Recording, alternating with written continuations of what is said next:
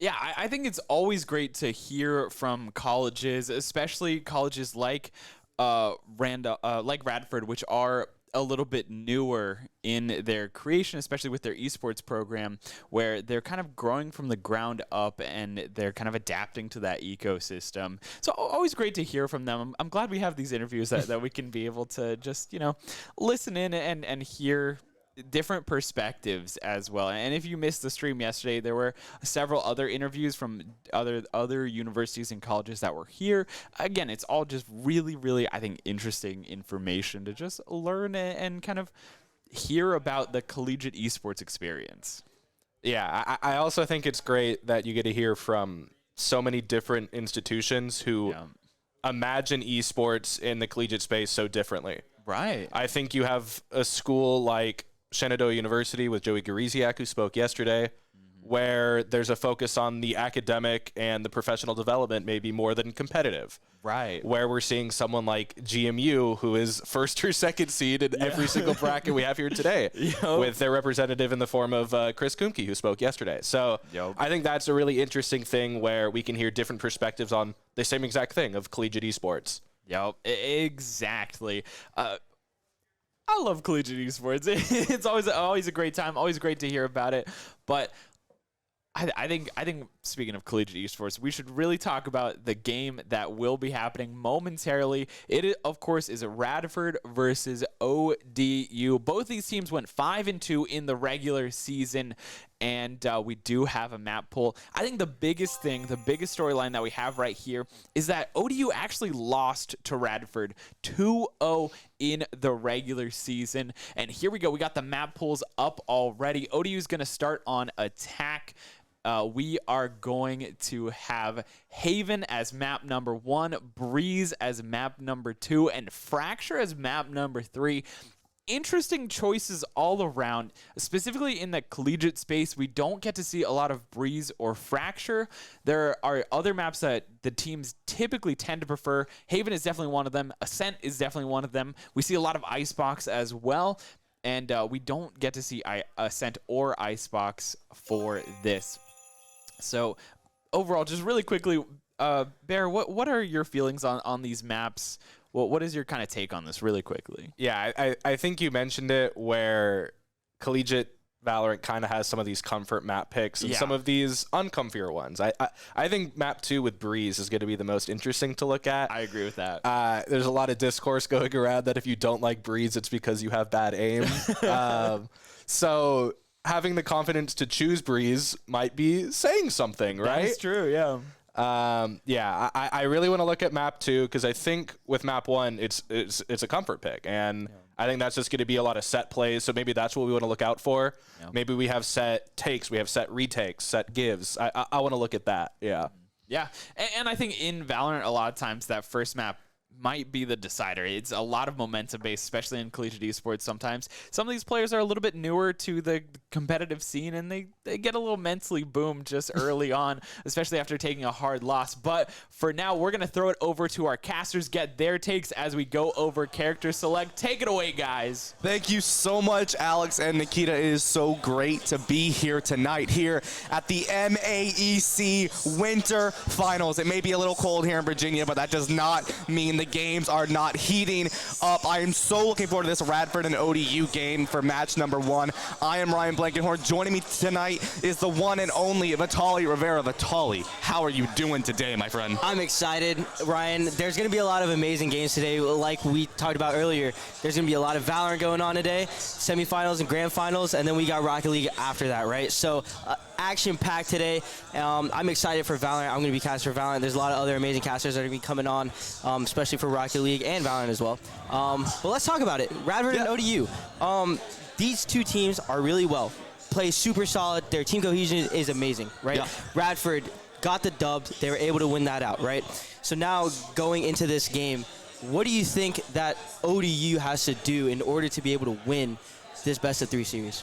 Well, you know, so far Radford, their only loss is to GMU, right? So Radford is definitely looking to go up against GMU, assuming GMU is able to defeat St. Mary's in the other semifinals game and go into that finals. Radford wants to make it there and really get that rematch shown up and fight that hard. ODU, however, did lose to both GMU and Radford. So this is sort of a redemption arc for ODU to take this map, take this entire series and just say, listen, we are not the same team. This is LAN. This is different. I mean, we got an entire house here today, Vitali. I mean, this is where the players can shine and where they really are going to put their best foot forward to be the best team here at the MAEC Finals. I mean, I think both these teams had a phenomenal chance at getting there, the ODU and Radford being able to go forward in the finals. But I think it comes down to which team wants it more, right? Does Radford want to get that rematch to GMU? Or does ODU want to say, no, we're stopping you right here and we're going forward? Again, there's going to be a lot of interesting set plays, exactly what Nikita was talking about on this Haven. This first map, a lot of teams like to pick it. A lot of teams like to kind of be more on the aggressive side of things when it comes to Haven. Of course, there are 3 sites, so this is the only map that has 3 sites. It is a pretty big map, but if you look to try and section it off a little bit, it makes it a little bit easier to kind of focus on, set plays, right? So I'm excited to see what both of these teams have in store. Yeah, and one of the things that I'm really looking forward to right now, right, is Nikita mentioned it. You really only pick Breeze if you got good aim, right? Which is why I never picked Breeze. If I kind of hope that people dodge if I get Breeze in my competitive games because I cannot aim. But it is an interesting pick, right? I mean, Nikita's right. You normally go for Breeze if you are really good at aiming. So that map pick is really it's not a comfort pit, obviously, but it's a very sort of dominating pick to really think about. Like, okay, no, we're confident here. We know we can take this fight. We have the aim. We believe we can take these long sight lines. So I honestly believe that this is going to be good as we are getting here into the character select screen. Vitali, what do you think we're going to see as these characters are being selected? So as we already see, right, both on ODU and Radford, we're seeing that chamber. Chamber's going to be huge. Of course, that trip is going to be super, super crucial. You can put that trip either in garage, you can put that outside of B, right, to kind of hold those certain areas where teams are looking to try and push, right?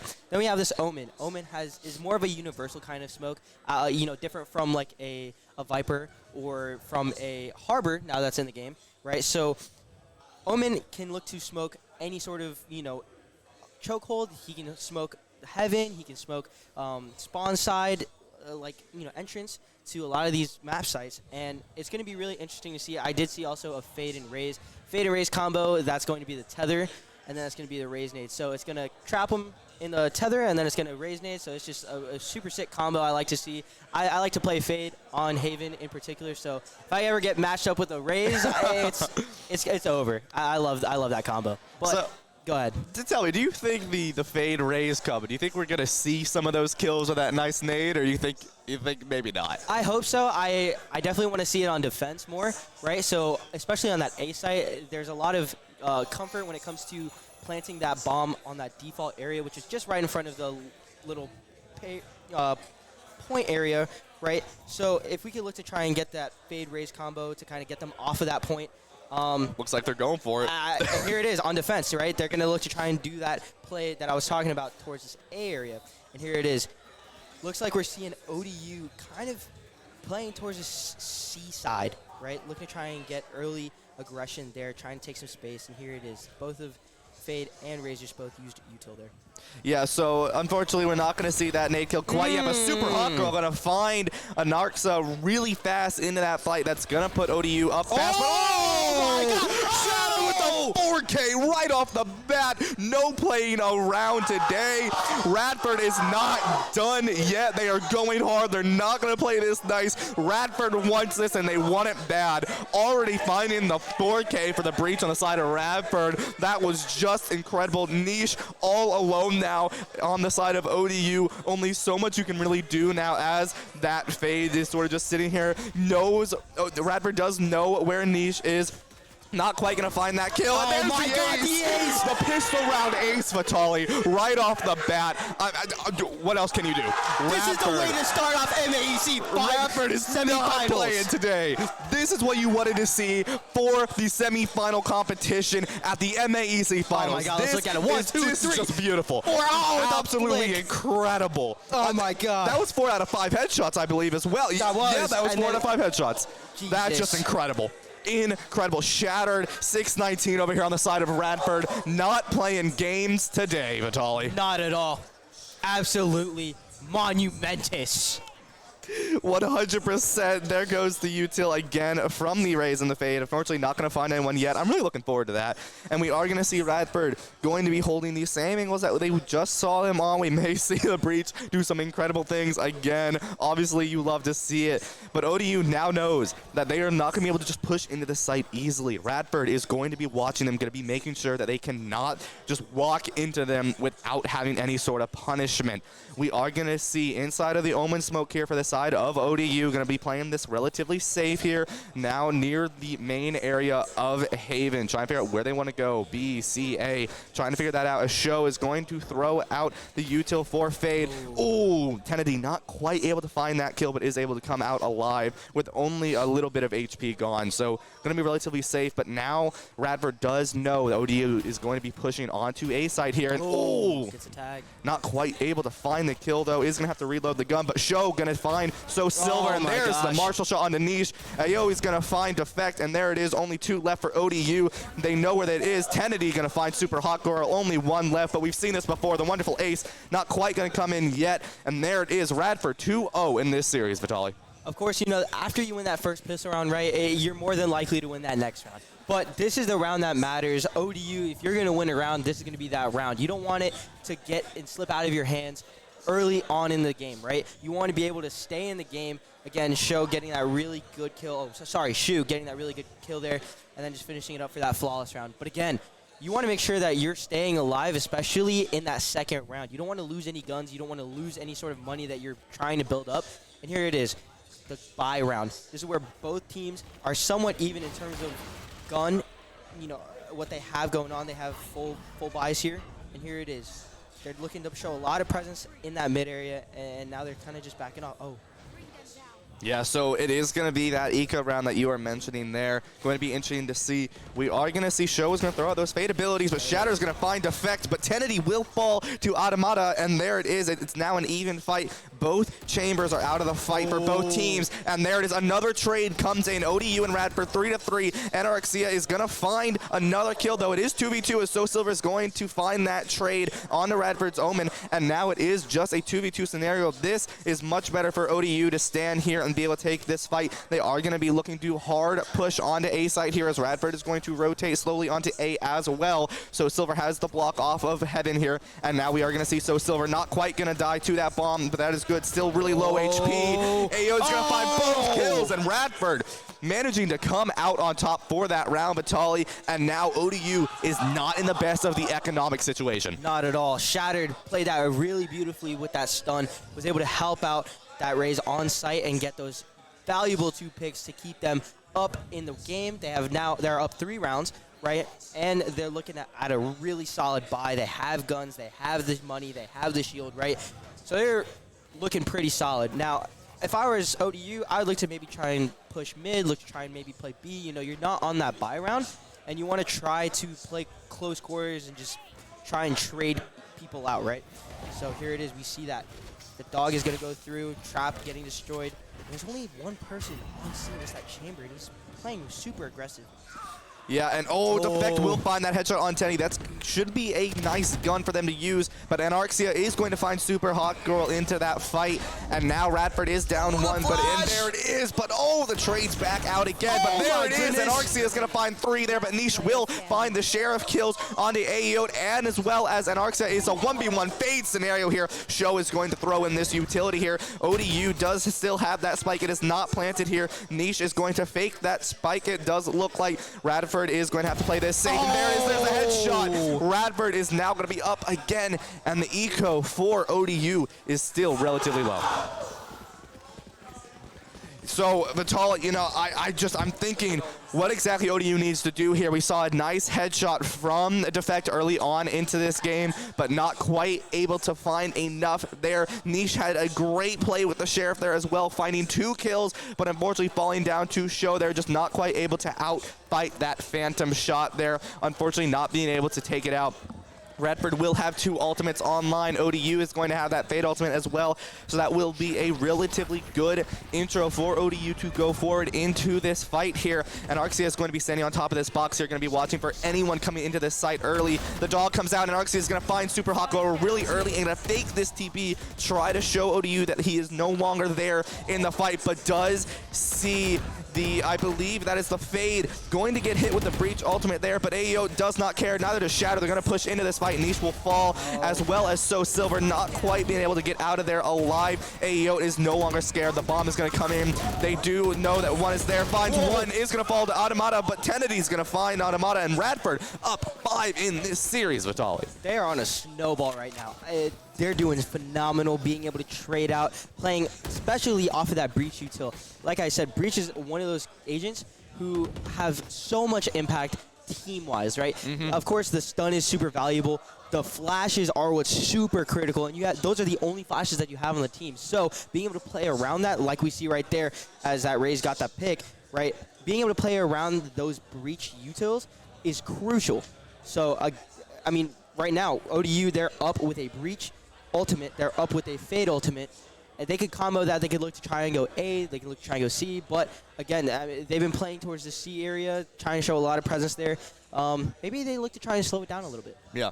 And we do see a timeout does come out from ODU. They are going to be holding that timeout. I believe Super Hawk Girl called that timeout there for the next 20 seconds here. ODU is going to be trying to just mentally reset here. You know, we talked about Alexander earlier, said, you know, these new collegiate players into the esports scene, you know, sometimes that mental is the big struggle. So ODU trying to take this timeout to just reset, figure out what their plan is. They're down 5 right now, but in Valorant, anyone knows that anything is possible. So ODU needs to reset here as we are getting back into the match here. ODU does have 2 ultimates online, as well as Radford has 2 of their own here. ODU hopefully has a plan coming into this fight now, ready to come forward, and really you sort of have a plan here. We are going to have a very low buy for ODU once again, so they may just try to play this safe, Vitaly.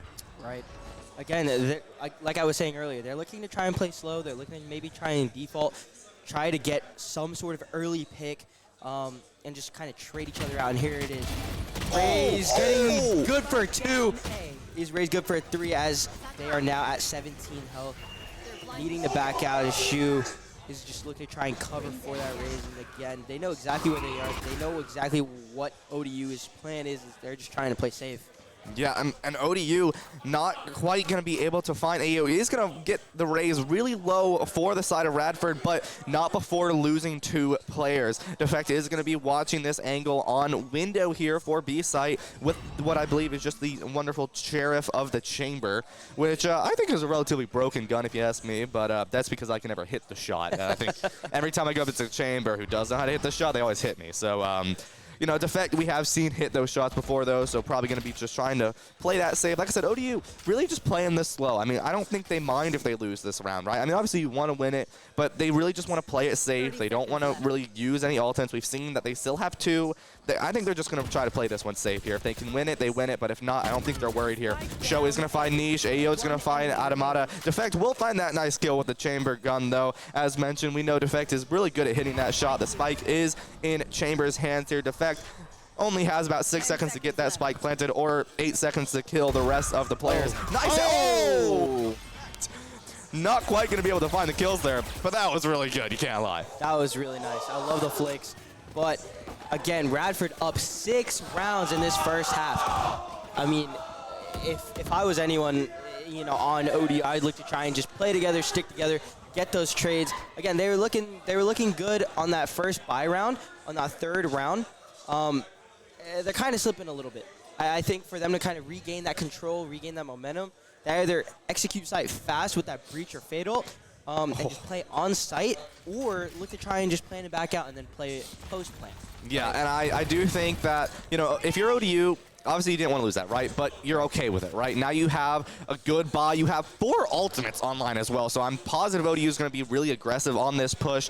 Now that they have the abilities, they have the util. The Fade ultimate will come out now, and this could be really good for ODU. So Silver, I believe, just used Yep, did just use that TP as well. Automata is going to spike plant down, and there it is. ODU now in a much better spot than they have been this entire game so far. Vitali being able to plant that spike down, and now Shattered will find So Silver. So Heaven is going to be controlled there, but Niche and Superhawk going to find their trades respectively. Automata going to take AEO. This is what ODU wants right now. 2 ultimates still remain. It is a 4v2. Never mind. Niche is going to find Shattered. 1v2. Defect finds Show. ODU is not done yet, Vitali.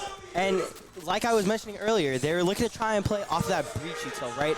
Of course, Fade, there was nobody on site for that Fade ultimate to have any value, but there's a little saying in Valorant, if you don't get anything with your utility, that's still information in and of itself, right? And Fade being that info agent, no one was on site. There was absolutely no way for them to, realize that there was no one on site outside of that Fatal.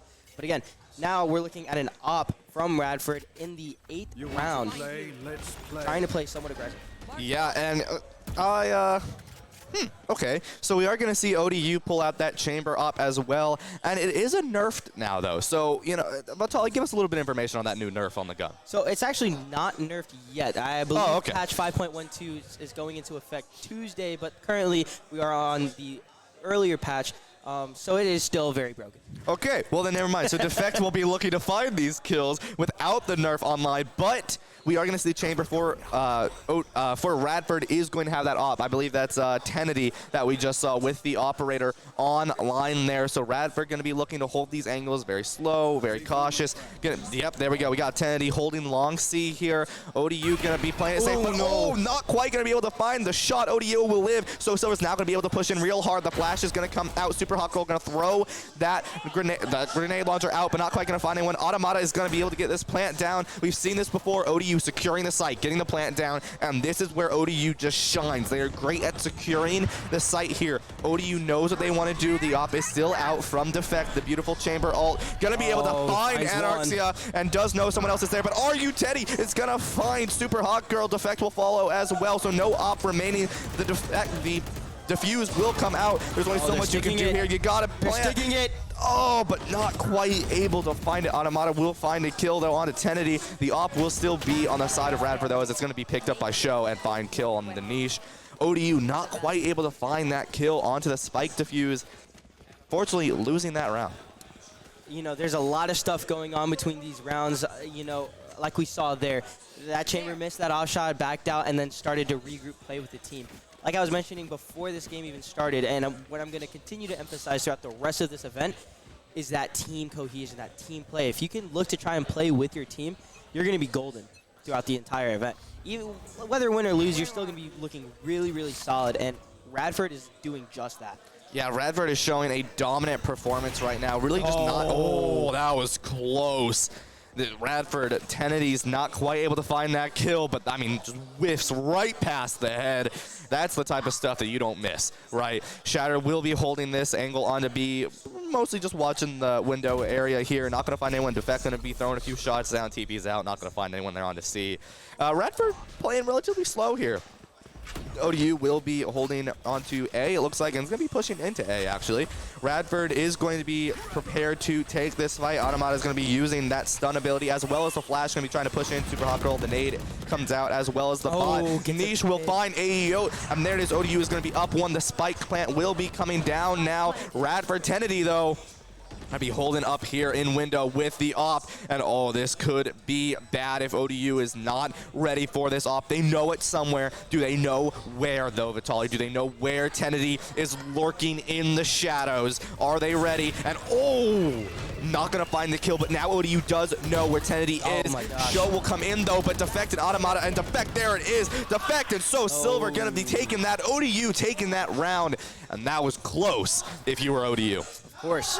And if they're looking at, I don't think they're looking to try and hold this up. Yeah, they're not looking to try and hold that up. And it's smart, right? You don't want to give the enemy team a very good gun, right? If you're on a save round, you don't want to give them a Vandal. You don't want to give them an op. So they're looking to just play with those auto rifles. They're looking to play with those Vandals, those Phantoms.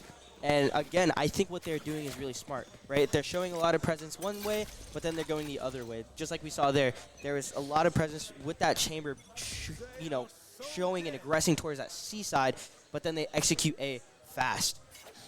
Yeah, and so ODU now down 5 rounds here. Radford up 7-2. ODU down, as I just mentioned. AEO will be looking here, and gonna be shooting through the wall. It does find Defect. Defect's not quite able to TP out of there, but Niche will find the trade, so not all is lost. If you are ODU, it is nice and easy, but Radford using that chamber op. We know how busted that is right now, because I was mistaken. The patch is not out yet, so we know that operator for chamber is just really broken and busted right now, so Tandy's going to be looking to find those kills. Shattered does a really good job here just being able to rotate back and forth between B site, figuring out where they want to go, how they want to take this fight.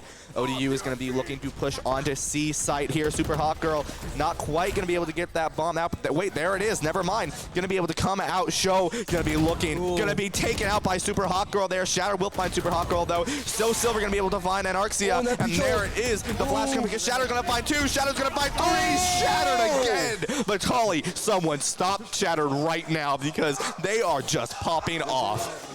Shattered is on another level right now with that utility. Again, those flashes that we saw, the stuns, and then to top it all off, the nice carry is using that Breach ultimate. Yeah. And they're up 8-2 in the first half. That's saying something. Yeah, Radford is just showing a dominant performance right now on the defensive side here, up to 8-2, like you just mentioned, Vitali, and is going to be interesting to see what exactly they are going to be doing here. As you hear the crowd going wild behind us, we are going to see a pretty aggressive push, it looks like, from ODU back onto this A site. It's worked well for them before. They're going to go for it again. Show is going to be throwing that dog out, trying to find some information. The blind will come out from Omen, however. Radford is going to be more backed up to the back of A side here as ODU is going to push. So Silver is going to be planting this and will get the stick on the plant. And now ODU is going to be able to hold this point here. Super Hawk Girl going to be holding relatively close here. Going to find one, but it is going to fall down to Tenedy. It is even, like I mentioned, though, the spike has been planted, though, so Radford has to be aggressive. Automata knows they have to be aggressive and is going to find AEO. Niche will find Anarxia. Silver and Niche are going to fall, though, but Defect not going to let it happen yet. It's Defect versus one. There it is, Automata. And wait, Vitali. This is 8-3. This is close. ODU is not ready yet. That lurk was beautiful. They're playing super patient, super solid, and then getting that value out of the lurk. Didn't get that chamber, but again, it was a 2v1 situation. They were holding that cross. It was just ODU's favor in that round. Yeah, and I mean, that was just phenomenal play, and I have no idea how Defect got around there. That was impressive to see, and Radford running the operator again here. Yeah, the loadout was looking a little, you know, on the cheaper side. They do have, you know, auto rifles, but I did see a little bit of light shields, so they are looking to try and just finish this out on the last round of the first half, trying to potentially get some sort of play, you know, going into this round. And there it is, the stun, getting that op off that angle. It's going to repeat. Oh, there it is. But gets a trade. Now it is a 4v4 situation. ODU does have that fade ult, where Radford has 0 ults. Yeah, and Defect is also going to be down 1 player coming into this fight here. Radford does still have that op online, though. The chamber for Radford is still live. That is Tenedy for you. Going to be alive. ODU is going to be up 4-3 right now. Anarxia is going to fall to Defect, and here it is, ODU 4v2, but we have seen this before. We have seen the plays from Radford. We've seen it before. Shattered is lurking, and is going to be looking to find these kills here. Going to be looking for some nice wall bank shots, and is going to get some nice damage onto Defect. ODU is going to have this spike down. Radford having a 2-person team here, both coming in. Tenedy is going to be covering with the operator here. Radford's going to be looking to try and win this fight here, but he's going to fall to Defect. Defect with a 3K here. Radford only has Shattered alive. ODU, but no. Someone stop Shattered. Someone stop Shattered. Someone stop. No. Shattered 1 HP is going to try and stick this, it looks like. No way. No. Vitali. Oh my god. Super Hawk Girl coming in clutch there, and the 9-3 curse is not alive. ODU has this there. Tenedy is going to fall, and Shattered finding. That was way too close for my comfort, Vitali. I'm getting nervous. Shattered is looking super, super solid, and he had that ultimate, could have used it, but decided to hold on to it. I don't know why. Again, it is an 8-4 situation, or 8-3 situation, sorry, you know, in that last round. Got to, you know, you might as well use it. Try and stall as much as you can. Yeah, I mean, I don't even know what to say to that, Vitaly. That was scary. We've seen Shatter do some incredible things before, and that was... Oh, I mean, my heart was racing. You heard everyone out here. Their hearts were racing. It was so incredibly close there. Shattered almost making that victory happen there. But no 9-3 curse. No 9-3 curse. Maybe Redford's happy that happened, right? Of course. I mean, again, though, 8-4 is also still super solid if you're ODU, right? You were looking super down. There was a lot of rounds that, you know, just didn't happen to fall into your hands. But here it is. So Silver doesn't get that pick as Radford are now up 5-3, getting that bomb down Shattered, looking to try and potentially play on site. And they're trying to clear out Garage. AO doesn't find one.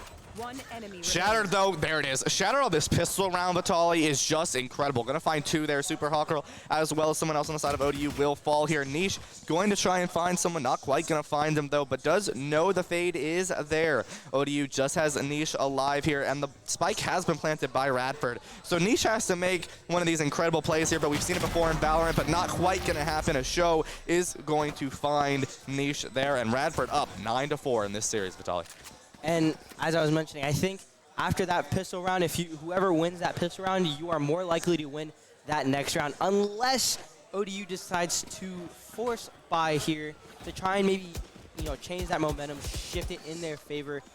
Again, 9-4, you're down a lot of rounds. Maybe you have to try something a little risky. You know, high risk, high reward is kind of something that's super important in this game. And if you're willing to take those risks, the rewards will follow. Yeah.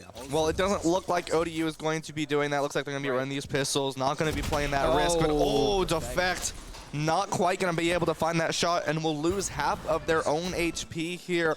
ODU is going to be playing relatively safe, though. They know Radford is going to be watching his angles, not wanting...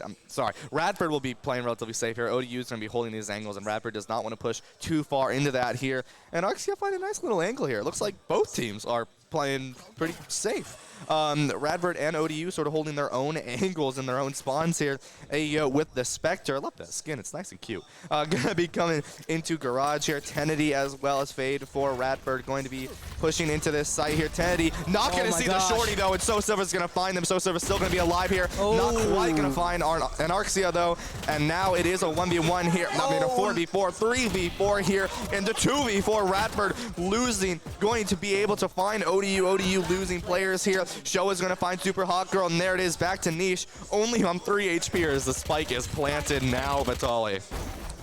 Niche does find that pick, but again, at 3 health, there's not really much you can do. Yeah, you got 3 HP. The Spectre is going to take a lot of bullets to find these kills here. Going to be able to find Shatter, though, with a nice little peck if they can, but Shatter's going to be holding this angle, and you know the rest of Radford's going to be holding that as well. So even if the trade happens, Shatter might die, but the rest of Radford will prevail, and ODU only 3 HP and a dream here. May just try to live this, but never mind. And Arceus will find Niche there trying to come in for the peak, and Radford up 10-4 in this series, Vitaly. Now ODU's on that buy round, right?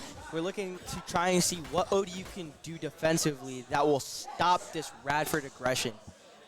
10-4, again, very big lead. You're playing pretty comfortable if you're Radford, especially, you know, feeling that confidence boost, right? That's also a big thing in this game, is that mental fortitude. If your mental fortitude is lacking, especially going into this first map, and now, you know, 10-4, I mean, you really have to try and buckle down and just focus up. Yeah, and we are going to see, like you said, that full buy comes out from the side of ODU. Defect playing pretty aggressive here, and is not going to find someone. Shatter's going to find 2, but AEO will fall. ODU, it is a 3v4. Shattered has that Breach ultimate online, though. Niche not quite able to find the headshot onto Radford's team there. The flash does come out from Breach, but so does the ultimate. Show will find Super Hawk Girl. ODU down 2 players here, so Silver is going to be hit by that dog. Shatter's just going around the map, finding the kills. Niche will fall, so Silver will find Show. The stun will come out. Shattered with the 4K. I'm sorry, but Shattered is just going nuts right now, Vitaly. His stuns have been spot on this entire game. Like, I don't think he's missed a single stun. Yeah. And that's saying something. That's a really difficult task to do. But if you're Shattered, I mean, look at that. 23 and 6. With 11 assists. That's mind incredible. You. That's a crazy stat line. And this is just the first match, mind you. Yeah. So I'm so excited to see what the rest of this day has in store for us. Yeah, that LAN feeling is there today, Vitaly. I mean, they are looking, both these teams wanting, and you know ODU is not giving up. I mean, they have taken these rounds, and they've taken them dominantly for the ones they have. Radford just able to find that slight little hole in the ODU's defenses or attacks, being able to take advantage of going forward. But ODU is getting back there. It is still winnable for ODU. We could even see an overtime here. AEO will find Defecto, as I believe Kazakers ODU a little bit there. Which is a little unfortunate, but ODU is going to be down to 4 players here as Radford will find that one, as mentioned. And honestly, Shattered is the big difference maker here on Radford, Vitaly. So I think ODU, as a team, if they can get rid of Shattered, I think it is very winnable for ODU to really take these rounds. I mean, 23 and 6. That is incredible. I mean, that's doubled ODU's top fragger, and I believe doubled Radford's second top frag, right? I mean, so Shattered is just a phenomenal player doing work right now and really just making havoc for ODU. As Anarxia is going to get this plant down, Radford will now be able to just play the defensive side onto a site here. ODU needs to do something. They have to be aggressive, but they don't want to because it's 11 and 4 right now. They don't want to give another round up. They need to figure out what their plan is. Super Hawk Girl is going to be in this heaven area here.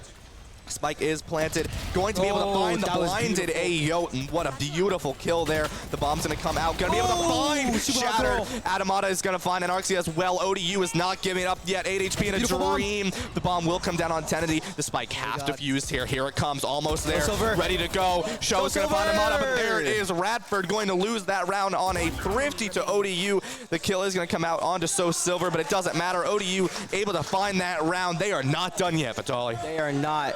And they played that really well. And again, the breach is kind of, I would say the breach on both teams are kind of the difference maker, right? If you don't have that breach for the stun, if you don't have that breach for the flash, it's really difficult to either take sites or retake sites. And like we saw there, that was super impactful by ODU's breach. Again, they're looking still super solid, right? It's just Radford's winning the duels. And, you know, and it really comes down to that. Yeah, I mean, but you can't sleep on what Super Hawk Girl just did there. I mean, finds the kill through heaven, jumps off, takes the HP damage, and it still finds Shattered into that fight. I mean, that was just phenomenal play from ODU there. Able to find those kills. The rocket launcher is going to come out here. Not going to quite find anyone. Is going to be searching, though. Has about 3 seconds left on that defect. Will find Tandy early, though. And hey, yo, gonna find Super Hot Girl. Oh, what a shot there. So now ODU and Radford, even in this fight right now, Spike is planted. ODU is gonna have to do a miraculous play once again here. Shatter's gonna look for a flash. Defect will find AEO, so ODU is in the favor here. Radford is gonna be pushed down to the back of Seaside. Defect will be looking for that defuse and is gonna be able to find half. Is he going to try to stick it? Going to look for the stick. Finds the stick. There it is. ODU 6-2-11 here. Vitaly, 1 remains, and ODU still wins the gunfight there. Vitaly, ODU is not giving up yet. They're looking really solid. Again, the team players are super, super crisp. They're looking to try and, you know, section off sites one by one. They're not splitting up around the map, and that forces the Radford timeout. Yeah, I mean, ODU playing phenomenally there. That's 2 rounds in a row. That was just pure dominance and great team play from ODU. I mean, what I think is really interesting here is both times a stick happened. Like, ODU sacrificing their own players, knowing that if Radford is forced off of that site, that ODU can just play dummy sacrifice while one is defusing the bomb. And we've seen that twice now, and it's worked both times. I mean, and both times they won the gunfight as well. I mean, ODU now has a plan of attack. They know what they want to do, and they know what Radford's weakness is. That is the big thing for ODU now. They have recognized the hole in Radford's attack here, and they've been able to really capitalize on that. And now that you mention it too, right? You mentioned that they're starting to slip up a little bit. They're kind of taking these rounds for granted, right? I mean, they have this really nice cushion. They were playing super, super solid, you know, first half. It was 8-4, right? And then going into the second half, they then win 3 more rounds.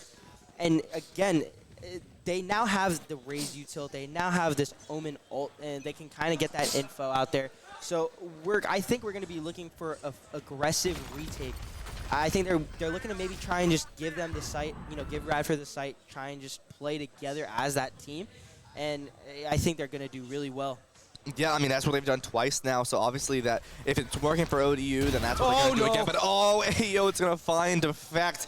There it is. Radford is going to be up in players here. AEO is really good at finding these entry frags here, which is what your job is as a duelist, finding those entry frags and finding the ability to just push forward into a site there. And Radford is just doing a phenomenal job on that so far. ODU is going to be down that one chamber there, which means there's that slight util that you no longer have access to. The breach will still be alive for ODU, though, so you still have the stuns, you still have the flashes.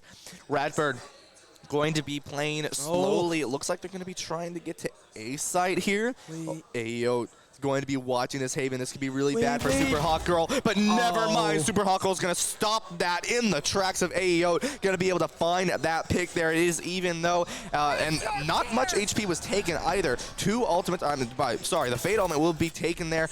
Shattered will be spike planting here, and this is where ODU is going to potentially shine if their plan works out, Vitali. And I love that plant by Radford. Shattered, being able to plant that in a spot where you can see it from both short and long without really taking that much risk.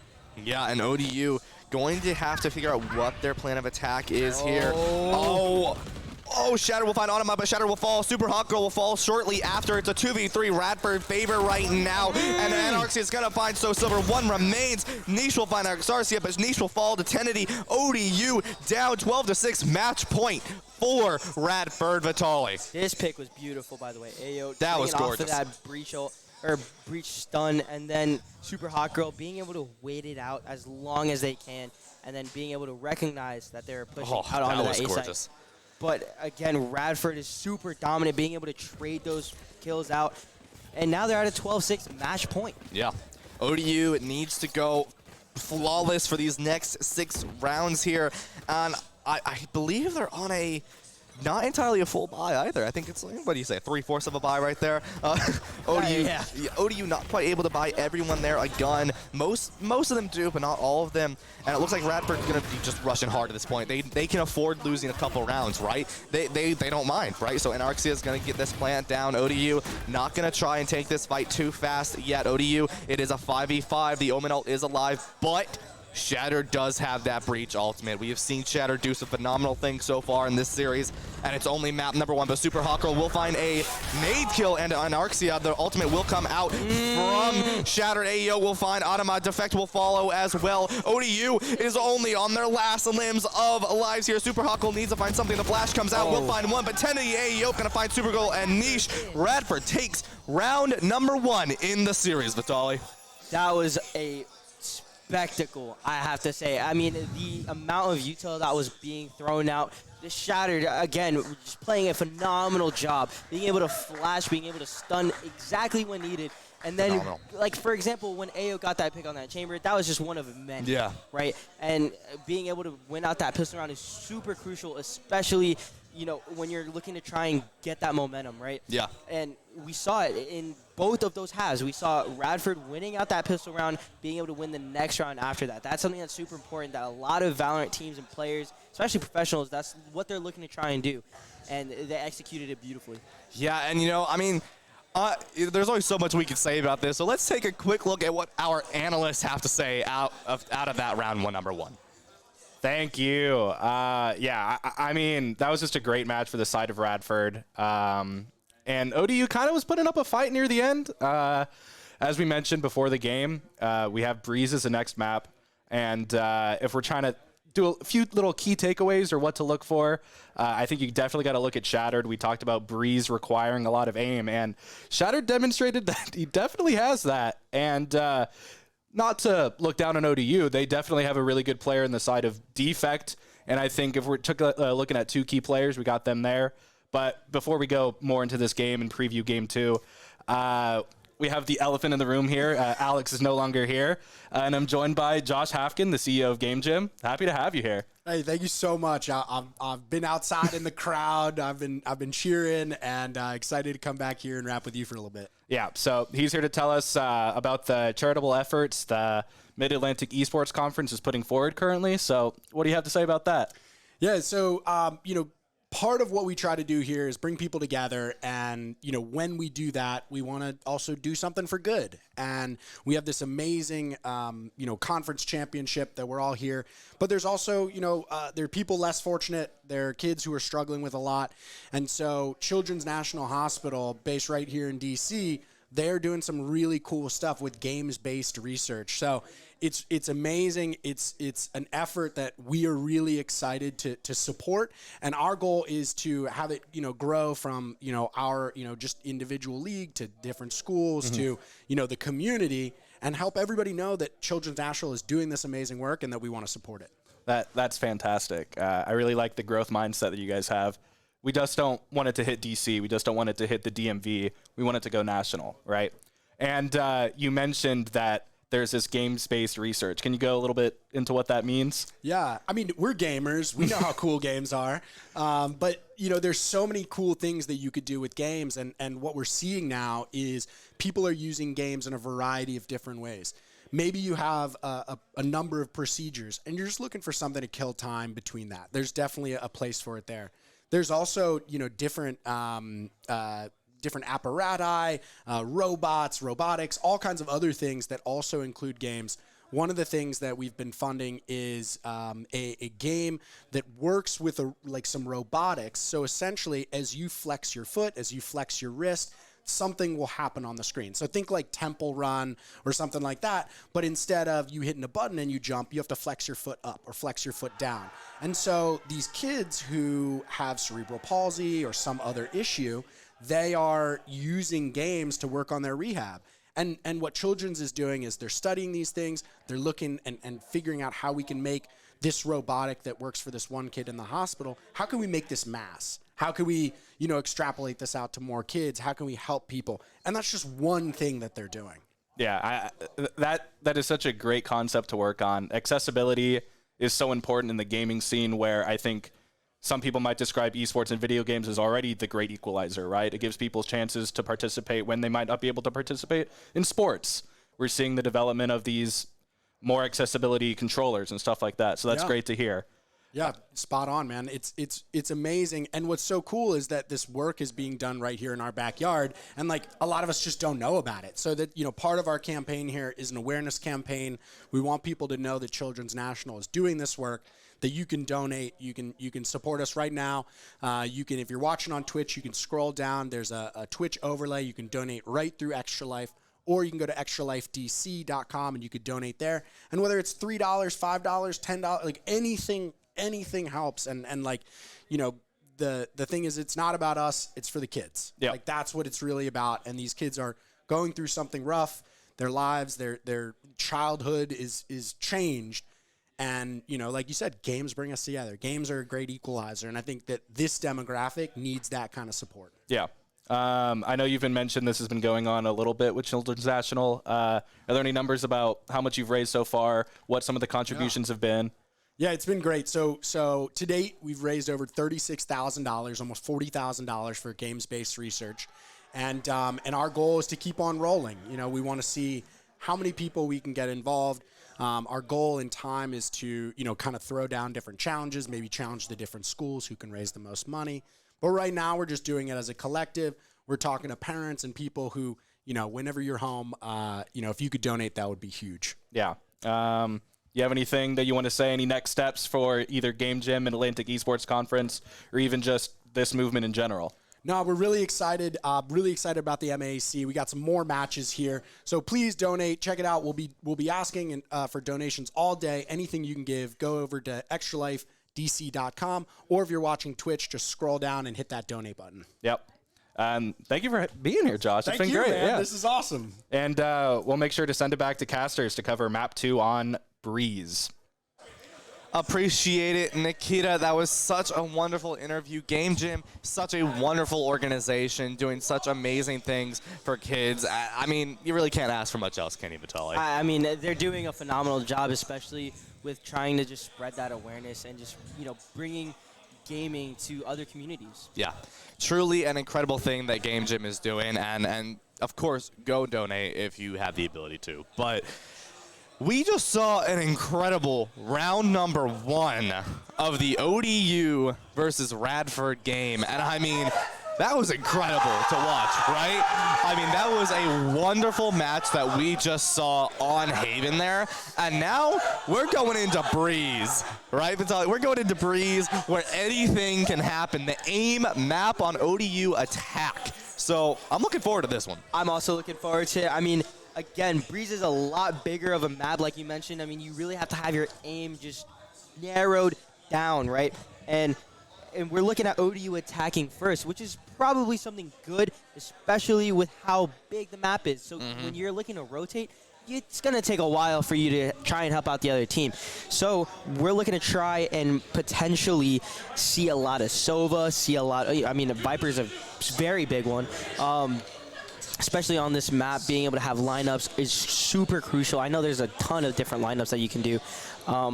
But again, we're in map number 2, right? Anything can happen. Absolutely. ODU can definitely just shift the tides and win this map 2 out. I'd be excited to see that. I know Radford may not want it, but I kind of want it. I mean, I want to see a best of 3 just the entire day today. Oh, yeah, 100%. I mean, our jobs are to cast the best of the best, right? Yes. So seeing the best of 3, seeing a map 3, seeing a 13 to wait, maybe 13 to 11 for a victory, right? Or an overtime. Yeah. I mean, I like overtimes. I like overtimes. Now, I don't think any of the players would like to play overtimes because sometimes you get into that back and forth where you're on like round 20 out of no. That gets a little annoying. It but does. I mean, I love them. It gets so tense, and you're so hyped up. I mean, I've been hyped up. I've been up since 6 a.m. this morning, Vitaly. I am ready to go. I could only imagine if there was like a forfeit or like a forced to draw like in pub games, right? Where I just don't want to play. Let's just draw. Let's do a different map too.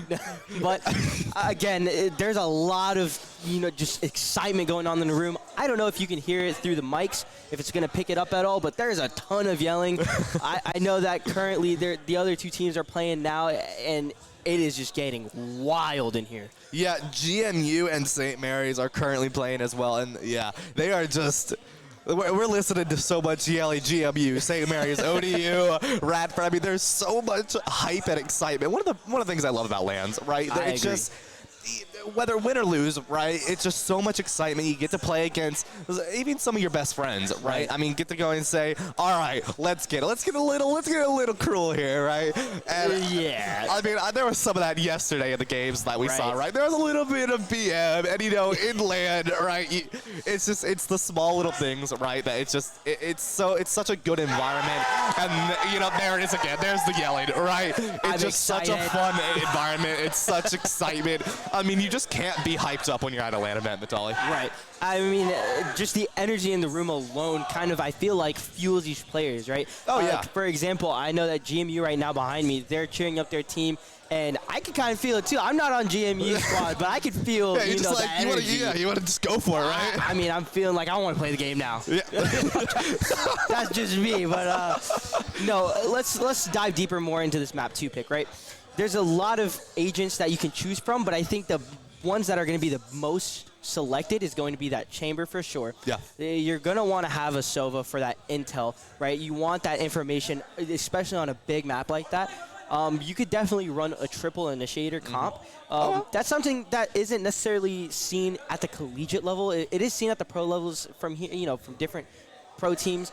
But again, with such a big map, you can really kind of do whatever it is you want. You can have 2 controllers on the map, for example. That would be something interesting. I wouldn't maybe necessarily recommend it, but for a map like this, I would love to see a triple initiator comp. Okay. That you get a lot of information. Let's, for example, you get a Sky Flash, right? If that flash pops and there's somebody that's in that line of sight, Sky lets everyone know, hey, I got, there's someone here. And then the dart is super good, right? If anyone breaks the dart, you know someone's there. Yeah. And then, KO is also really good to nullify any sort of, retake potential. Yeah. So I think we're going to be looking at a really good I got a question for you. team comp. Do you think, because I've seen this a lot in my own games. Now, granted, my own games consist of Iron 1. So, things could be very different considering that, you have players like Shattered who hit headshots, and then you have players like me who can whiff an entire mag. So, I see a lot of Viper. Do you think Viper's a good pick on Breeze? Do you think we're going to see it? Absolutely. I mean, just how big the wall is, number one. That's going to, for example, you can throw a wall mid, right? You can look to try and set up a rotate wall, or you can look to try and set up a retake wall on, B, for example. There's so many different ways to play around Viper, and there's also so many ways to aggress with Viper. I mean, you can throw up a wall on A site, cut off half of the site. There's a default wall that you can throw, and just kind of bait people to rotate, and then now B is looking free, right? Or Yep. you can have someone lurking mid, and then, play off of Viper lineups. I think, especially going into this second map for the semifinals of MAEC, I want to see some lineup Larrys, in the game. I want to see that Viper, aim at the sky. and Just add, rain terror with lineups. Yeah. I don't know. That's just me. You might see it, right? I mean, these teams so far, they made it to these MAEC finals for a reason, Vitali. Right. They are the best of the best. Both these teams currently 5-2. We heard that earlier from our wonderful analysts.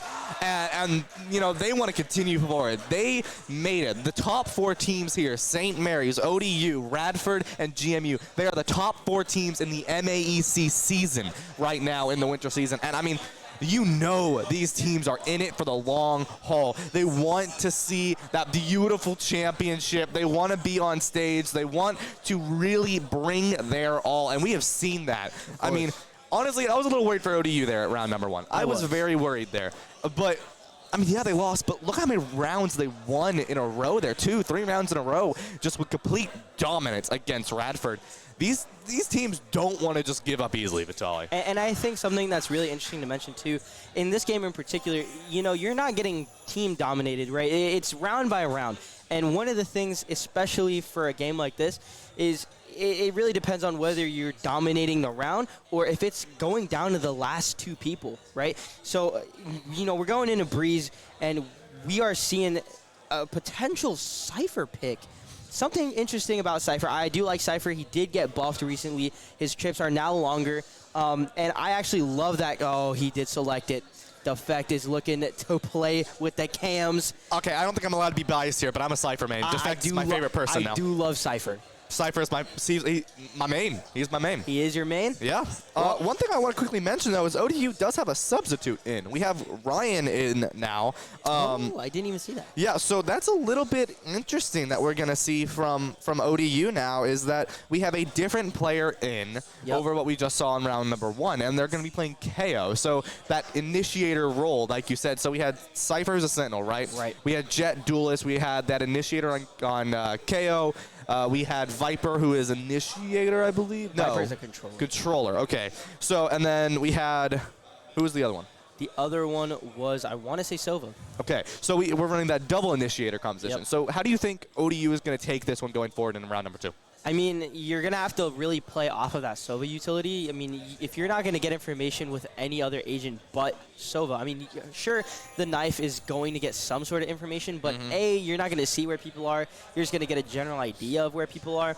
And if you are if you're ODU and you pick up on certain tendencies of where people like to play, for example, and this is just common knowledge, Viper is really solid on B. A lot of teams, especially on defense, they really like to put that Viper on a B and just hold, right? So as we're seeing here, Radford, they're looking to set up, that Viper on a B and kind of just play by himself a little bit and kind of stack towards this A site. And here we go. Round starts, Viper wall goes up, Orb is going up, and now we're looking to potentially see some sort of entry, but they're just waiting out that Viper molly as Anarxia is playing super solid right now. Yeah, and we've seen some great plays from Anarxia already. So Radford going to be running that controller for Anarxia, is going to be on the Viper here. AEO was on the Raze last round. Now we do have them on the Jet. I used to play Jet, then they nerfed her. Shattered, there it is. Are you really that surprised at this point? Shattered on the pistol round, does find Super Hot Girl. Automata will find AEO, so now it is a 1v1. Automata going to find Shattered as well, so Shattered, reign of pistol round terror is over. Tendy going to be looking. Anarxia is going to find Ryan immediately there, and what a shame my name is Ryan, so you know. we got to root for the Ryans here, obviously. You have Ryan, you have Cypher, so ODU, we got this. I believe in you guys. Radford and ODU running a 3v3 here. The Spike still is in control of ODU, so they might just try to rotate here potentially. Tendy is watching that rotation though. Oh, but isn't quite going to find the kill yet. I believe that was the Recon. Yep, Recon Bolt was going to be destroyed there. 62 HP. ODU, the Sova falling really low here for the side of ODU, and we are going to get some movement here, but show 100 HP here, but no longer. Automata is going to find that plant. Radford, so many players, just one click away as Tendency's going to find a shock dart on a defect. I think they know that Niche is playing in mid right now? Maybe, I don't know. Automata's going to throw some amazing shots out, though. How low is Tenedy right now? That is just a sliver of HP. Wait, I think everyone's one shot.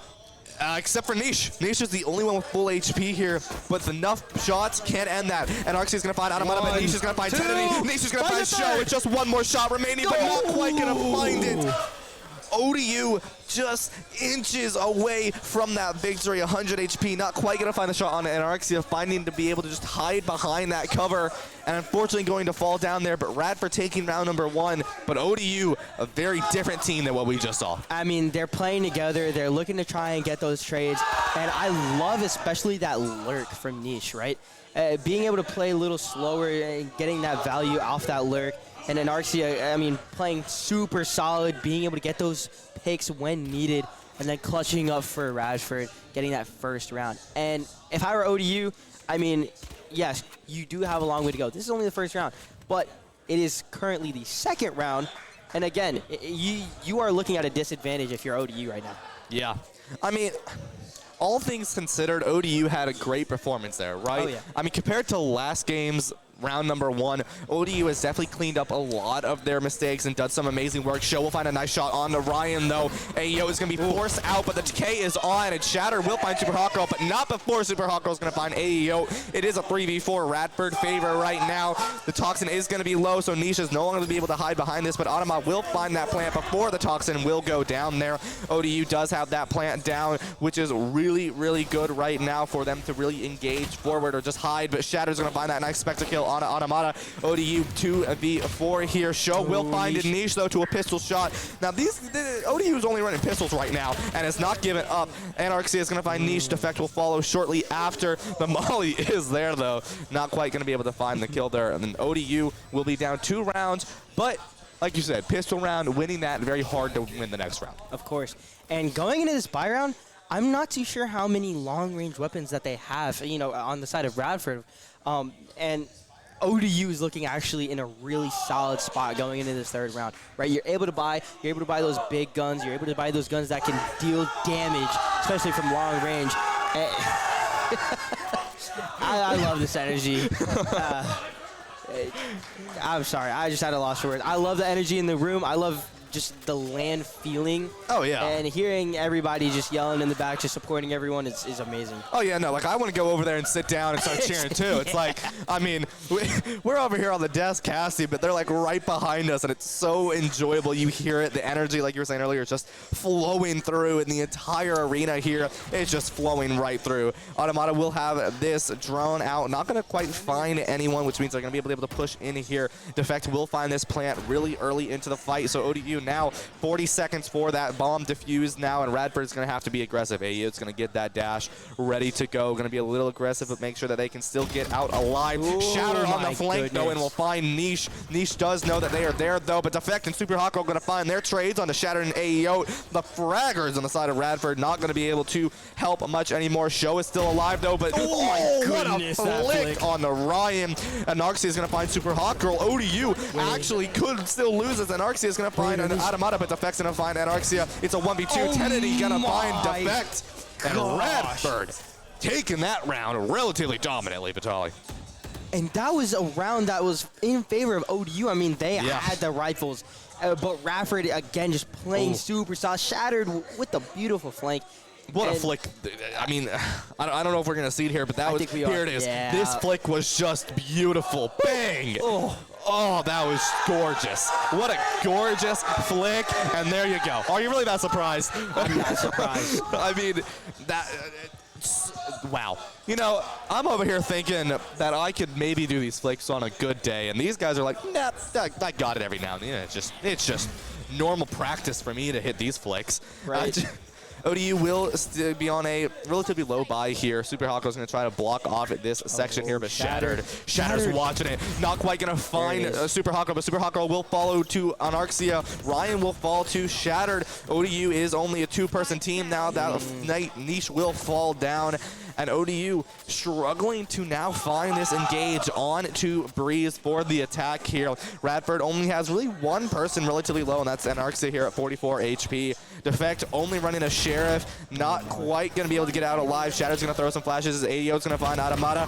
And Defect will find Shatter, though, but is going to be rushed. The Vandal may be able to find the kill, but nope, Show will find Defect. AEO is coming in from behind anyways, and ODU going to be down 4-0 right now, Vitali. And this is looking, again, just like another dominant performance by Radford. I mean, they're taking control of mid, which is super big. You know, being able to cancel out those lurks, being able to just have a lot of information, getting to know where people are playing.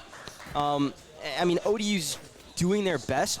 I know they can do better. I know they can get more, though. Oh, yeah, of course. I know they can get more. And that's what I want to see from ODU. I mean, they have these ultimates online.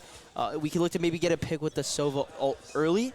But again, that Viper on B is just super, super devastating. Yeah. Like, you can't really go through that orb without getting damaged. Yeah. And it's super high risk. Oh, Shattered. Defect is going to fall to Shattered. Unfortunately, Shattered is just such an aggressive player. AEO will have this op, and we've seen Jet with ops so many times. Not quite going to find the kill, but it's definitely going to go back in for it there.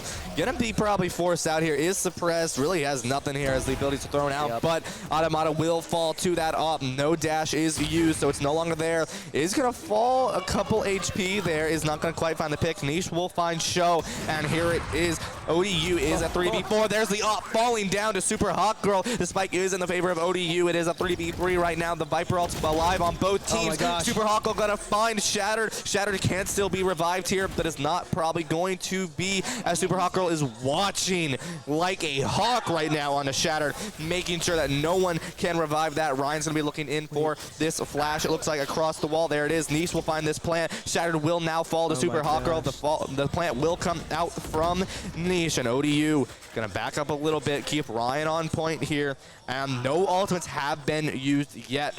We are gonna see Ryan gonna be trying to find these kills, but Anarxia is gonna find Super Hawk Girl, and what a trade off onto Ryan. But here are the lineups. The lineups, Vitali. We get the nice bird's eye view of it right now. Anarxia, and there it is. Gonna find the kill. And there's two. There it is. Niche with the lineups. You asked for it, and they're gonna give it to you. That is what you want to see at the MAEC Winter Finals, Vitali. You asked for it. We give it to you. What a play from Niche. Thank you, Niche. I just want to say from the bottom of my heart, I loved that. I loved all of that, and I want to see more of that.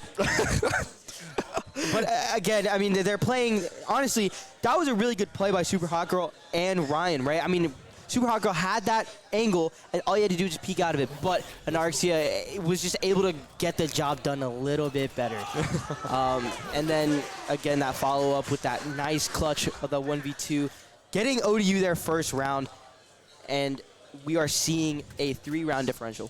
Yeah, much better than what we saw last map. Vitali Radford up only 3 rounds right now. ODU is going to use these Jet knives. 3 ultimates still available for ODU. Oh, the Chamber ultimate will come out from Radford, though. Super Hot Girl gonna be on fire looking for these kills. Ryan will file 2 Shattered, but Defect will find Shattered. The knife kill onto Anarxia. 4 knives remain. Correction, 5 knives still remain here as Super Hot Girl is going to grab that Vandal and be able to just have a nice gun now. Niche will find the plant. Radford is down. down one player. The op not quite able to find from Show. The ultimate will come out as well. Vitaly Show will find Automata, but Automata will find AEO. It is a 3v2. Show does have this op and now has another op because how many ops do you need? Why not, right? And why not? Show is going to be looking. This Viper ult is really good though. There is a Sova for Rapper, so they do have the ability to, but the quick scope. Oh, that is just painful. Tennedy's going to find Defect. It's just one player left. Oh, ODU. Gonna be careful. Niche is going to find Niche again. Vitaly, Niche is your player right now, finding 2 clutches in a row. Niche is a playmaker, and I love the little ratty corner that they just did. This was just disgusting. This little it just hurts me. That hurt me. But Niche finding that clutch and now bringing it down to a 2-round differential. And we are seeing, a force buy from Radford, right? I mean, again, they have that cushion, they have the econ, and I think they're starting to pick up on the fact that Viper is the only person on site. Yeah. And I think they can. Here it is. Oh, the ultimate comes out. So now, yeah, go ahead. It's gonna be interesting to see if ODU wants to push in on this. What are your thoughts on this, Vitaly? My thoughts is that now Viper isn't able to use any sort of molly, any sort of orb to kind of clear him out. And look, they're just walking in for free. Oh, Ryan getting the pick. Now a 4v4 situation, and Effect looking to get Show and Tendy.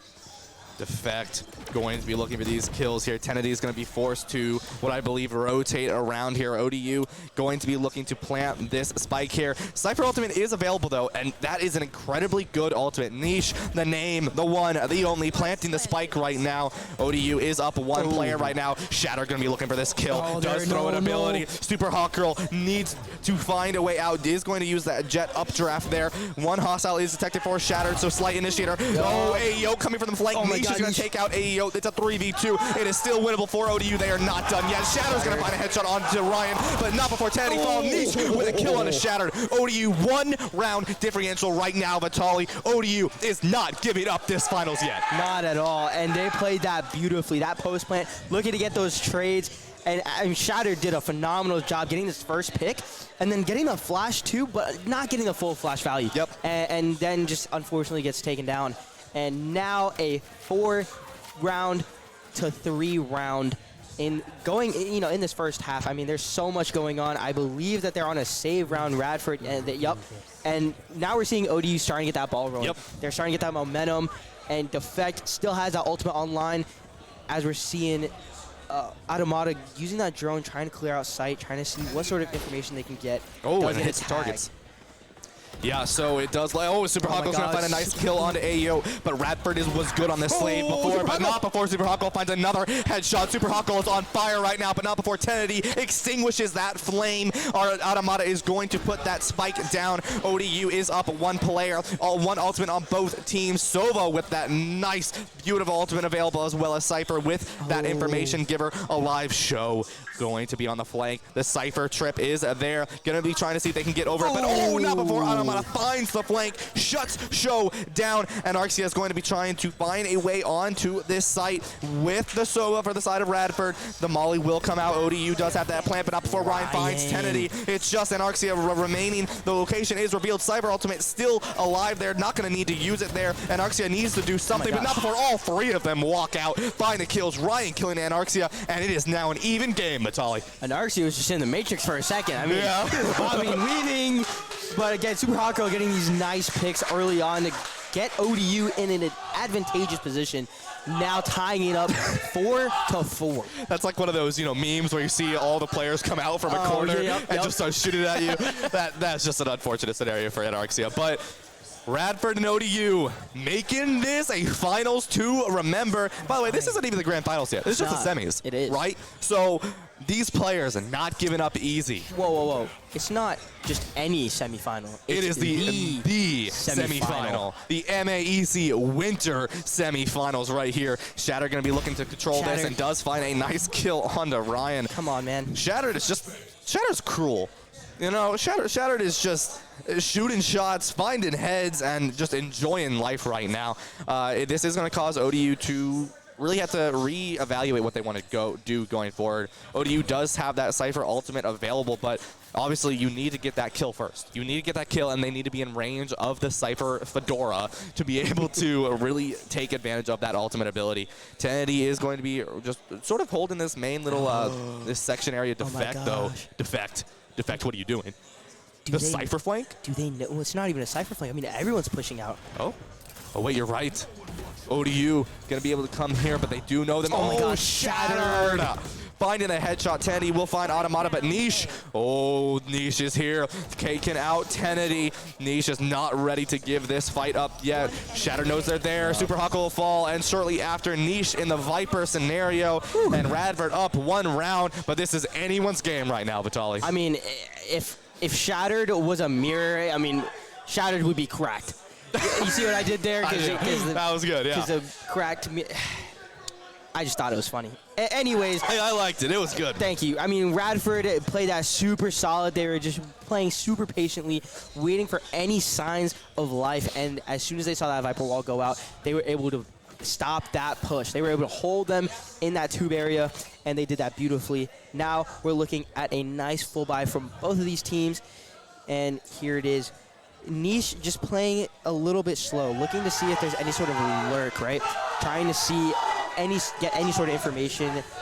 I mean, here it is. Drone comes out. Isn't able to spot anyone at the moment. Oh, I think does know there's someone that, hits the target through the Viper. Oh, here comes the Sova ultimate coming in. Oh, but Show watching. Not quite going to find the kill, though, as Tennedy will find Automata, but AEO will follow to Ryan. It is a 4v4. ODU is going to find this spike. Ryan will find Tennedy, but not before Shattered finds Ryan as well. The streak is over, but Shattered is not done yet. Super Hawk will going to find that kill. Niche is in the mid right now, mid area. ODU is a 2v3. The Cypher ultimate still online here. Defect just watching this point, making sure no one is on that spike. What are the odds we're about to see another Molly lineup? I mean, there it is. You got to play the lineups. You got to respect it, right? No. Shattered going to not quite die. And Arxia is going to find Defect. It's a 1v3. Niche is not done yet. Niche is going to find 2. It's just 1 remaining. You don't even need to go to spike, do you? You can hold this here. Show is going to... Niche, relax. Oh, Niche. Oh, Niche. Oh, there it is. Niche again. 3 clutches. 3 clutches, Vitali. Not 1, not 2, but 3 clutches by Niche. Not giving up. It's a tied game once again. The way that Niche is playing right now is kind of almost pro level. I mean, I'm being serious only in the fact that you see how calm Niche is playing. Isn't overextending, right? Looking to just play super slow and then just playing off that utility.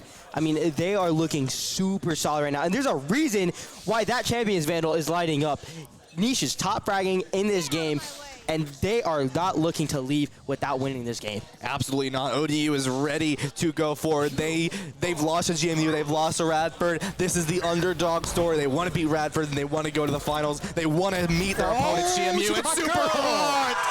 Floydin and Arxia, you hear the crowd going wild right now. Vitali, super hot, going to go look for another kill as Niche is going to plant this spike. ODU, pure aggression, pure attack. And by the way, this is round number 10. Tie game, super high, another headshot. Defect with 2 as well. 1 remaining for Radford. Super hot's going to find that 3rd nice kill. And now ODU, first time in this series, they are up. And this is something super crucial to look at, right? I mean, Super Hot Girl is entering like a beast, getting those picks, and then Defect being able to hold that flank, being able to just stay lurking and getting those 2 valuable kills. And now that was a flawless round, and they are up 6-5. Yeah, 6-5 indeed. And this is the first time this series ODU has been up. So ODU is looking to take this victory. AEO is going to be watching this point here. Radford is going to be holding relatively strong on A side here, going to see if they can really watch ODU from their aggressive attacks. That's really what's been working for ODU right now, is just running in at full speed and taking these points with that Viper that Viper ability, just being able to split up the site, take advantage, as well as the Cypher ability as well. We are going to see Viper ultimate online here, so if ODU can just secure point, then they're going to be relatively in a good spot being able to just hold the point as Automata will find Show. So no Chamber alive to help really. AEO's going to take a little bit of damage due to that Sova dart here. No, right behind this wall. This is always like the hardest point. But Super Huckle on the flank, going to find 2, and the bomb is going to be planted by Niche as well. The Niche is going to use the ultimate, and Super Huckle is going to find a 3rd kill. Automata's going to fall. Super Huckle on 9 HP, but Anarxia going to go, not giving up yet. Reloads in front of Defect, falls down, and ODU not up 1 round, but now up 2 rounds, Vitali. That is really big by ODU going into this next half. I mean, if they are able to win this pistol round, the tides have turned. The tides have turned. In my opinion. Oh, this was just beautiful. That was gorgeous. Super Hawk Girl living up to their name right now, just making wonderful, gorgeous plays right there. And 7-5 here as the sides have switched, Vitali. I wish I could do what they just did. I wish I could play the game. I mean, I can't even hit the practice spots half the time. So, yeah, I mean, there's a reason I'm here and not over there. So, I mean, but you are on the Overwatch team, right? I mean, you do click heads. I have a main support. And my best player is Brig. She literally doesn't shoot. Well, she just whips. Yeah, you do. Yeah. You know, that's all right. You know, everyone has a role to play, and you are playing a very impactful role. You're really trying to make me feel better right now, aren't you? It's not working. But, I mean, here's something to note, too, right? I mean, they're looking to try and potentially aggress this B area, right? They have that Viper wall, and they're looking to push through this mid. Super Hako doesn't get any kills. Look at him back out. You're at 19 health. Shattered on this pistol round. Ayote's going to find a new pistol to grab. Going to get that nice easy reload. Going to find that 3rd one there. And now Radford going to take control of this point here. Defect. Oh, just the classic. We've seen it before, but these guys are so scrambled on the point. There's only so much Defect can do there. Might just want to try to wait for Ryan to try to find a good way to win this. But, the jump peak's going to be there. Defect is aware, but is going to be detected by the KO from the side of Radford. Ryan's going to find 1 kill on Anarxia. They know one is there. Ryan on the second headshot. There. Defect's gonna find a 3rd. Radford needs to be what they would do. Defect with the no way. ODU is about to 2v5 this entire thing. Fakes the spike here. Knows that Shattered is there, but we've seen these clutch plays from Shattered before. It is just a 1v1 scenario here. Defect gonna be watching. There it is. Defect with 3 kills. ODU up 8-5 right now, Vitali. ODU is not done yet. That was a huge clutch and a huge way to get that momentum into this next round. I mean, that was incredible. Ryan with 2 headshots, Defect with 2 more kills, and then finds that 3rd one. Shattered forced to come out on that spike defuse, and is just able to find the kill here through the wall as well. That was just gorgeous. 8-5 right now, Vitali.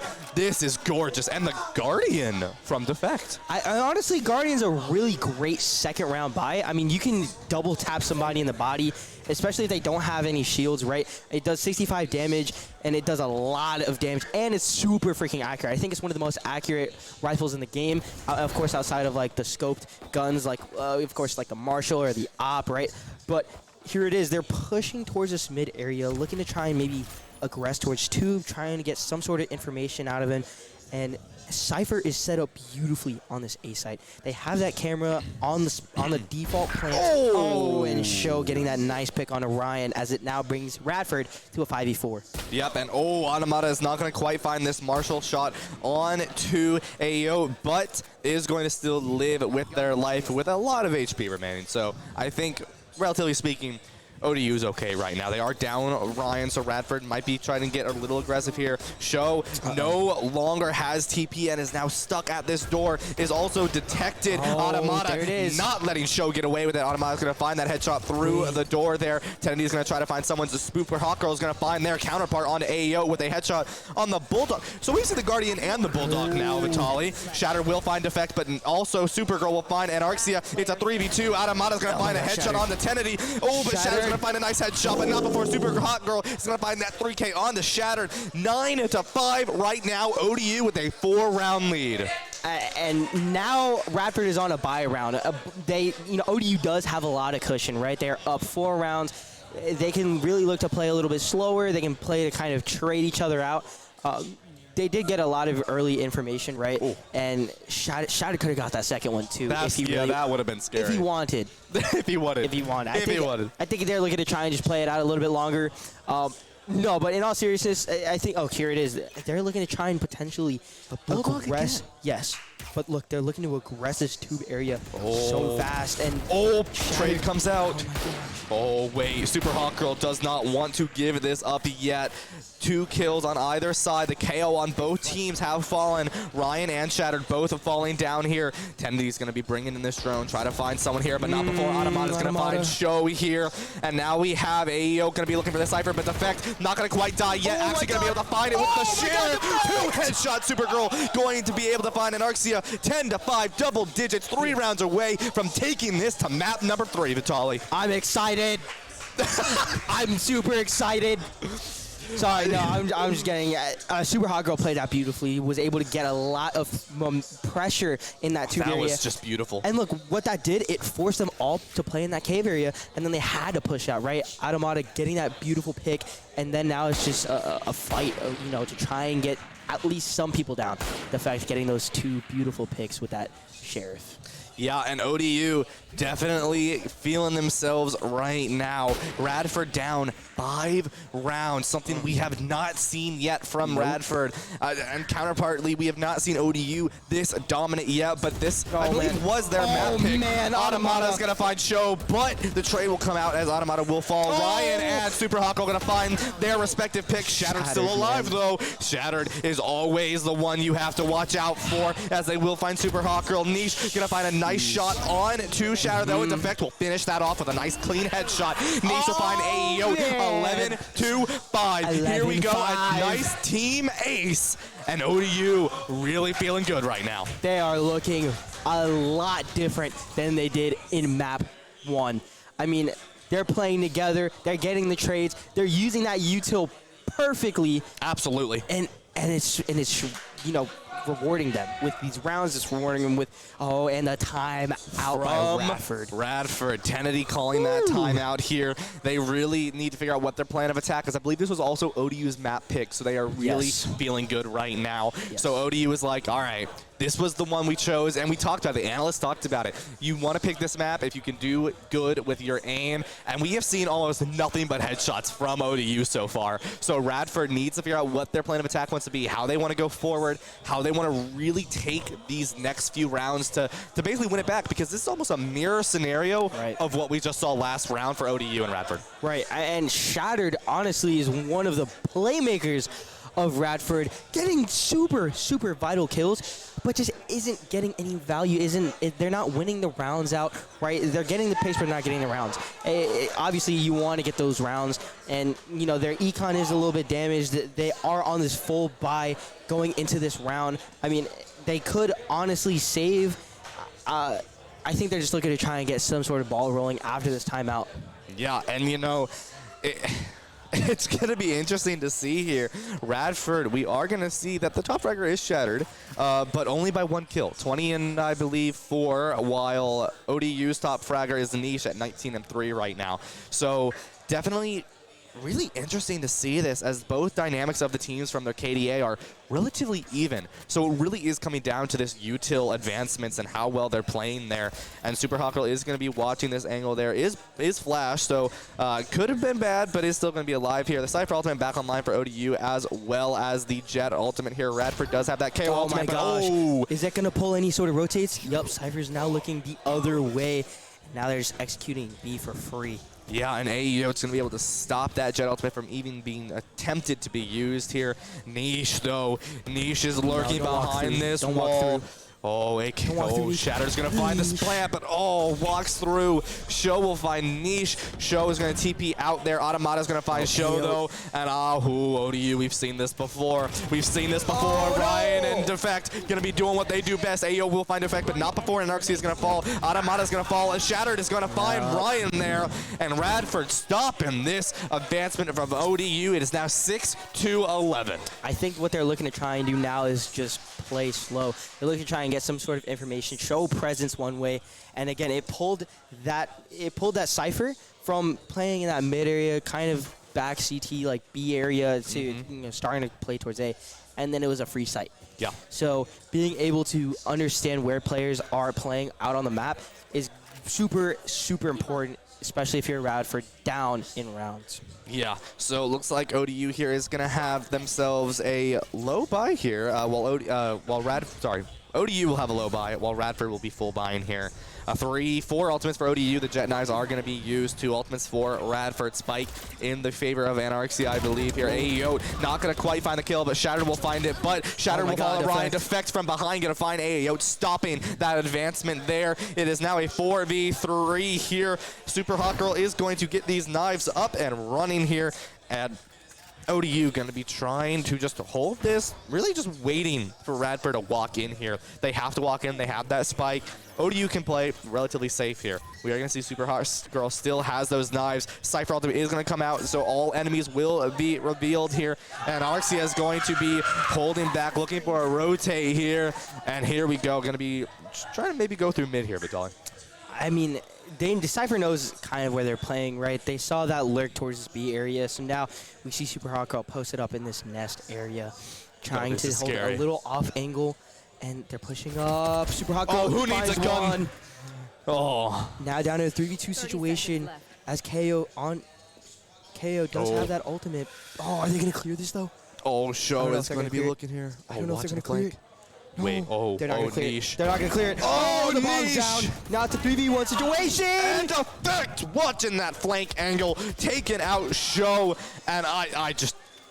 What can you say? It is match point for ODU. They want to end this. They want to go to map number 3. They want to show Radford who they are. I think they heard my cry. I do want to see that map 3, and I think we're gonna get a map 3 soon. And Niche played that beautifully too. Just beautiful, holding, just so patient, waiting. They so knew patient. They knew that they were in mid that entire time. You know, that was a super dangerous hold, but. And Radford not going to be able to fully buy here on this final round. This is not where you want to be if you are Radford. You are forced to really play aggressive here. You're on the attacking team. You don't have a full buy, and ODU has anything they want, plus 2 ultimate abilities, which KO is going to be using here, as well as Sova here. I mean, it's just, what do you do if you're Radford? You don't have much ability to really take this fight here, and ODU can just sit and wait for you to engage. All you have are pistols. I mean, ODU, what they're doing well, right? They're trying to delay this push, but Viper does have that ultimate online. They are able to get out onto that site, and I believe they're looking to try and use that ult now. Shattered flashing through, and they do break out that Viper ultimate. Shattered walking through, protecting that Viper, and that plant is now down. ODU in a 3v5 situation.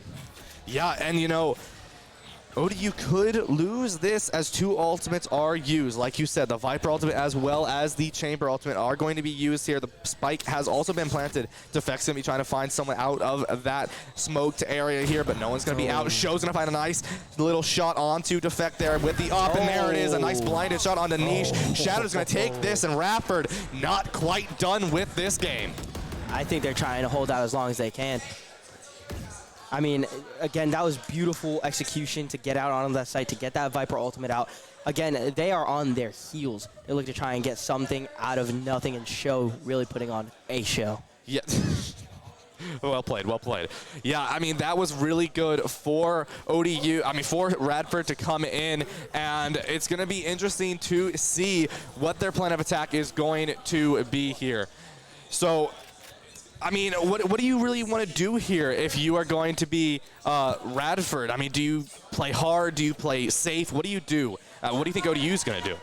Honestly, I just think they should look to try and play a little bit safe. I think they should look to try and just trade each other out.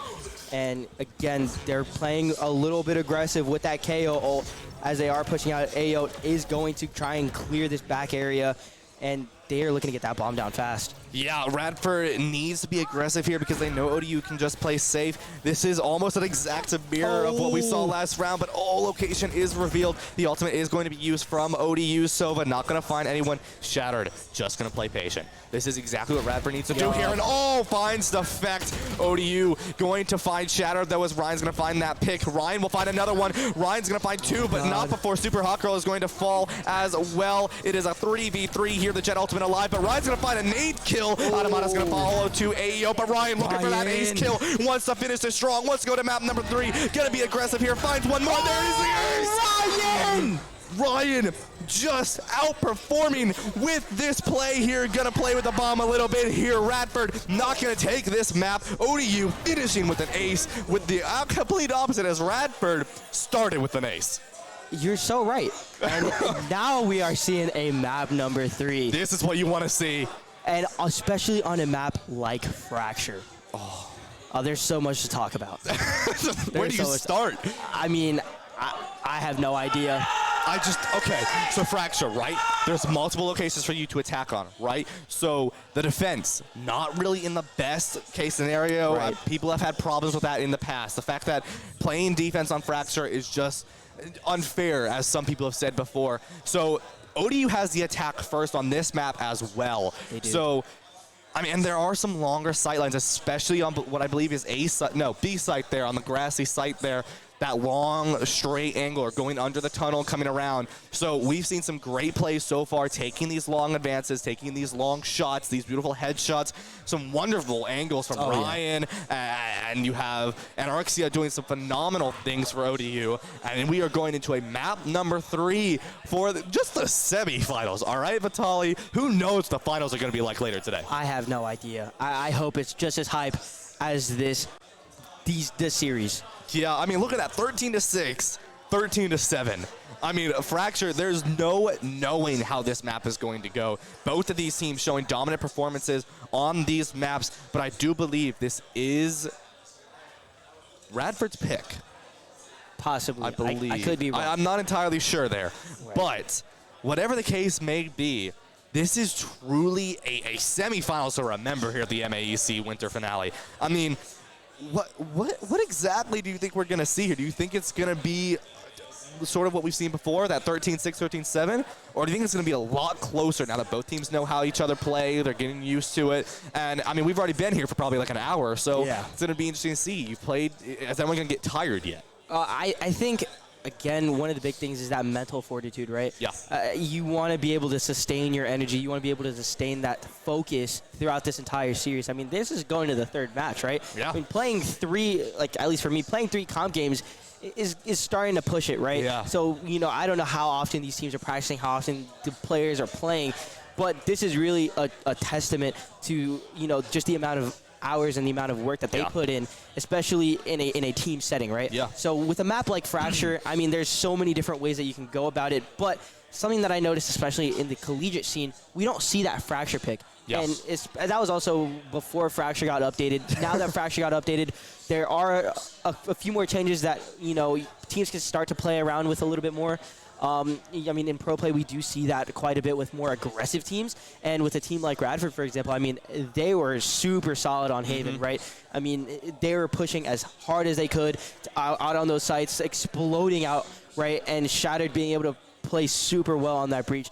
And with a map like Fracture, breach is kind of that bread and butter. Yeah, so, I mean, Shattered was doing such a good job, like you said, on that breach there. So it's going to be interesting to see, especially because if we have Niche again, I think we might see a Viper. And, I mean, just the ability to really control those sites and really decide what you want to do there, and having Niche on that Viper really showing pure dominance, having not 1, not 2, but 3 different clutches, and there are lineups on Fracture as well there.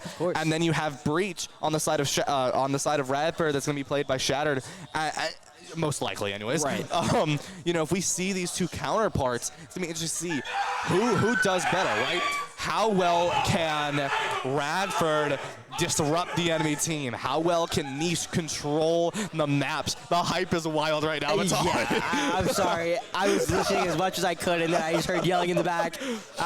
But you're right? There's different ways to play around, for example, that Viper, to play around that Breach. Yep. I mean, Breach just offers so much aggressive utility, allows for a lot of presence, and if you can really dominate certain areas with that Breach utility, I mean, the sky is the limit for these teams, right? So we could definitely, I mean, Chamber's one of the big ones on this map for sure, right? Being able to have these, little one-ways here and there, being able to set up that trip for flank. If you're attacking or on defense, you could set that trip towards arcade or towards, that dish area. Absolutely. One of the ones I'm really interested in seeing, which we haven't seen this entire game, which, I mean, I can understand why, but is that Neon. I mean, Neon, you don't typically play, on Breeze. Neon, you don't typically play on Haven. So being able to potentially see a Neon is going to be a wild time, especially paired with that Breach flash. I mean, that's just aggression I'm not ready for yet. Yeah, I remember I was casting a while back, it was a few weeks ago,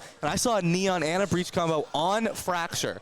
And, I mean, it was the Neon, I think, dropped. I think they were 37 and 6. Has to be plus 25 at minimum. Yeah, I mean, so Neon would be a very interesting hero to play. And honestly, I think if we do see it, it'll be Aodal, right? Aodal, right? I mean, they have performed on Raze. They performed on Jet. I mean, we might see those picks again, or we may see a completely different duelist. I don't think we're going to see Reyna or Phoenix, right? Okay, hold on. We could. I mean, we could, but I think that if they had to pick, Neon would just be better. You have the ability to throw the walls up. You have, I believe, the flash on... Nope. No flash on Neon? That's a stun. Okay, the stun on Neon, and then the ultimate for Neon is just a laser beam of destruction. If you can track in any game, and especially in this game, you're absolutely dominant. Yeah. And I think we've seen that already. The tracking is phenomenal from all these players. So it's going to be interesting to see, what are the comps are we going to see? Are we going to see the Viper? Are we going to see that niche Viper? Are we going to see the Breach coming out from Shatter? Are we going to see Neon on either team? Are we going to see Sova, Cypher,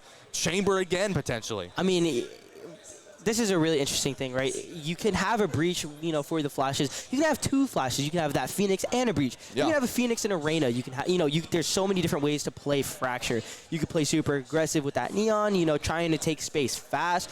I mean, a couple agents that I have in mind is going to be Breach, it's going to be Chamber. We could see a Viper, but I think there's going to be a Brim. Brimstone only because, for multiple reasons. Brimstone, there are lineups as well. His Molly is super deadly. Absolutely. Not as deadly, I think Viper's same? Well, Viper's takes a little bit slower. Okay. Where Brimstone's, his just absolutely obliterates anybody who stands at that Molly. But we could see a little bit of Brimstone lineups, and then, paired with that Brimstone utility, that huge beam of just destruction. Yeah. I mean, it definitely takes up the entire site, and you can really hold as well. And then, I mean, imagine this, right? A Neon, a Breach, and a Brimstone. Brimstone gets that little stim beacon out. Now Neon is just an speed demon. What are the F1 cars? F1 racers? F1 racers. Now Neon is an F1 car. Just sliding through every single corner. It's going to be... There's so many different comps, I feel like. And depending on how these teams play, I think you have to figure out how to adapt. Yeah. Right? Here's a weird question for me. And, like I said, I'm Iron 1, so, I see weird things all the time. But Harbor. Right? What is there any chance that we see a Harbor? In Fracture, no. I don't believe so. No? Fracture, I mean, Harbor is very new. I mean, he did get a couple updates a little bit. He did get that second Cascade Wall, but I just don't think there's enough value out of that Harbor to really be able to, show that he's a dominant controller player. Oh, there it is. Brim, Fade, Chamber, Raze, and Breach. The good old-fashioned Ascent composition that we saw from Radford. And we are going to probably get almost a mirror from ODU. Going to have, I think an exact mirror. Breach is going to be locked in. Chamber, Brim, Fade. If that Raze is locked in by Super Hawker, which we've seen before. An exact mirror from the Ascent game we saw in round number 1. So it's going to be interesting to see if ODU, they can take this mirror matchup again on Fracture. And at this point, I feel like it's just going to be a team diff.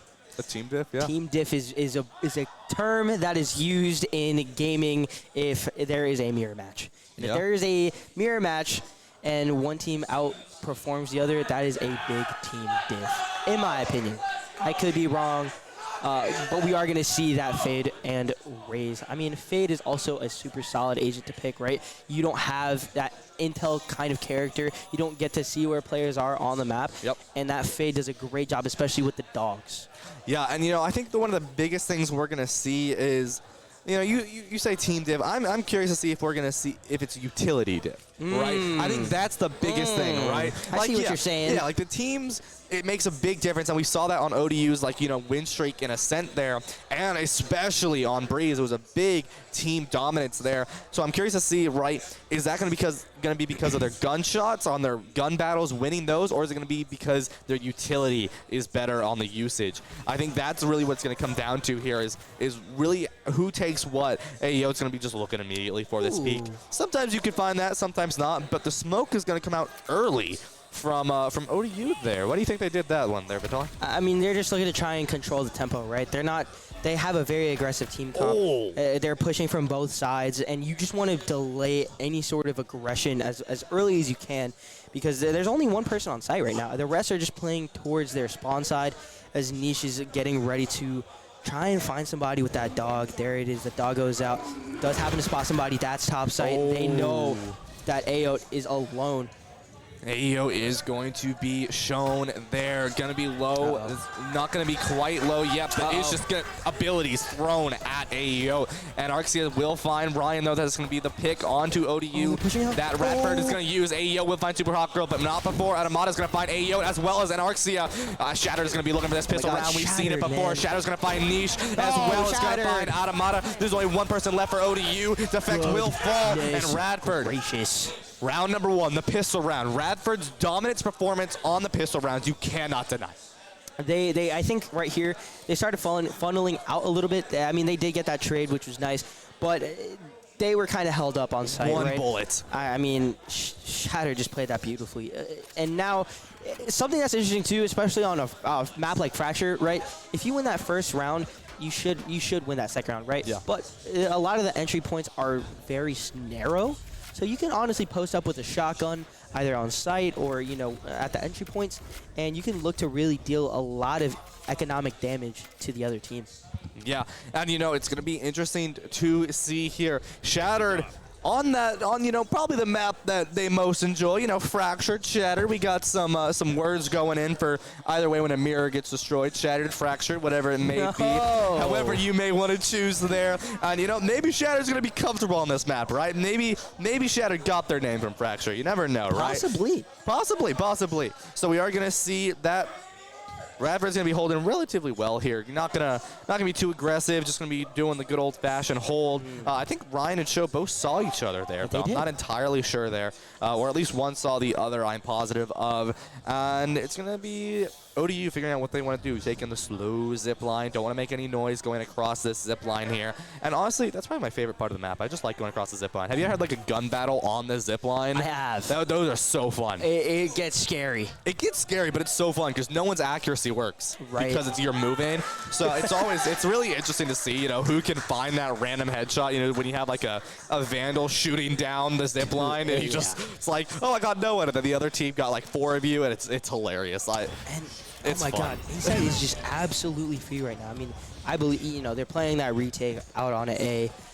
The team is, oh no, oh my God. Oh, ODU is going to hold this hard. Hold on. This is really big for ODU. If they got the bomb down, and here it is. Oh, Ryan with the shots! Gonna find Shattered. Super Hawk will fall. Niche will follow shortly after, as well as Defect. AEO gonna be looking for these picks. Show's gonna find Automata. There's only one player remaining. It's poor Ryan. Not gonna be able to really contest this. May just gonna try to run in. Runs in with a knife 10. He will find Ryan. Radford taking that round number 2. But like you said, winning round number 1, round number 2 is going to be a round that you should win. And Ryan had the best lurk that I've seen. I mean, especially going into that round, right? Yeah. He could have had 2 very big picks. Didn't happen. I mean, only got 1, but wasn't able to get that second. Yep. And now Radford is up in 2 rounds. But ODU does have that bye round as they are looking to get some ball rolling, some sort of momentum gained. Yep, and there we see it, ODU full buy. Radford going to be on about a half buy here with all their beautiful Spectres and heavy shields. So ODU should win the long-range battle here compared to Radford. The Breachstone will come out, force AEO to just have to leave there. And now Super Hot Girl gonna be really aggressive. The stem beacon comes out as well, so they're gonna be going for it hard. The bomb's gonna come out. That nice shot's gonna come out from Shatter. Not gonna find anyone though. ODU rotating, it looks like here. Super Hot Girl may just be looking on the flank here. The rest of ODU sort of just watching side, trying to figure out where they want to go. Ryan's going to be walking slowly up to here onto this site right about here. The Brim smoke about to be out, but Super Hot Girl going to be pushing hard onto what I believe is B site here, and Anarxia is going to be forced away. 55 seconds. ODU still trying to figure out where they want to go. Looks like they're going to be rotating once again back over to A site, but AEO's going to find Ryan lurking in the corner there. God.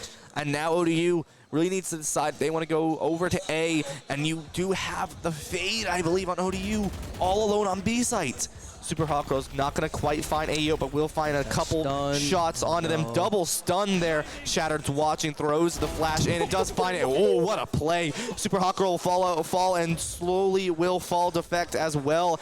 Shatter going to be holding this high angle here. Going to be watching to see anyone trying to peek, but oh, Niche on the flank. Going to be able to find Shatter there. AEO 32 HP and a drain, but only 14 seconds left. ODU has to make some plays here. Automata's going to find AEO. Niche will fall. Tenedy is left though. 2 players for Radford. The bomb is not planted. Automata can't plant it in time. Show will also find them. And round number 3 goes to Radford here. But Vitali looks about the same as what we saw last map. I agree. I mean, they're playing that beautifully again. Like you said, that util diff is something spectacular going on by Shattered. And AO really standing their ground on site. Unfortunately, didn't get that pick, but it led Radford to win this overall round, as we are seeing them up 3 rounds to none. Yeah, it's a really close game right now because ODU not going to be scared, right? I mean, they've been in this scenario twice now. Once not in their favor, the second time very much in their favor. Right. So could really go both ways for ODU. Going to be trying to figure out how they want to approach at this point. Automata's going to be looking to use this breach ultimate.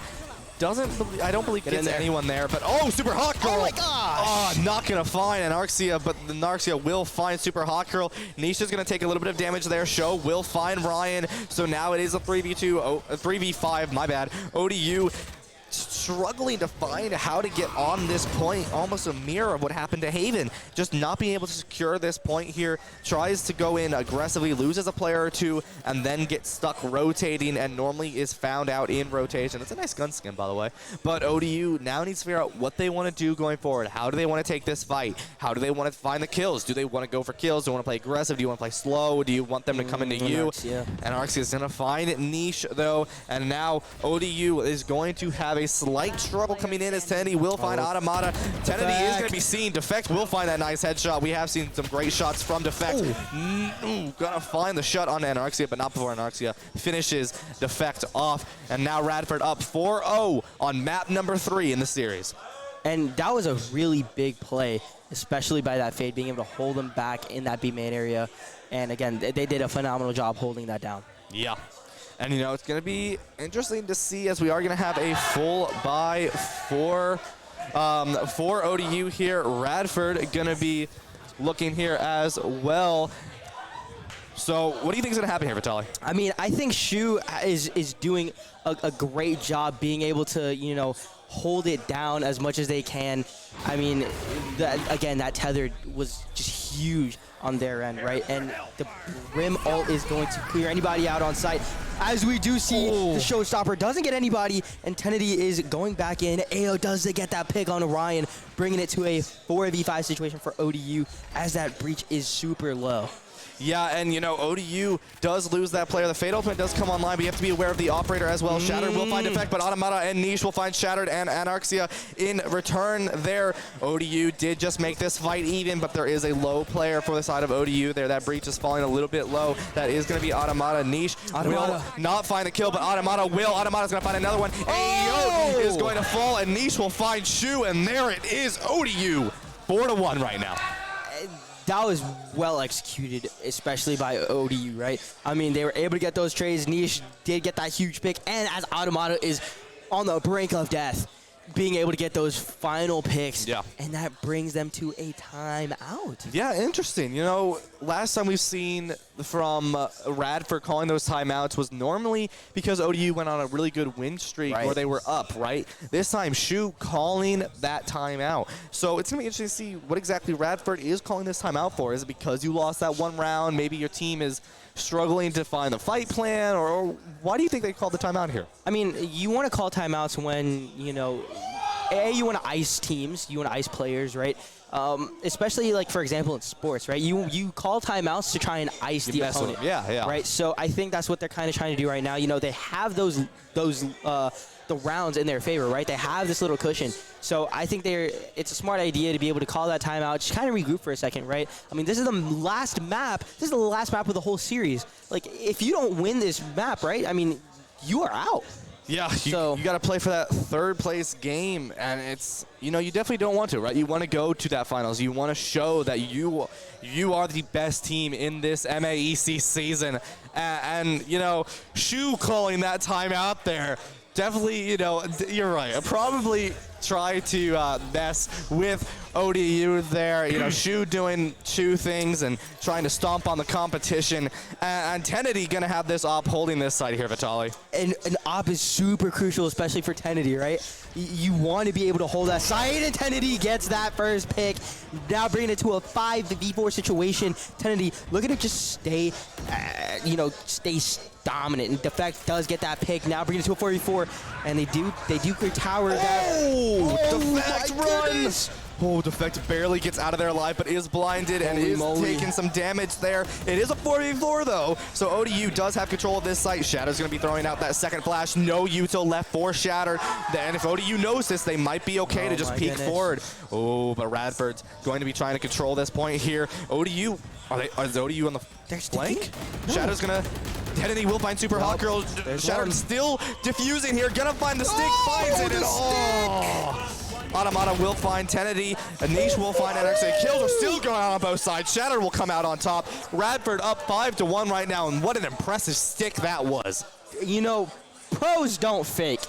And we're seeing it play true there, right? Yeah. Being able to just play under that pressure, just trying to have that trust in your teammates and getting that job done, getting that defused, and now you're up 4 rounds in the first half.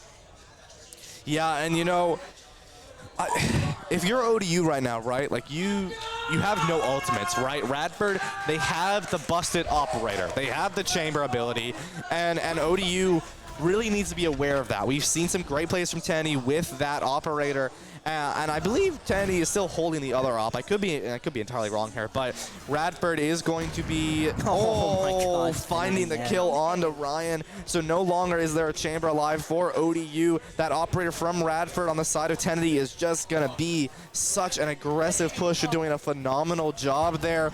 And it looks like we are going to have ODU pushing hard onto B side here, though. Shu is going to throw out some abilities, trying to find out where they are, but run through all the smokes right now. It's a bit of laser tag going on, trying to find out where to go. The decay comes out. Automata is going to be forced out because they are blinded right now, and ODU not able to secure that fight. That was just phenomenal performance from Radford, being able to just put so much pressure on ODU that they didn't feel comfortable trying to secure the site. And now ODU is back at where they started, need to come back in. But Super Hot Girl is on the flank. Radford still watching that long angle with the Tenedy, with that chamber ultimate. So anything can truly happen here. Super Hot Girl going to be trying to find a kill, but not quite going to find it. It's going to dodge this breach ability here. Super Hot Girl still looking. Tenny's going to find Automata, and Arxia is going to be covering this angle as well. Super Hot Girl's going to fall, but Defect will find Shu, and Arxia is going to find Defect. Tenedy finding that third op kill on Anish, and Radford up 6-1 right now. There's so much to talk about. I mean, they're doing a great job, especially with this op. You know, being able to control and put pressure is a big thing on Fracture. I mean, there's a lot of narrow angles to hold, and if you have an operator holding that angle, I mean, there's just really not much that you can do. You know, it's important for them to call that timeout. ODU, you know, trying to get that ball rolling. They do have their ultimates online. They have that breach ultimate, you know, available at the ready. And they do also, like I was mentioning earlier, they have that Brimstone ult. They're looking to potentially maybe try and explode it on a site, try and get that bomb down in a corner, you know, a really safe spot, so that all Brimstone has to do is just dump util out onto the site. Yeah, and you know, ODU, they have 3 ultimates here, but they are also on a very low buy. They're not going to be able to take this fight very well. Defect, we have seen some phenomenal plays from Defect with that Sheriff, though. So, you know, anything can truly happen. And one thing I do want to mention is Ryan is on Chamber. Defect has been on Chamber for the past couple maps here, but no longer. Right now, Defect is on that Brimstone, something we haven't seen before. So doesn't have that Chamber ultimate, that Chamber Sheriff just ready to be used on call, right? So ODU has to really purchase the Sheriff to do that, for Defect to really shine on that role and make an effect with that Sheriff. So we are going to be getting into this round. Radford up 5 rounds here. ODU, I mean, you know, this is still winnable for ODU, though, right? So much can happen in 5 rounds to make this a winnable battle. Super Hawk, oh, just barely getting rid of that boom bot there. That scared me a little bit. And they can really just play off of this Chamber op. I mean, they can look to try and get these picks. They can look to try and, Anarxia. Ryan, you have your op. Oh, you don't have your op online? Oh, there it is. That's what I was waiting for. Again, you just play around that Chamber op. You look to try and get as many guns as you can before exploding on the side. I mean, you have a whole minute, right? You could just look to try and play slow, look to try and grab guns, and there's only one person on B. I mean, that was a really aggressive push, you know, on the defensive side of things, and I don't believe Niche knows that this push is happening. Oh my God. Oh, Defect, there it is. I told you, Vitaly. No. Defect with that Sheriff doing amazing work, finding 2, but will fall to AEO to that Vandal headshot. It's a 2v3. ODU does have that op online, but 40 seconds remain as that spike has to be planted. Radford going to be holding the site relatively well. Automata going to be going back over to B, it looks like here. No one's on B right now, so Automata will get a free plant. It does look like here. ODU is going to be watching A site.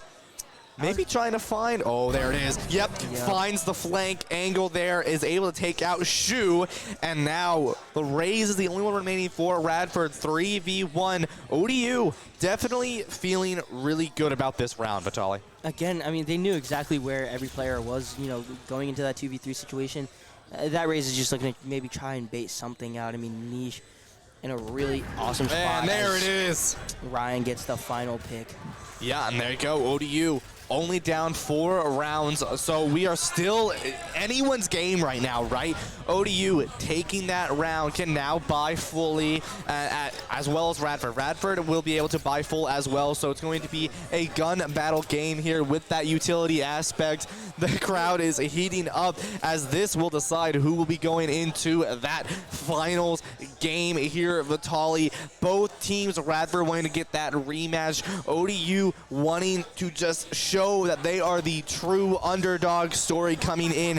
Ayo, throwing that boom bot down here. You could spectate the boom bot? You could. I did not know that. A lot of the utility, you know, if you are able to throw it or, you know, shoot it kind of deal, like that Sova dart. Oh my gosh. Super hot girl.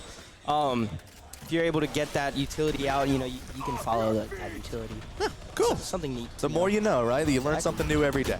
Shattered will have to get rid of that fade ability, and Ryan will take that kill off. ODU now going to be able to secure this site, playing aggressive. Anarxia is going to find Super Hot Girl, though. Not quite going to be...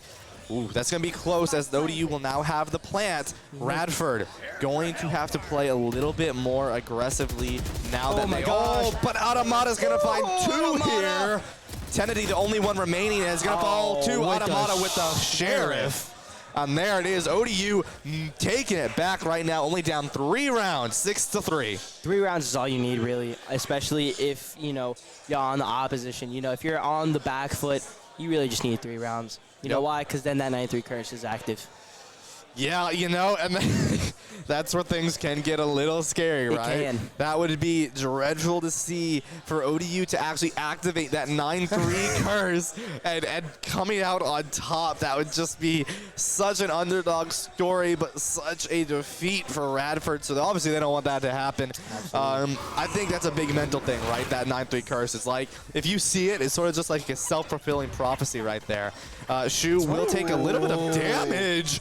by that bomb from Raze. What a good grenade shot there that we saw from the Raze from the side of ODU. Gonna have to force Shu out through the Stim Beacon. It does look like Radford's going to push hard onto B site because ODU is going in. Ryan's going to find that kill on EAU, finishing it off. Adamata's going to watch this flank angle here. Not going to quite find anyone yet, but Radford is going to try to find this kill. Shadow's going to find a nice headshot onto Super Hot Girl. Shu going to find Adamata. It is a 3v4 scenario, but Radford falling low on HP. Ryan watching this flank is going to find Shu. It is now a 3v3 once again. ODU does have that spike planted. And this Ryan able to find 2 kills there. Once I finish it off with once again another ace for this series. We already have 1 for Ryan. Ryan wants to go for 2. We want the Ryan squared on the ace. Tenedy will fall to niche, so the ace won't come out, but ODU will take the round. ODU played that beautifully. I mean, they knew exactly where everyone was. They had that read, and they were able to just explode out on a site. Look at try and just play for that post plan. I mean, somebody posted up in arcade. Ryan getting those big 2 picks and really just solidifying that round for ODU. Yeah, ODU now only down 2 rounds, and I believe Radford is going to have to play on a lesser bucket. Never mind, ignore me entirely. Both teams are still going to be able to mostly full buy. Radford does have 2 light shields now, so it's going to be sort of interesting to see how Radford wants to play this, because if they lose this, they are going to be on a potential tie round for ODU, and they're going to have to play on a very low buy, not going to have really anything. AEO will find Adamata, but will fall down to Super Hot Girl there. Shatter will find Defect there, and the spike has fallen. Super Hot Girl, good for 1. Super Hot Girl gonna find that kill there. It's a 3v3 once again. ODU likes their 3v3s. Vitali just absolutely loves them. Niche finding Shu. Oh, Tenedy so low, and there it is. Super Hot Girl finding Tenedy. Gonna pick up that spike, and now it is only 1 player left for Radford, and Arxia going to be able to just have to find a way to find these kills onto ODU, as Super Hot Girl will find this spike plant now, and Arxia does have 40 seconds remaining to take this fight. Is going to come in through these rafters area up in here, but ODU holding basically any angle possible to watch out for Radford. And wow, I didn't know you could stand there. Yeah, that's a new addition to Fracture. They just put that up because now it's a little bit easier to kind of hold with that kind of top area there, that catwalk. And Arxia does get damaged up. Spotted, and there it is. Niche finds the kill. It's now 6-5, and this could make it tied up for map number 3 of the series, because now Radford is forced on a very low buy. This is true. However, Radford also has 2 ultimates online. That is true. And these are very crucial ultimates. They have that Breach ultimate and that Fade. So, you know, it kind of is anyone's game still. I mean, if you look to try and play around both ultimates, if you're Radford, you know, you are... I seem as though I've lied. They have that showstopper. They do have that Fade ultimate still, as I was mentioning. But, again, you can look to try and save that to try and play that post-plant situation. Or you could look to try and utilize that, you know, during that execution to try and stall as long as you can.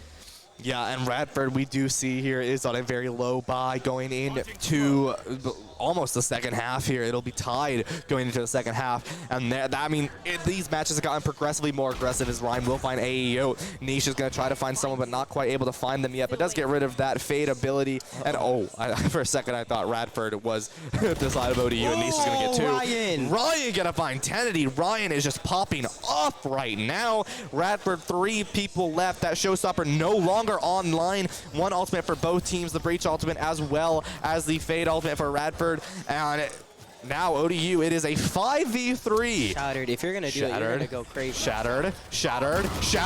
Oh, Super Hot Girl's going to stop Shattered. Super Hot Girl is just going to go in for it. Now it is a 5v2. The Breach ultimate is used from ODU. Super Hot Girl does spot. Oh, there goes the nade. Oh, gonna force them out on the reload. Is gonna find the brim for Radford. Radford, only 1 player left. Shu will fall to Super Hot Girl. Tied 6-6 as we approach the second half Vitali in the MAEC Winter Finals. It's 6-6. It is 6-6. You just said it was 6-6. I had to double up on that. It is getting wild. Like I said, it is chilly here in Virginia, but these matches are heating up, and this is what you want to see. You want to see these back and forth games. You want to see the ties. Neither one of these teams want to go for that third place match right now. They want to be on that stage. They want to win this series. They want to be the best team in the MAEC. Now, I want to talk about one person for a quick second. Absolutely, and go that's ahead. Shattered. Shattered, okay. He was beautiful on the aggressive plays when it came to Haven. And he was on Breach, right? So we could really look to see a shift in momentum. Right now, ODU is going into the second half with a lot of confidence. Oh, and there it is. The flash goes out, the effect. And Super Hot Girl looking to try and just play a lot of aggression. Oh, and there it is, the flank. Oh, Ryan, good for one. Super Hot Girl looking to push Ryan with two, Defect with three, Niche with four. Ayo's going to find that nade kill on Automata, but there's only one player. Yeah, Tenedy is going to find Defect there. ODU, it is a 3v1. Tenedy only on 55 HP. Basically one-shot territory for ODU, and this will be the first pistol round that Radford loses if they lose this, Vitali. Is that true? I believe so. Did they win any on Breeze? I believe so. I think that is that first pistol round one. ODU beating Radford in their comfort round. This is huge. And especially on a map like Fracture, right? You can look to save those Spectres, going into that buy round, looking to play close angles, hold together. I mean, there's so much potential for ODU to just come out on top here. Yeah. I mean, ODU. Wow. I must say, I'm from the same area as ODU, so I am feeling a little bit of kind of hometown favoritism, if you will. I've definitely toured ODU's campus multiple times. Oh, yeah. So, you know, I do love the area. I love the place. But enough about that, right? We're here to see some crazy plays happen. And Ryan. Oh, Ryan.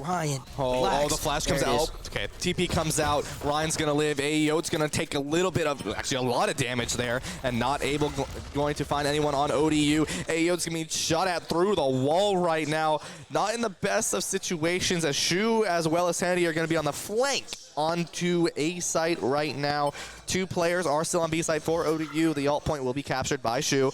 And now Radford needs to make the decision, you know, sort of where ODU was. How do you want to take this fight? Do you want to go towards A? Do you want to go towards B? How do you want to go?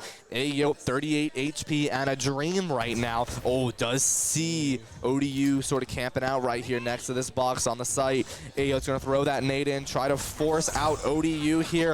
It's going to be really aggressive. Oh, man, Super Hot Girl. Oh, going to be taken out by the nade on the counterpart. And oh, Tenedy not quite able to find Ryan. Ryan's going to find Shu. Shatter will fall shortly after. And Arxie's going to find Ryan, but Automata's going to find Tenedy. Radford, only one person remains. Super Hot Girl, 6 HP. I feel like Super Hot Girl likes to be on very low HP. We've seen that a lot these past few games. I agree.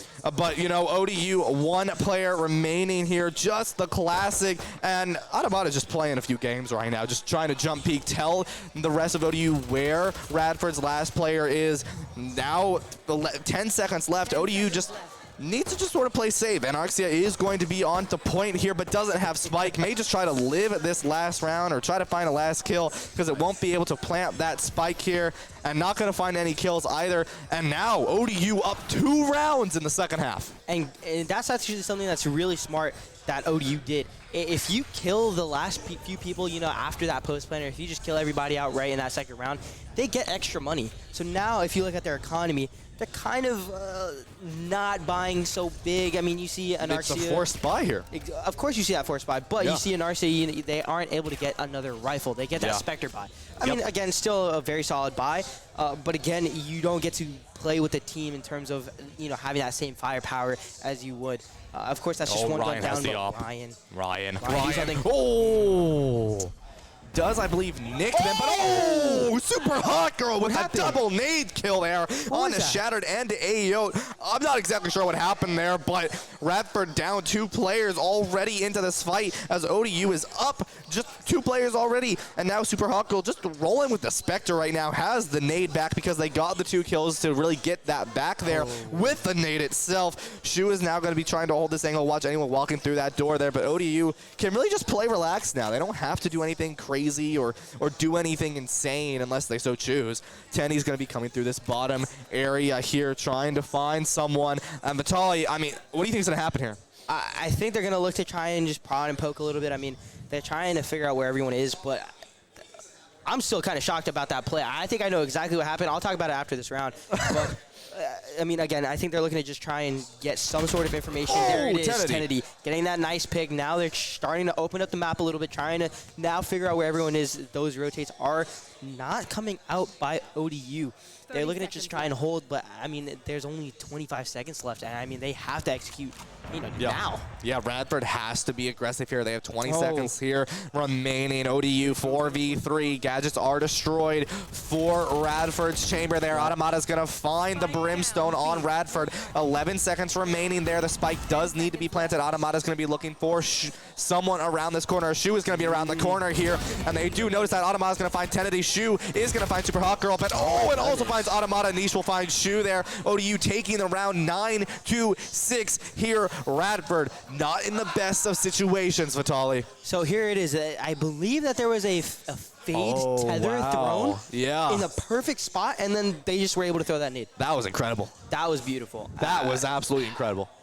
I could be wrong, but I don't think a simple nade like that is going to kill 2 people, right? At such a high level of competition. I mean, I think that's kind of what happened. But again, I believe so, yeah. Now they're going into timeout. I mean, Radford is on the back foot. They're not able to buy here. This is really looking lost for Radford. Yeah, and one thing I want to mention is, especially for ODU, like, look who's top frag right now, right? It's Ryan, okay? Super Hot Girl was doing phenomenal in the first game. Niche was doing phenomenal last game. I mean, all these players on ODU are doing such a phenomenal job. They definitely have their specialties, and none of these players are slacking, right? Every one of these times. Like, yeah, Defect is 8-11 right now, right? But look at last round, right? I mean, was like second frag, right? Everyone has to be, at the bottom. Yeah. I'm definitely familiar with that. I am too. It's okay. I mean, I'm not, one to judge. Well, I am. I love to judge. But in terms of, being at the bottom of the leaderboard, I've been there multiple times. I know how it feels. I kind of like it a little bit, because then I get to support my team, in other various ways without having to frag. Because it's based off of frags, right? Okay. It's based off of frags. I believe it. Yeah, no, I get it. Yeah. You don't believe it. No, but what my point is like ODU, right? It's a different person in bottom frag every time, but it's a different person in top frag every time, right? So that shows that ODU just has specific specialties, and Ryan with the headshot onto AEO there. ODU already starting off strong. Super Hot Girl will find Shuba. Shattered will find Super Hot Girl there. Automata's just going to be looking strong, just doesn't even care, going to be going for it. There is going to be flash, but Wait, this is a 3v3 situation now. I mean, Shattered on what health. HP?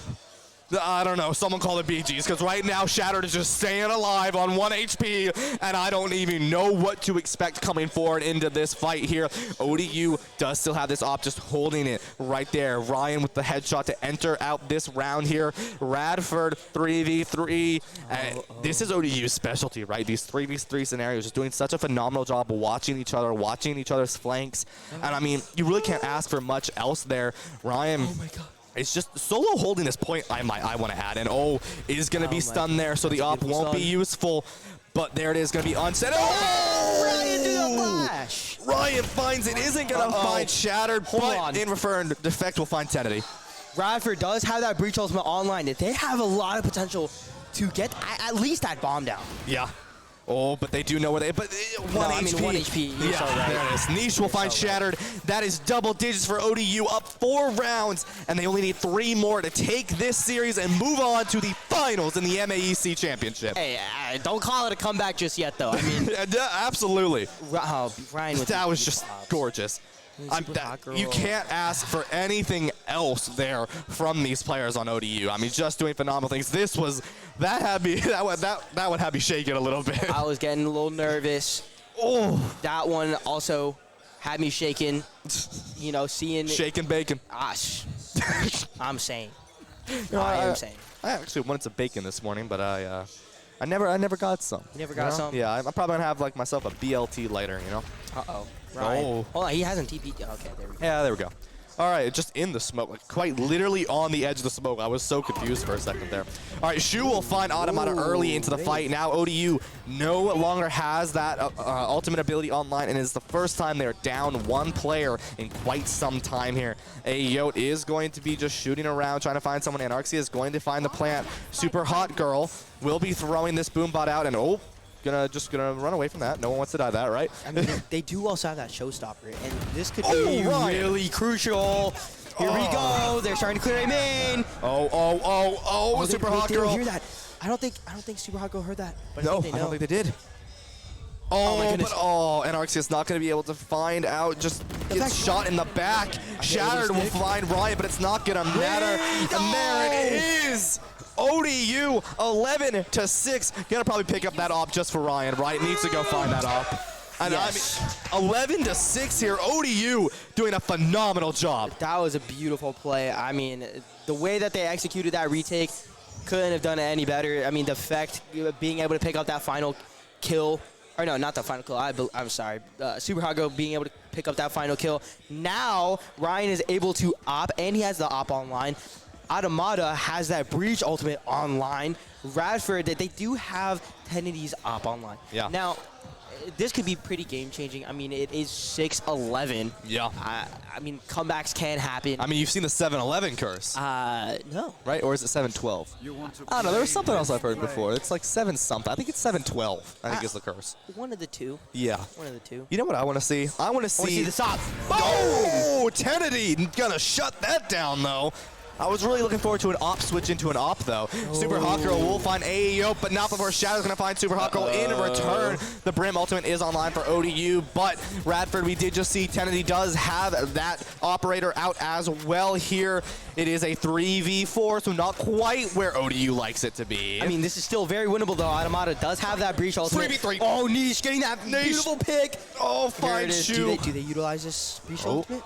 And Oxy is going to plant, and There's one. Only one gets tagged, though. They do gotta clear this arcade area. Oh, Shattered finds the effect. I don't think they. Oh, they know now. Oh, but Niche, not in the best scenario. Oh, is going to be Flash. Tennedy's going to find Automata. Niche is going to not quite find Shattered, but wants it bad. Can't find it. Shattered's going to find Niche. 7-11 right here. It is still anyone's game, Vitali. Neither one of these teams want to go down in this game. It's been such a back and forth game so far. We're on map number 3, and this is just the semifinals. Neither one of these teams want to end it right now. And ODU, I believe, have, I want to say 2 to 3 ultimates. I could be wrong.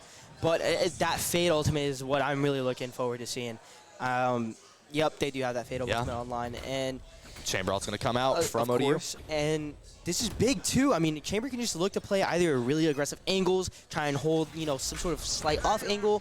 And Chamber is playing in this sort of A-man area. I mean, Radford playing slow. I feel like they have to try and figure out where this operator's playing around it, right? You don't want to get 100%. an early pick, and just be useless for the rest of the round. 100%. I agree. Yes.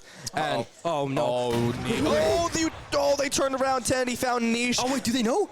Oh, but Defect. They don't know. They don't know. They don't know. Oh, Defect finds the operator from Tennedy now, but Radford does have control of the site. It does look like here. It is a 4v3. The op is being used by ODU. Brim ultimate is online as well here from Defect. Radford is going to be able to plant this spike now, and now ODU needs to figure out how they want to take this fight, how they want to go in there. It does look like the Brim ultimate is going to come out online. Oh, wait, never mind. I lied.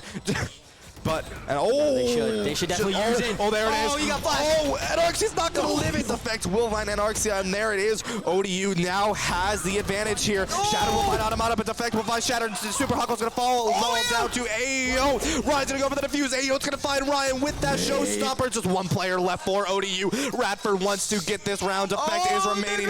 The grenade is thrown out and is going to find Defect. There it is. Vitali clutch from AEO. 8-11. Radford is not giving up this series. That was a massive clutch. I mean, Tennedy being able to get that beautiful lurk, getting Niche out of the picture, right? But the fact of being able to get back in there, saying something, on the side of ODU, and does get a pick. Super Hot Girl, I want to say overextended just a little bit. I mean, just a little bit. I mean, you had the man advantage. and Ayo was able to wrap beautifully. That being was able such to a throw good that nade. oh my. Gorgeous. I commend Defecto. I commend him for being able to try and stick at the half. But in that scenario, I mean, you just kind of have to, it's either you full stick or you tap the bomb, play off, multiple ways. I don't think it was possible to just tap it there. I think you had to go for the defuse. I don't remember exactly the timing there, but Shadow's going to be using this Breach ultimate really fast here. Niche is going to be stunned and is now kind of just stuck here. And it does look like ODU is on a low buy round, I believe. And Arxie is going to get this plant off. Shu is going to be holding through this smoke, just waiting for someone to peek it through here. Oh, defect. Oh, defect. Oh, but the headshot comes out from Tennedy. Shu will fall down to Super Hawker, though it is a 4v4. The Fade ultimate is online for ODU, however. And Arxia just might want to, yep, there we go. Gets out. Does fall to Ryan, though, but Automata will fall down to Shatter. Tennedy will find Super Hawker. It is a 2v3. Radford's lead right now. Ayo will be trying to find ODU. The rest of ODU there. Ayo will find another one. Niche is the only one remaining. It is just a 1v3. You don't want to use a Fade ultimate. There's just really, you just don't want to risk that right now. Niche so low on HP. Ayo just going to shoot some bullets there. Does know where Niche is. Finds Niche. 9-11. This is a close series. It's a series that is not going to end. And Vitaly, what are you going to do? I mean, if I were ODU, right, they've been holding on to this Fade ultimate for a while. I feel like at some point you have to use it. I feel like now that ODU, I believe, is on the buy round, they are able to utilize that Fade ult. I mean, I think they should really just try and look to play back, look to try and just hold angles, try and get that information. Yep, take the timeout. And, I mean, Tennedy's been popping off with the op, and we see both chambers actually top fragging. Yep. And that's something super important to note that too. Close those KDAs are on both teams. teams. That's what I'm saying. So being able to note that, right? They are looking to try and take some sort of aggressive angle. They're looking to try and get some sort of value, right, and be able to back out. I mean, that's what Chamber does best, right? You're able to play aggressive and just back out whenever you want. So when you understand that, when you are able to play around that, right, ODU, they have 2 ultimates online to be able to play for that retake. I mean, they could also try and play, to hold them at bay, if they're looking to try and get some sort of aggression, trying to get out onto that site. I mean, there's so many different factors and variables that go on in this game. But, on the side of ODU, you need to try and shut it out quick. And then if you're on the side of Radford, I mean, look to play together, look to try and isolate gunfights, look to try and figure out where everyone is. Initially, before you try and execute a site, don't just go in there, blind, right? Absolutely. And it does look like we are going to have full buys from both teams here. 9-11 ODU's lead right now. I mean, this is 2-round lead. Vitaly, this is the closest map we have seen so far in this series, and it's truly anyone's game. ODU, the underdogs here. Radford wanting to go up against their old opponents. Anarxia is going to find Niche, though, and now ODU is down 1 player. Ryan barely getting out by the skin of their teeth right now. ODU will have that showstopper online, and the plant will come out from Radford now. Radford is going to pick up this nice little Vandal. That's going to be Ayo for you. And Arxie is going to be throwing down some smokes. It does look like ODU has to engage now. Super Hawker will find the showstopper. It is now a 4v4, but there is no ultimate left for either team. Now the op is out. ODU, it is a 4v4. The plant spike is down. Ayo will find Defect. Ayo will find Automata, though. Shu is so low. Automata will find, but Tennedy will find Automata. The bomb is still down, though, and Ryan will find Tennedy, but Shadow's not done yet. Shadow's going to be looking for this kill, finds a kill. 10-11. Vitaly, Radford is not done. They are not going home yet. It is 10-11. Radford playing it beautifully. I mean, let's look back. They played this very well. They were able to, they know exactly where this Fade is playing. They've been able to isolate Niche for multiple rounds now, being able to get that first pick early, and I think that's what's making Radford so successful in the later half of this game, right? I mean, being able to get rid of those ultimates as early as possible, then just kind of breeds, success. I mean, Shattered with that beautiful flick. Now, like you said, it's a 1-round differential. Shattered is, again, playing his utility beautifully. Oh, and they're looking to just play aggressive towards this game main area. Beacon comes out. I mean, they are on that save. Oh, wait. ODU is just going to go after him. Tennedy will find Niche, though, and Tennedy will fall to Ryan, though. Shu can't find Ryan. Ryan's going to find that kill. ODU does not want to make this game last any longer. ODU is going to be up one player, but Ryan is at a sliver of HP. Radford does have that ultimate online for a Brimstone here. The spike has been planted, but they are going to try to bait out that ultimate. There it is. AEO will find effect, though. The ultimate comes out from Radford. It is a 3v3. This is ODU specialty. They love to be here, but it hasn't been in their favor so far. Ryan has the up, find Shattered. NRX's gonna find NRX, is gonna fall down. AEO will find Automata. It is a 1v1 scenario. Both Razes alive. AEO versus Super Hot Girl. And not quite able to find Super Hot Girl. Finds AEO with 5 HP. It is 10 to 12. ODU's match point. They are not done yet. They want to end this on a thrifty. Radford needs to pick up this round. It is one round away from ODU moving on to the finals. That was probably the craziest round we've seen this entire series. This entire day so far. I mean, it just begun. The day just started for us. Yeah, I just get it hyped, Vitali. Now, okay, multiple things going on there. Radford are down 2 rounds. They do have that chamber up. They do have that showstopper. And then we look at ODU. They also have that showstopper, and they have that Fate Ultimate. They are not able to use that Fate Ultimate if they keep killing Niche early on in the game. But again, I think ODU should just look to play safe. If they're looking to try and win this round out, right, they're looking to try and just play safe. But if you're Radford, you want to take some sort of risk. And they are. Both Ultimate Showstopper and Chamber Operator are used by Radford. Oh my gosh. ODU is going to blind, but Niche is going to find 2. ODU wants to end this series right now. Niche is going to be going for 3. Niche finds 3. Tennedy's going to fall, but Anarxia and Shu are going to find 2 in return. It is a 3v2. ODU wants to stop this right now, but Radford is not done yet. They want to find these kills. Niche is all alone in this corner, cannot do much else. Radford is going to be looking for these kills, but Niche will find Anarxia. It is just one person left. Shu will find Niche. It is a 1v2. Shu has to use this Fate Ultimate right now. Is not going to find anyone. I believe the spike is here. ODU wants to end this right now. Radford does pick up the spike here. Shu needs to make a miraculous play to make this series continue forward. It is going to be very hard for Radford to pull this off. Shu, it is all up to you, my friend. You have to find the way to get these kills. ODU does have that Chamber Ultimate ready, though. Super Hot Girl just watching, 30 seconds on the clock. Radford, Shu is going to find Super Hot Girl as a 1v1. Radford is not done yet. ODU wants to end this, but Radford is just saying no. They want to end this right now. The spike is going to come down, and Ryan, only player left on the team, but we've seen some great plays from both of these players. Here it comes, and the headshot comes out by Shu. Spike is going to be defused. ODU going forward in the finals against GMU. There you go, Vitali. You couldn't have asked for anything better. And the crowd is going wild. ODU is going wild. I'm getting wild. That was a beautiful series. Again, absolutely. That's just semifinals. We're looking exactly, semifinals. I mean, I felt the emotion behind these two teams, and I'm sitting at the desk. I know. I want to go up there with them.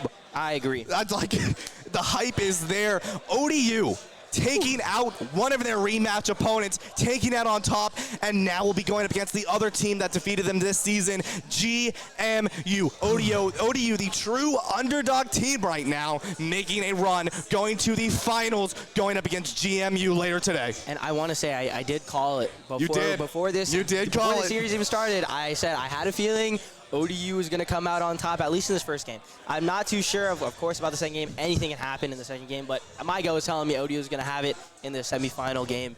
And, I mean, they just delivered on all cylinders. Of course, a little rocky start, but they were able to get everything together and just work together beautifully, as we saw in that last round. 100%. But, you know, Vitali and I think we need to take a quick breath after that. So we're going to send it over to our analysts. I'm sure they have some great things to say about this. Yeah, thank you guys so much. What an incredible series we just witnessed. It went from... oh my gosh, it went from the highest of highs to the lowest of lows and back up and down again. And that map, especially on Fracture, was just insane. We saw ODU having such a comeback after the first half, and then they were completely dominant. And then all of a sudden we see Radford coming back with a comeback of their own as well. It was just mind-blowing even. Yeah, the shifts in momentum, even you had a little inkling of it in map 1. ODU started to have a little bit of a comeback. And then really when you get into map 2, we get onto Breeze, we really see this shift. And now ODU's on top, has all the momentum. And then it gets a little scary there after they already won 10 rounds or so, 11 rounds or so. And then it's, oh, maybe GMU's actually going to mount the comeback. Maybe, after 2.5 hours into this, they're going to come back. And ODU is able to hold on and take it. Yeah, I mean, absolutely mind-blowing, of course. But I think we should talk a little bit about the MVPs of that kind of series, who really kind of shone out there. I'll give my MVPs, and then you can either disagree or agree with that as well. I think on the side of Radford, you have to give it to Shattered, of course. I think especially in Haven for map number 1, as well as Breeze map number 2, Shattered was going insane. I think map number 3 in Fractured, Shattered was a little bit quieter. We saw other players stepping up like Tenity and Anorexia were really stepping up and kind of filling in that gap for when Shattered wasn't going out of their minds. But overall, I think the player for Radford that is the MVP is Shattered. On the side of ODU, I think it's a little bit more difficult. I think there were a lot of players that really had their moments. I mean, on Breeze, Niche was going insane. You had the Molly lineups, the clutches coming out from Niche. I mean, the casters were talking about it, that pro mentality that they had. But, overall, maybe not the most consistent from what they've seen. I would also argue Super Hot Girl was going insane. Breeze was being that entry, was getting a lot of 2Ks, 3Ks, just entering into the site, picking off kills. But, I mean, when you look at Fracture, when you look at especially the end of Breeze, Ryan, the chamber player, was going crazy. We saw an ace to end out Breeze for ODU because of Ryan. We saw Ryan going absolutely insane on Fracture, getting those picks, getting those kills. So really quickly, just before we send it over, what are your opinions, just very, very quickly? Yeah, I think Shattered definitely has to get an honorable mention for the losing team on that side. Yeah. And I think I have to agree with you for this side of ODU there. Yeah, I mean, just an incredible play all around. We do have an interview lined up with one of the players, so we're going to send it over to that interview right now. Take it away. Hey everybody, this is Rhea Sylvia and I'm here with Ryan. I know that the analyst desk was debating on who was the MVP of ODU, but again, based on that last game, based on that ace, we did really want to talk to Ryan. And Ryan, this series of games that we just watched was easily the most hype series of 2 days, because this was the only series actually that wasn't a sweep. So talk to me about, playing actually the entire 3 games and especially the last game. Well, I didn't play the first map. I had to sub in second and third map because someone wasn't doing up to par. So I subbed in, and we lost to Radford 11-13 both maps earlier in the season. So we had to come back stronger with a new game plan. And I let the second KO map, I didn't do too well. I just ended it off well, and I just kept it carrying on to the chamber map. Then they just couldn't stop me. I don't know why they kept peeking me. Talk to us about the mentality when they couldn't stop you. How do you focus? How do you make sure that you actually keep going? Because I'm sure the nerves are there. Worried that okay, maybe that next shot I actually won't be able to pull it off. No, you just gotta believe in your aim. That's why I was just swinging everything. You can't get nervous or else you're gonna fail. I love it. That's a great attitude. So you talked about switching a little bit of your strategy, a little bit of your approach to playing Radford since you lost earlier in the season. So are we going to expect to see more secret strategies or anything interesting as we go into the finals? Well, who won that map? GMU? Did they win against? Yes, GMU won. Yeah, I mean, we're 1-1 against GMU. We 2-0'd them first time we played them, and then we got 2-0'd the second time we played them. So, I mean, we'll see how it goes. We might have some tricks to pull out. Excellent. Well, we'll be watching for those. Thank you so much, Ryan, and take it away, analyst desk. I mean, I think it's always great to get inside the mind of a player, especially a player that was just calm, cool, and collected as Ryan was, and you heard it in the interview as well. Just, you got to be confident. You got to be confident in your aim, because if you're not, you just miss, you just mess up. We talk a lot about mentality in esports just in general, and I think we saw that mentality come out here a lot. And I think it's even more prevalent in the landscape as well, just because you hear it, you see your opponents. If you're a spectator, you've been hearing it. It's been picking up off the mics. We're in the analyst desk. We're like a couple rooms back, and we can hear the crowd popping off as well. It's just, it makes that much of a difference, honestly. Yeah, I mean, it's easy to say something like Ryan said, where you can't get in your own head. It's easy to say that. It's a lot harder to actually do it when people are screaming. There's 2 matches going on at once, so there's people screaming in the middle of your round for no reason. Yep. Like, it is hard to have that mentality and just say focus on your aim and then actually doing it after saying it. Yes. And it's another thing for Ryan, coming off of the bench after map 1, he didn't even know if he was going to be playing or not. Exactly, Comes straight off and then is able to end out map 2 with a victory and an ace. Like, I think the mentality and the mental strength on the side of ODU really showed, especially when you get into long matches like these where it goes to map 3 and you're playing for hours on end. Yeah, and I think that's kind of a really good point that you make, especially when we're looking at this very long series here. We saw Radford start out really, really strong on map 1. And even on Breeze, they started out really strong. They we saw Shattered getting 3Ks. We saw Anorexia getting a 3K. We just saw these players really making impacts, and kind of, it was beginning to look like map 1 all over again. And then something just switched, right? ODU starts getting a little bit of wins. They start picking it up. All of a sudden, Radford maybe stops that little streak that they're going on, and then ODU just gets back on that horse, and they just keep picking up momentum, picking up speed. And then all of a sudden, they end out Breeze with an ace. And, if you're the other team, that kind of feels bad. It doesn't feel good. That's not how you want to do it. We even saw, ODU winning 2v5 site takes. Like, things that they probably shouldn't have been winning, but because of, with Ryan and Defect maybe making some ego chows that you wouldn't expect them to make, just being confident, not letting that get into their mental, and then moving forward.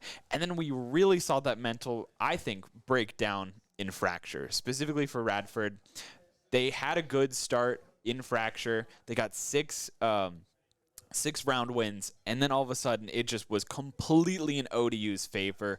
And once they got to the half and it was tied up 6-6, it looked like Radford's mental was just broken. It looked like they were a little boomed, and they didn't really have a response until the very end, where they were like, okay, we need to get it together. We need to start making some sort of comeback. But at that point, it was just too little, too late, I think.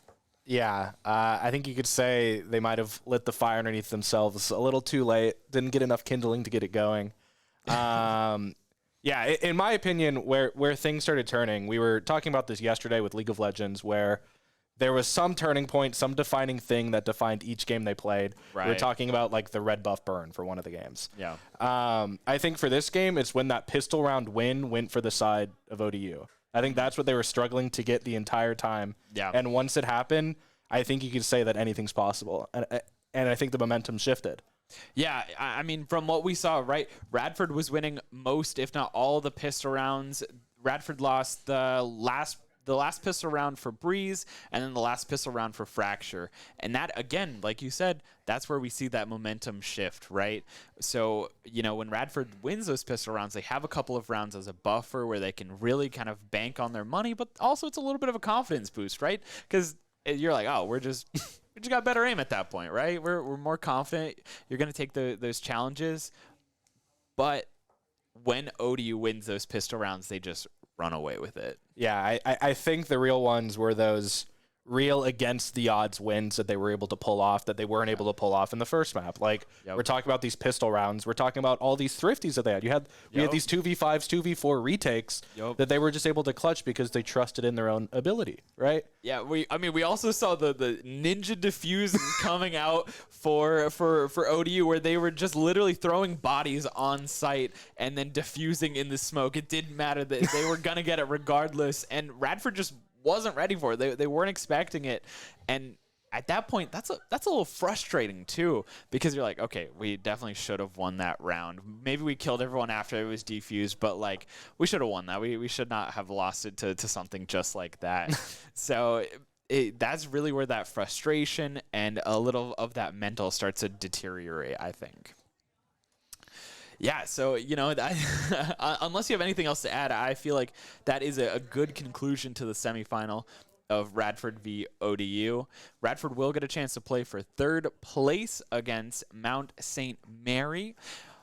But, you know, now ODU gets a break. They get a little bit of a time to, you know, recuperate, recover their mental, go eat some food, go set up for the GMU versus ODU. GMU undefeated in the regular season, 7-0. But, you know, you heard Ryan. ODU's not scared. They're confident. They've beat them before, and they think that they can do it again. So I think it's going to be a really good finals match. So what we're going to do is we're going to take a short break, and when we come back, we are going to have the Rocket League finals. That is going to be Howard Community College versus GMU. Yep. Man, GMU is like in all of the finals, if I'm going to be honest. Just a good team over round. Yeah. So when we come back, we're going to have Howard Community College versus George Mason University. Rocket League. You're not going to want to miss any of this action. We're going to take a short break, so go grab some popcorn, go grab some drinks, and we'll see you in a little bit.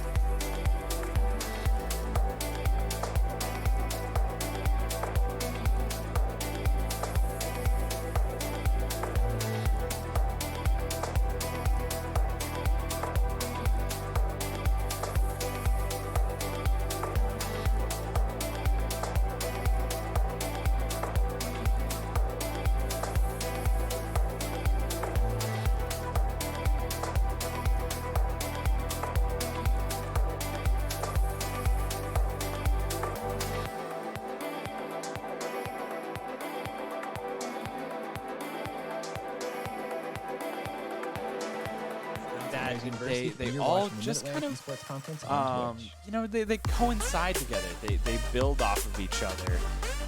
and you know they work together, right? It hits on the pillars that we've already been talking about, and also brings in new pillars as well. It's not just esports is video games. Like there's so much more to it, right? Yeah, I mean, we touched about this earlier with how Shenandoah builds its program on this academic and professional development pillar. Yep. And for the example, someone like GMU builds a lot of it on competition and performance, which we've been seeing today. We talked about the potential to have 3 to 4 titles swept by them. And then I think it's really interesting, which Russ was talking about, where you have a university like Mount St. Mary's, right? And they focus on the pillar of education and professional development.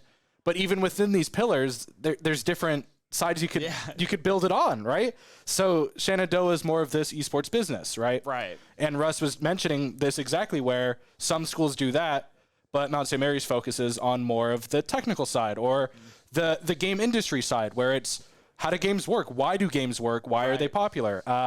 You talk about the streaming, the technical and the hardware side of that. And I think that's really interesting to hear, because a lot of the time when you're just watching tournaments like this, you just see the competition. You see the teams, you see the games they're playing. You're not thinking about why they're playing them. Yeah, yeah, exactly. So yeah, I really like these interviews. Yeah, there's definitely multiple facets to it. There's a lot of things that you can draw from it, and a lot of kind of connections that you can make throughout the interviews. But for now, it looks like we are going to get the map picks, and we're going to go ahead and take a look at that. Map number 1 will be Haven with GMU on attack.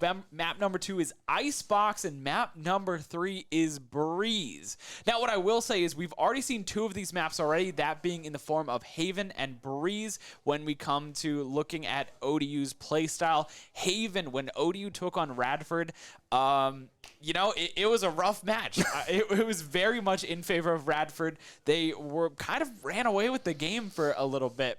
So the question is, how will ODU stack up on this map again?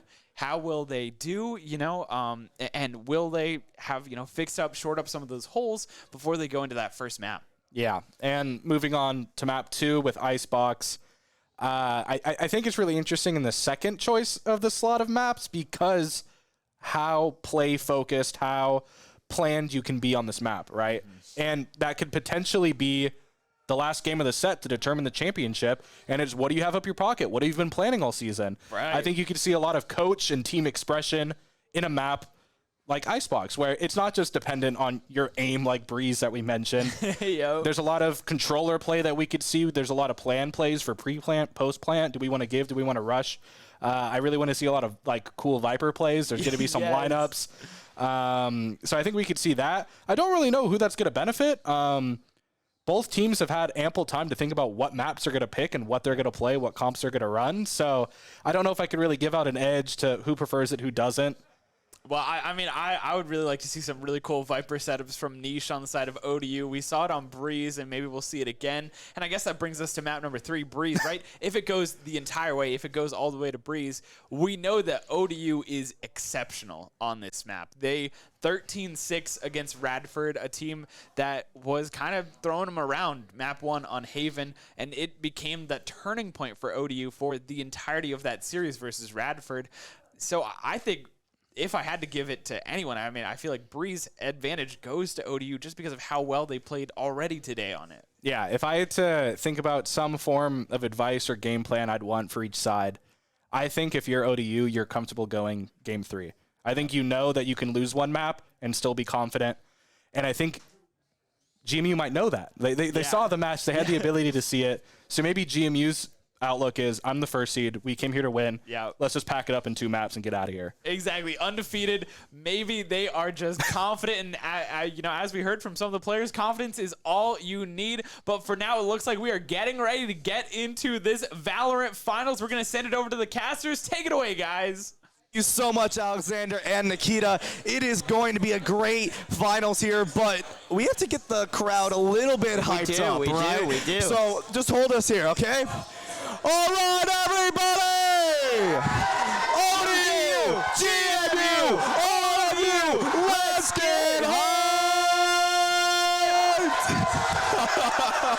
Absolutely electric here, Ryan. I can't wait to get in it. You see the different colors. You see the crowd so ready for this game. It's going to be absolutely amazing. You have David versus Goliath here in this matchup. Absolutely. GMU 7-0. I mean, it's going to be so hard to beat them, and trying to dethrone them is ODU at that 5-2.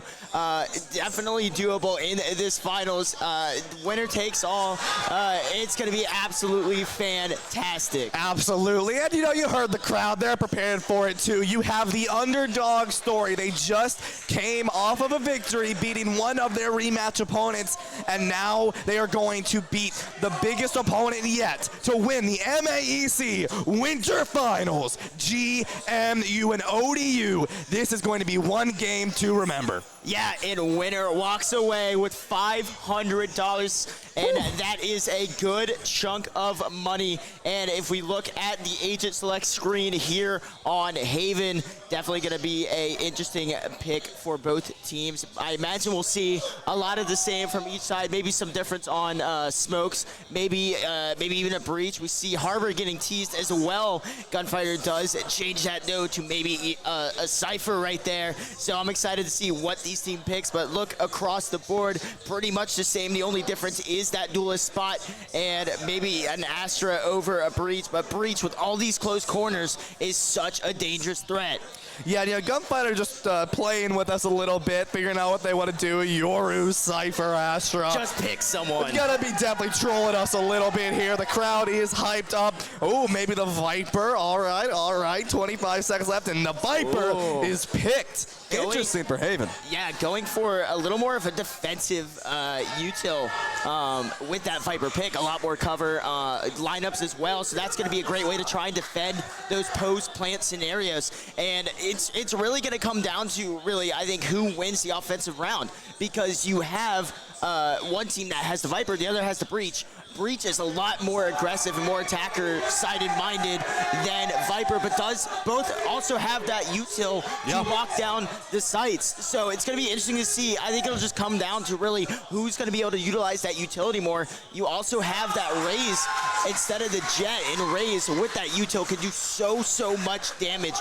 You really got to be careful about that. And we are getting into the game here. The crowd is hyped and ready to go. Here we are, round number 1 of the MAEC Winter Valorant Grand Finals. ODU and GMU looking to take home the bacon tonight. Yeah, and GMU is going to be in red, and we're going to see ODU in green. Only if we could change the colors in the match. That'd be so nice. Valorant, please add that as a thing. I beg. And it's going to be absolutely phenomenal. We're going to see smokes go out early on to onto C site, as it looks like ODU is going to try and push things here, and that smoke completely covering the other team. Ryan trying to jump and try and see the other team, but I don't think it's going to work out until it's too late. Ryan is going to end up teleporting out, but Ryan will still find the kill on Asper. Gunfighter's going to find Niche. And there it is. Autobot's going to find 2, but Chasing Kytrain's going to find 2 as well. It is a 2v2. K-Train is going to be able to plant this spike down. It is a 2v2, but Ryan not quite able to find it. K-Train's going to find the nice kill. We do have a Frenzy against a one little ghost, as well as, I believe, a classic here. Crowd going absolutely wild. Not much HP remaining to the side of GMU here. Yeah, now super hot with that Frenzy in hand. Going to try and defuse this spike. There's Does one. Find the one tap with the dash. Can't quite get the last shot onto Chase, and they will win. George Mason takes round number 1, and the crowd behind us is absolutely loving it right now. This is a best of 3 series, and this is only round 1, and this crowd is ecstatic, Will. There is nothing else you can ask for at these LAN events. Some beautiful plays already, and this is already down to the wire, 0-1, GMU's favor. Absolutely unreal play there by ODU, but just falling short on the dash reset. Wasn't able to get that Frenzy up in time, and it ends up falling in the hands of George Mason, who now has all the momentum heading into this next round. Ruba goes out. Ryan's going to deal with it. Shot is going to come out from Headhunter. Not going to quite find anyone. Ryan's going to be forced to retreat back, and has that teleport still online, though. Definitely something to consider if you are ODU. Yeah, so I believe Ryan did manage to find a slight nick onto that Viper there for GMU. Yep, they did. So it looks like we're going to have GMU running down C long here, trying to secure this site with 1:08 remaining here. Esper's checking corners, making sure as GMU is going to get this spike planted and secure down C site. ODU now has to find out how they want to take this site. We've seen this before. We saw it in the ODU game earlier. This is what ODU likes. They like to have the enemy team secure their spot, and then they take control. They force the enemy team back, but maybe GMU won't fall into that sort of play that we've seen earlier. So ODU needs to figure out what their plan of attack is going to be here. Dived going to find, oh wait, never mind. ODU's going to find 4. Chase Q going to be able to find 2 as well. And there it is, GMU just finding that round with relative ease. Yeah, and there it is. George Mason had full advantage going in, and they used that to their advantage. They get on site with all 5. 5v5 retake with way more utility, way more guns than ODU had. And after that, it was like a janitor just cleaning house right there. I mean, absolutely unreal. Chase QQ right there with the triple to help propel GMU to a 2-0 lead. But now, something you have to be careful about is now ODU can also buy. So now, this is a massive round because if ODU's not careful, this game might be slipping out of their grip. This is a full buy for both teams here. ODU gonna play relatively safe. Ryan finds 1 headshot and gets out of there. Finds a headshot on to Chase QQ. Oh, we have Super Hot Girl gonna do a little bit of damage. Not quite gonna find the kill though. Gunfighter's gonna come in, but Ryan's gonna find Esper. Ryan will fall down that Gunfighter. However, GMU is going to go for kills, but Super Hot's gonna find 2 more, but not before falling down to K-Train. K-Train, the only one living on the side of GMU, is all alone right now on a site. K-Train is spotted and is known where they are. Can't really go anywhere else as the abilities are throwing out flashes. Either way, K-Train falls and ODU taking round number 3. K-Tran trying to do so much right there for George Mason, but there is ODU to deal the counter blow right there, and now, just like that, ODU has a round on George Mason. 1 round difference, back to this, almost back to the start in this one. The crowd behind me is absolutely livid right now. They are ready for some Valorant action, and so are we, folks. Whether you're in person or online, this is amazing. You have a little bit of a battle going on right now. GMU versus ODU going back and forth here as we approach. It's also crowd versus casters right now. We got to be careful. They might drown us out. Honestly, though, Will, it is so difficult to even hear ourselves think. It is so crazy right now. But that's exactly what you want. That's exactly what you want from this LAN environment, and it's so nice. I had the privilege of going down to DreamHack, and this is close to reaching those levels of hype right now. I mean, absolutely unreal from both sides. Shout out to all the teams that have come out here, but now we're going to see GMU try and take this B site. Knives going to come out. Super Hot Girl's going to find 1. Can't find the reset. Esper going to pick up 2. Dafic is going to find a kill right there, and now full site control goes to George Mason. However, it is a 3v3, but K-Tran is on the flank, is going to find 1. Can he find the second? Is going to elect to just play it safe. Yeah, we do see Ryan does find that pick, but it is a 2v2 now. K-Train might be spotted out by Niche. Niche is taken out by K-Train right on the flank. Now GMU up 2. The Viper ultimate is going to come down online as well. Ryan all alone on this point. It is just Ryan to take this round and even up this series. But right now, GMU in a good area. The Decay is going to activate on Ryan. Going to be falling low on that HP. It's going to fall down to K-Train. GMU up 3-1 in this series. K-Tran's going to pick up 3 thanks to that Viper ultimate right there. Locks down that site.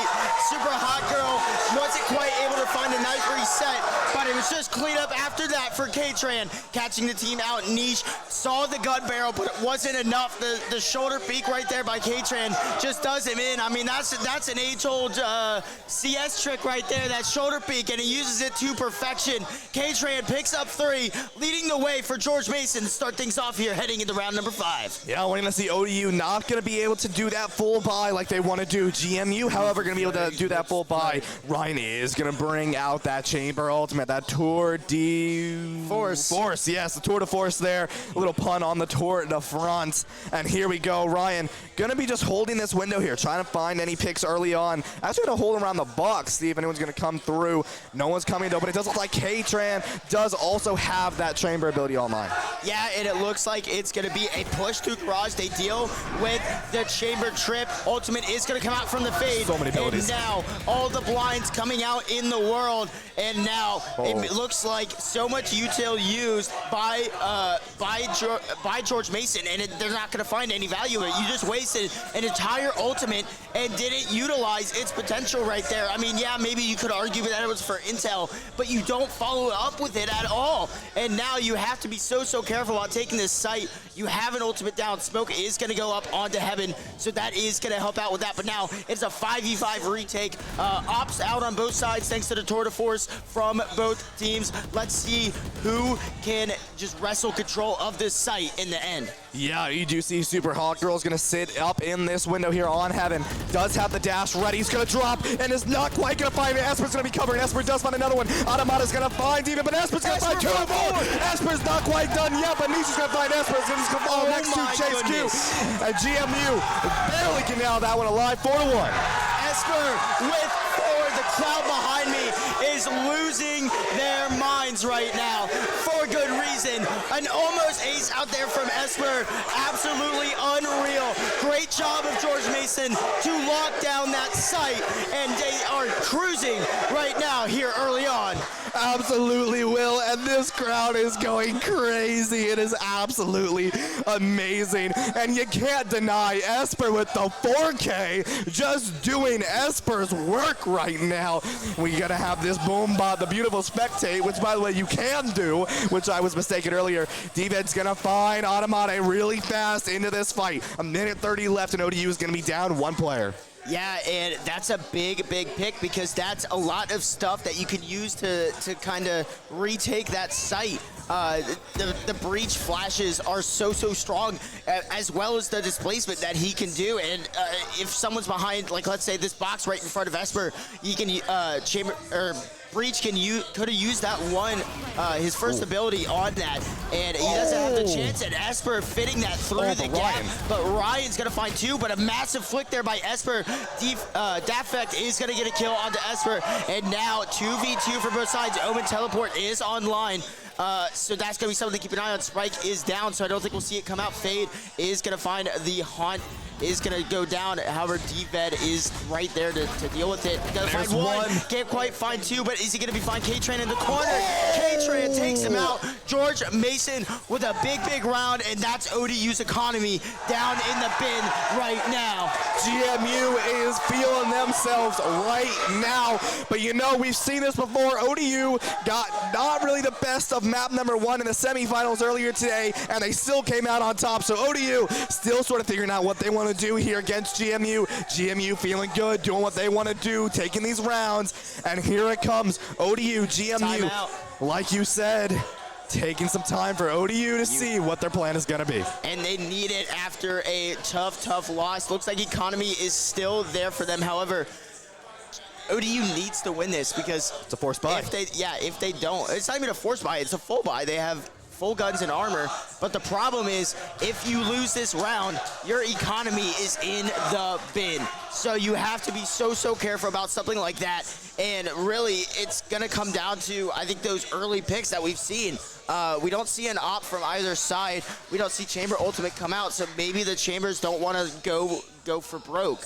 And so that's going to be something interesting. And meanwhile, on the side of George Mason, you could afford to give up one of these rounds because look at the economy difference. They have full buy and still have 6K, 4K, 2K in the bank. That is more than enough for full buys in next round. And so that's definitely going to be something to check out in this one. And it looks like they're going to elect to give the Omen the spike, and that's gonna be big because Omen has that teleport, that ultimate online, so really has full potential to go anywhere he wants. Yeah. And one thing I want to mention real quick is K-Tran did pull out that operator.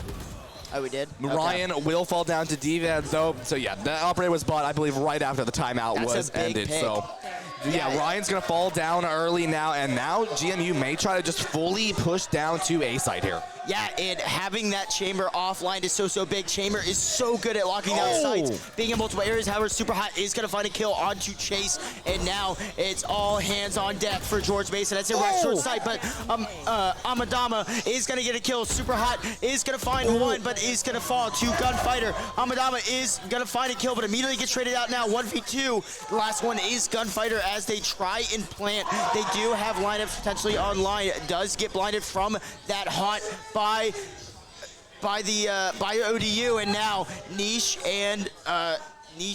just trying to find the opening to get this last kill onto George Mason. Yeah, and it does look like we are going to see both of ODU is just going to try to pinch out Gunfighter, but Gunfighter's going to find one and use his ultimate. GMU is investing everything to win this fight right now. Defect's going to fake the defuse, going to be looking for this kill, and the shorty comes out. The clutch comes out. GMU up 6-1. That is heartbreaking. Gunfighter clutches that up. Absolutely unreal. Great job there to get the last ult point. Recognize that you have that ultimate to use it, and then pull out that shorty in close range scenarios, and a one shot is all they need. GMU now full control of this game, full economy, and just look at the side of ODU. They are in shambles right now. All pistols are from their side. They do have 3 ultimates, but you don't normally want to ult when you have pistols in hand. No, you do not, and Ryan is not going to find the pick that they are known for getting early on in the fight. It is going to be forced to TP out, and Gunfighter will find Ryan there. D-Ved will also be coming out of that fight. Going to be trying to just run around point, sort of cause some commotion here, as GMU is going to actually hold further back. This is interesting. This is what ODU likes. They like when the enemy team leaves the point, because then ODU can actually secure the point and do what they've done previously, which is just sacrifice 3 of their players to defuse, fully stick the defuse. And that is going to be interesting, but K-Train is going to stop that. Super Hot and Niche will both fall down. Automata just has a sheriff in hand here. Only so much you can do, but both ultimates online here. But no longer as Defect and Automata will both fall. GMU up 7-1 in this series. A great job of George Mason to recognize that ODU is just going to try and flood the point. They only have pistols, they have full gun advantage, and K-Tran had other plans of letting ODU onto that site. GMU plays that defense perfectly. They don't lose a single person that round. Economy is booming for George Mason. Meanwhile, ODU just trying to get the scraps left off their plate. Yeah, ODU will have 3 ultimate abilities online here, as GMU has none. So ODU, we may see a very aggressive defensive play here, as we have teleportation, we have fade, as we also have Breach's ultimates online here, and GMU mainly to just actually sort of try and bait these ultimates out. We are going to see that pull will come in, but no one's going to try and engage yet. Niche is actually going to try to. Never mind. Niche not quite able to find anyone quite yet here, but ODU does know where GMU is right now. Super Hot will find Esper. Esper's going to fall early on into that fight. Ryan holding the off. Knock it. Double legs gonna go out from both sides. Not quite gonna find a kill. Chase gonna try and commit to this push into garage. They are missing their duelist, so that's a lot of just entry potential offline. You miss that raise, you miss the nade. You also have the movement into sight. So that's definitely gonna be something to keep in mind. Fade ultimate is gonna come out. That's gonna find a few people right there. Adamada is gonna be able to actually avoid that though by being on B side. I think he thinks someone's at mid. And I think he's 100% correct, because he sees Chase, QQ, and Viper. Viper will put down that smoke screen, is going to be able to pick up the smoke as well, and just kind of try and play life and play this one safe. Yeah, ODU, GMU, 4v4 here. Teleportation and Breach Ultimate are still online for ODU, so they still can play relatively aggressive here. Does look like GMU is going to rotate back over to this C site, which is where they started, but Niche has not left. 13 seconds remaining. Niche knows that they are coming in. Finds 1, finds 2. Niche is not done yet. Looking for a third.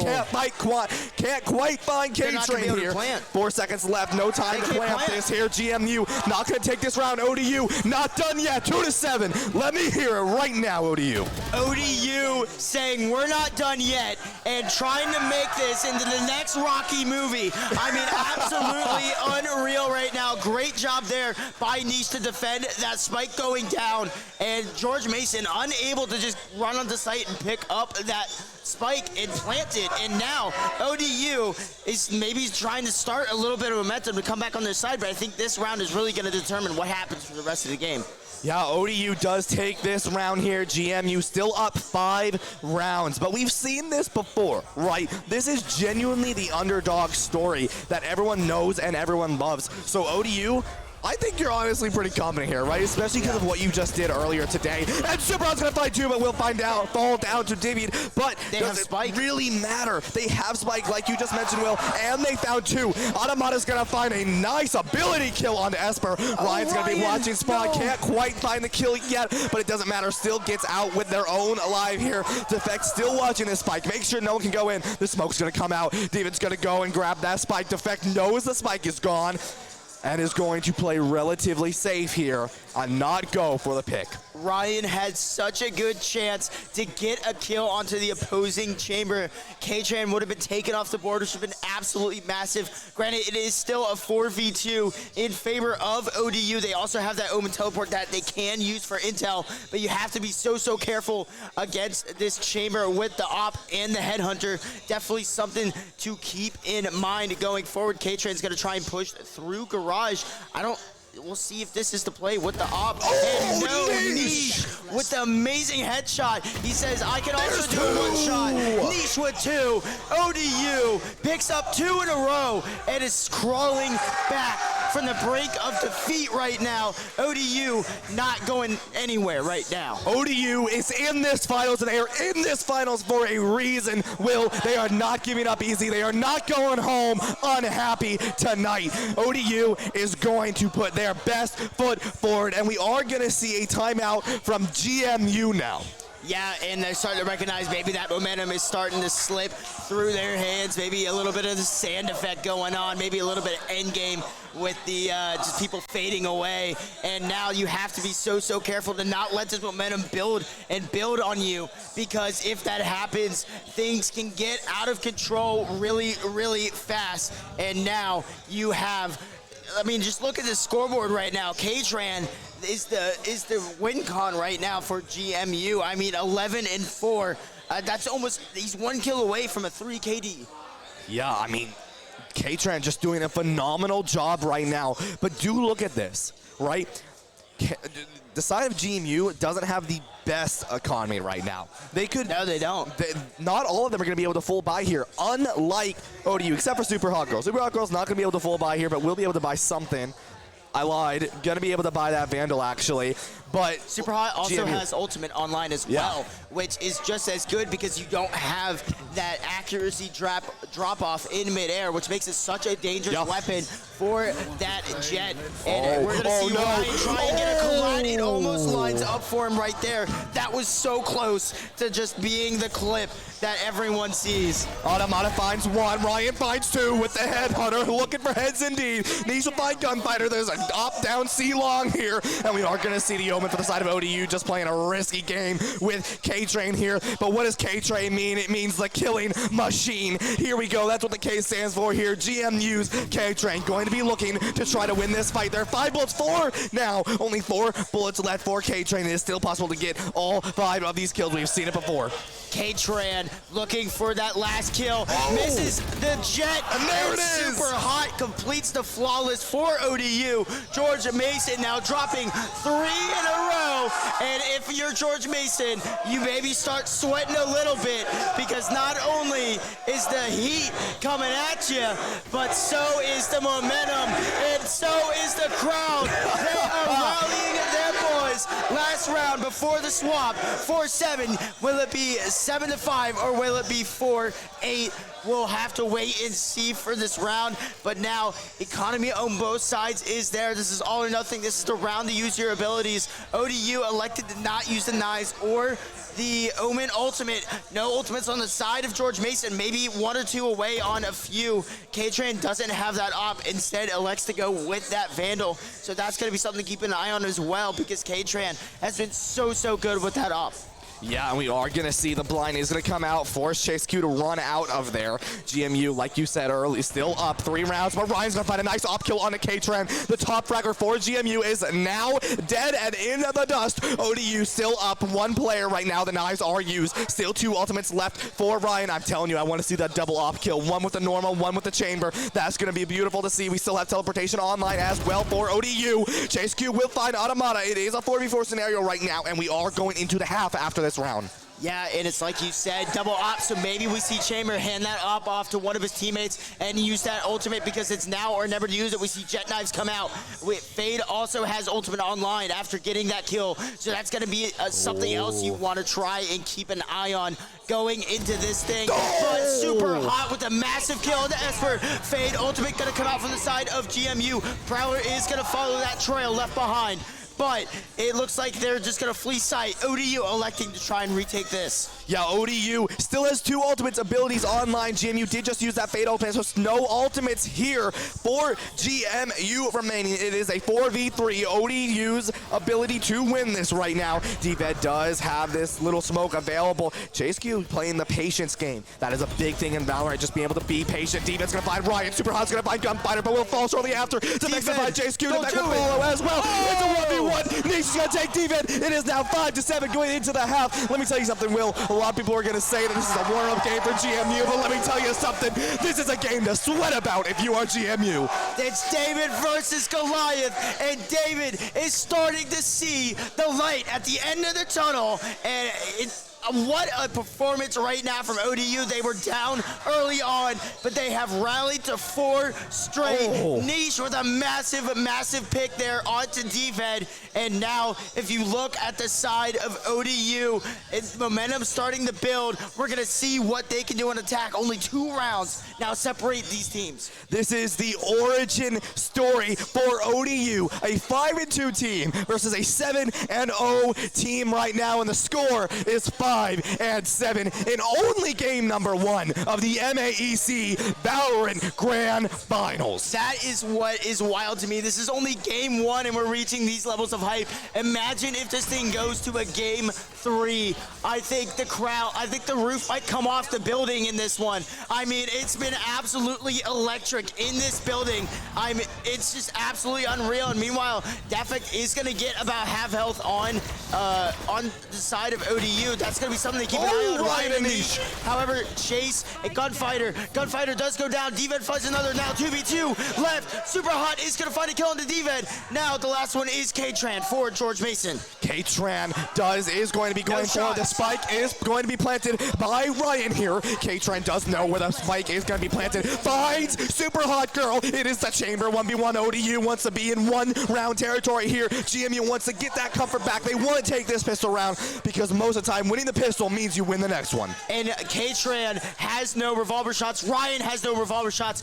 And full health versus 70 health. That might make the difference, but looks like Ryan is just going to wait for this defuse to come out, and K-Tran might just stick this. He might actually just get this off. No, he doesn't. ODU not yet. Around K-Tran. .02. He was so close to finishing that one off, but what a defense that is, and ODU continues their streak.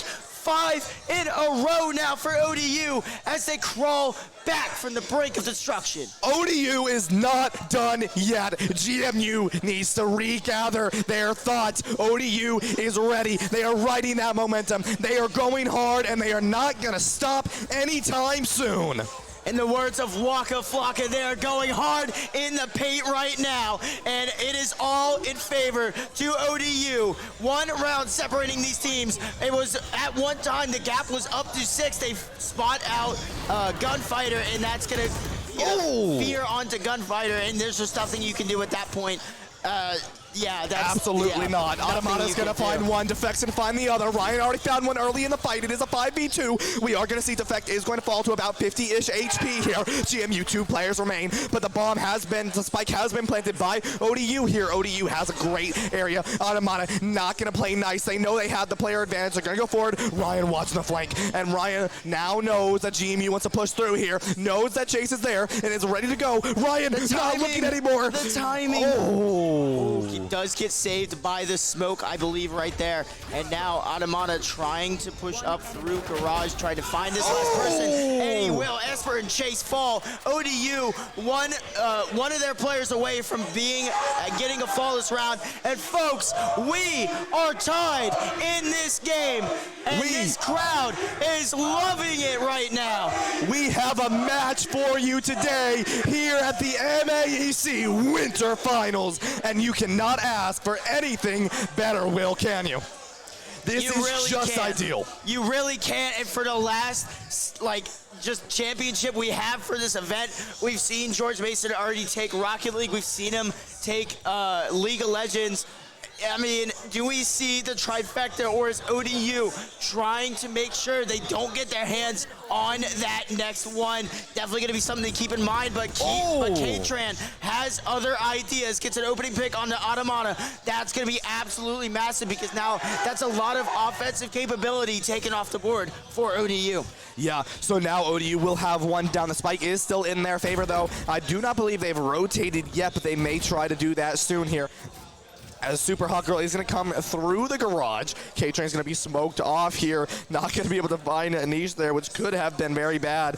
Oh, D-Bed going to be watching this angle, but is going to be spotted out here. Still going to find Super Hot, but will be traded out by Defect. But still, ODU is down one player right now, and Defect on only a sliver of HP remaining, as well as the Chamber, which is going to be Ryan for ODU. Just little slivers of HP remaining, but Niche on the flank, looking to find GMU slacking. Yeah, and Fade may have the prowlers, but right now, Niche is the one prowling around looking for these kills. And now, you have to be so careful, though. Defect is going to fall. And now, numbers advantage increase even more for GMU. However, Ryan is going to find a kill. Does have teleports to set up, so definitely going to be something to keep an eye on in this scenario. And K-Tran, does he hear him? He definitely does. Is waiting on the site. Is going to find one. Can find a second. And 3 for K-Tran.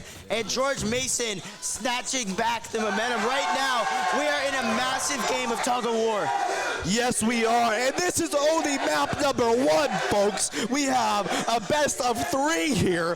And this is still anyone's game. You have the underdog story. You have the undefeated victors. Who is going to take just map number 1 here, as GMU only has a 1-round lead onto ODU. The temperature is rising in the arena, both literally and figuratively. You gotta be so careful about this. Both teams, I think it's gonna come down to really, because it's neck and neck right now. I think it's gonna come down to who's going to make the biggest mistake. We see a Nate, he'll come out from Esper to start things off. That's massive. Once again, that's the Chamber offline for ODU. Yeah, that's going to be very bad for ODU, but no ultimates on either team right now. I believe ODU's Chamber does have ultimate, though, so not going to be seeing that for this fight here. Niche, as well as the rest of ODU, going to be aggressive here. This Phantom is going to be grabbed. Automata is going to plant this spike here, and now ODU is going to hold this point. Super Hawk is going to find Esper, but Chase Q is going to find Automata lurking about GMU and ODU. It is a 3v3 scenario here, as we are now approaching this last 52 seconds. Spike is now in the favor of Fade for ODU. Some damage is sent out, but Super Hawk is going to find K-Train, but in return, the effect will fall. Now ODU still has the spike, but just cannot plant it yet, as now both of ODU's players are very separated from each other. Yeah, that's something you got to be careful about, is challenging them 1 by 1, and also ODU still has plenty of time for a plant, but there goes the spike. Now that's down, and just like that, momentum swings. Prowler is going to find lock on the 1, but it's going to get shot down. Spike picked up, and Niche gonna try and just run and gun. One way is put up by the Viper, but Niche now down to a 1v1 against the Viper gunfighter, trying to save his team and get a second round, and it's gonna catch out Niche with that Bulldog, and just like that, GMU now back to 2 rounds ahead, And now, folks, this is when it gets hype. When we're getting towards crunch time, GMU is now 4 rounds away from taking map 1. ODU down 2 rounds. The economy is going to force them to full buy here. GMU has the money to spare, but not too much, I might add. They don't have all the money in the world. Either team losing this next round could be terrible for the other. Yeah, K-Tran and Super Hot, most likely going to see ultimates coming out there. They do have that offensive utility with that ultimate. K-Tran has the op, and Super Hot has the knives. So that's definitely going to be something to keep an eye on as we head into this. And K-Tran, you got to hit your shots because let's say you waste a few bullets, you're not going to have enough. You're not going to have anything if your ultimate runs out. So that's definitely something to keep an eye on. The same thing goes for Super Hot as well. But the thing about Super Hot's knives is that they can get in closer. They can try and just get in your face with that right click and just eliminate you with a snap of a finger like Thanos. I mean, the potential is there for ODU, and both these teams clashing. Whichever team I think wins this round will have the more favorable economy. Yeah, if ODU wins this, they will be able to tie up the series, most likely here going to 9 because of that economy boost for ODU. But if GMU wins this, this could be in a very bad situation for ODU. So ODU really needs to win this. Like you said, the knives are going to come out, but we are going to see the tour de force come out from the chamber from GMU. We do see still have teleportation. Super Hot going to be aggressive here. Going to quite find Esper is going to fall, but Chase is going to find that trade on the Super Hot girl. It's a 4v4. Niche will find the plant down. But this is still anyone's round here. Both teams want to take this. They want to take it long, and they want to take the win. Ryan will find Chase Q, but Automata will fall there. I am so hyped right now. I'm messing up names. K-Train has the op on cooldown. Gunfighter's going to be looking for the fuse. Has half now, and is just going to stick it there. Yeah, and it looks like they're just going to spam near that spike. Going to try and use the Ryan's going to find 2. K-Tran getting a kill onto Defect. Now 1v2 with the chamber op. K-Tran's going to find a kill on the niche. Now Ryan is slow. Did they get it to half? They did. K-Tran's just going to defuse. He got it. K-Tran got it. K-Tran clutches it up for George Mason. A massive, massive win. Pros do not fake, and certainly they do not buckle under the pressure. Absolutely not. Ryan had a phenomenal performance there, but the slow was just so perfect for GMU to get that defuse off, and only moments away. And now we're going to see light shields and not a full buy from ODU here. This could be very, very bad for ODU because now GMU is going to be in a very good spot to continue forward in their momentum. And just like that, George Mason has completely snatched away the momentum that ODU built up towards the end of that. And it looks like Esper's going to find one. Does try to use the bounce the blast pad, but also uses ultimate. So that's ultimate offline without getting a kill. That's a wasted ultimate on the side of GMU. So that's definitely something to keep in mind going forward. Defect trying to shoot through that wall, not going to quite find anything. They have a free site to try and plant, but I think that's exactly what George Mason wants. George Mason wants to do these retakes when they know they have the economy advantage, when they know they have the ability advantage. So definitely going to be something to keep an eye on heading into things here. What a molly. I mean, what a molly that is right there. That's going to do a good amount of damage. These lineups, and this is kind of what I was talking about. You have more offensive. You have more offensive pressure on this breach, and Viper has so much more defensive. And there it is. Look at that. ODU is going to win it here. They get a save, kind of a thrifty round right there. Kind of half buys coming out from everyone, and they make it work. ODU trying to now snatch the momentum back towards them in this game of tug and war, and I'm all here for it. Yeah, and you know, if Esper was able to get away with that Ray showstopper, that probably would have been a 4-man shot. I mean, that was close. Yeah, it would have done a lot of damage to be sure. And look at that, the chambers almost identical. 18 kills across the board for both of them. Definitely something to keep an eye on as we head into things here. Omen ultimates online for both teams. However, ODU does have that Fade ultimate, and they're going to lead with it heading into this one, and that's not going to find anyone. No one on George Mason on the site. You know, I find this interesting. ODU is so aggressive. They're so involved. Nisha's going to get this plant so early in this fight. And by the way, Viper used ult last round for GMU, so you no longer have that. All you have is teleportation with K-Train with the headhunter finding defect. That is one head hunted indeed. ODU also has teleportation available here, but no, Nation Super not going to find it. K-Train is not done yet, though. Finds one more headshot here. They know where they are. Automata's going to find them. ODU 9-10, 1 round difference. The lockdown defense there by ODU after bomb is planted. It does not get any better than that. K-Train with an amazing headshot right there. Niche gonna pick up 2. Super Hot also picking up 2. And just like that, ODU 1 round away from tying things up yet again. Yeah, you know, I would not be surprised, Will, if we manage to see an overtime in map number 1 of these Valorant finals. This is gonna be absolutely incredible, and you can tell things are heating up like you mentioned earlier, Will. This is just one amazing, oh, here it is.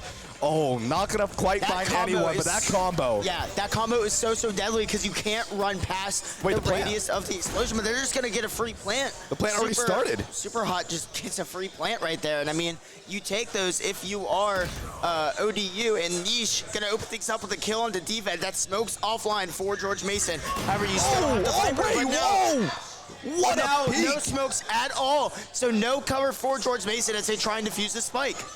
Yeah, and it doesn't look like we're just gonna have Defect gonna find one. Defect will get blown up though by Esper's boom bot there. Chase will find Automata, but Automata will find K-Train before that fall happens. It is a 2v1. Nice will find Chase Q. Tied series 10-10 right now, Will.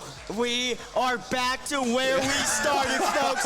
10-10 right now between both of these teams. This is as good as it gets for a finals. And oh my goodness, what a performance right there by Niche defending that site so well. Esper was able to get a kill with that utility, but just like that, we're back to square one, Ryan. Yeah, and you know, ODU calls this time out here. Ryan called it, and you know, there's probably two main reasons here that it was called, and one of them was either to sort of mess with GMU's mental, right? But also to reset ODU's mental, right? They have been on such a fire streak right now, and they kind of just need to relax, right? So this timeout may just be to sort of chill out and relax. As you hear, the crowd is absolutely ecstatic and yelling right now. Let's get loud, this folks, is just insane. Arena. I mean, absolutely phenomenal, and this is what you want for map 1. I still can't believe that. I've said it so many times because I just can't believe how hype this arena is. I mean, it's just absolutely unreal to see an event like this. And if you look at the economy, George Mason is broke just like me. They have no utility online. They're buying Stingers, they're buying Spectres.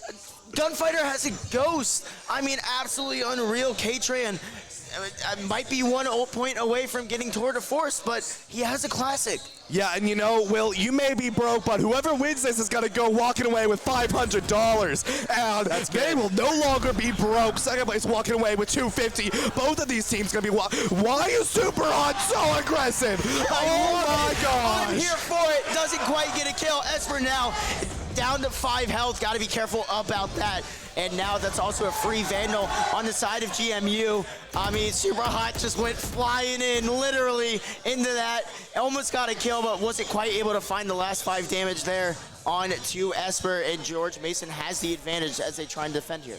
Yeah, and ODU will have that Jet Knives online for next round, but GMU has already operated that operator. The teleportation is no longer available as Ryan's gonna find a nice headshot on the DVED here. It is now 4v4. The spike is still in favor of ODU, so it's still anyone's game, but K-Train's gonna stop Ryan in the tracks.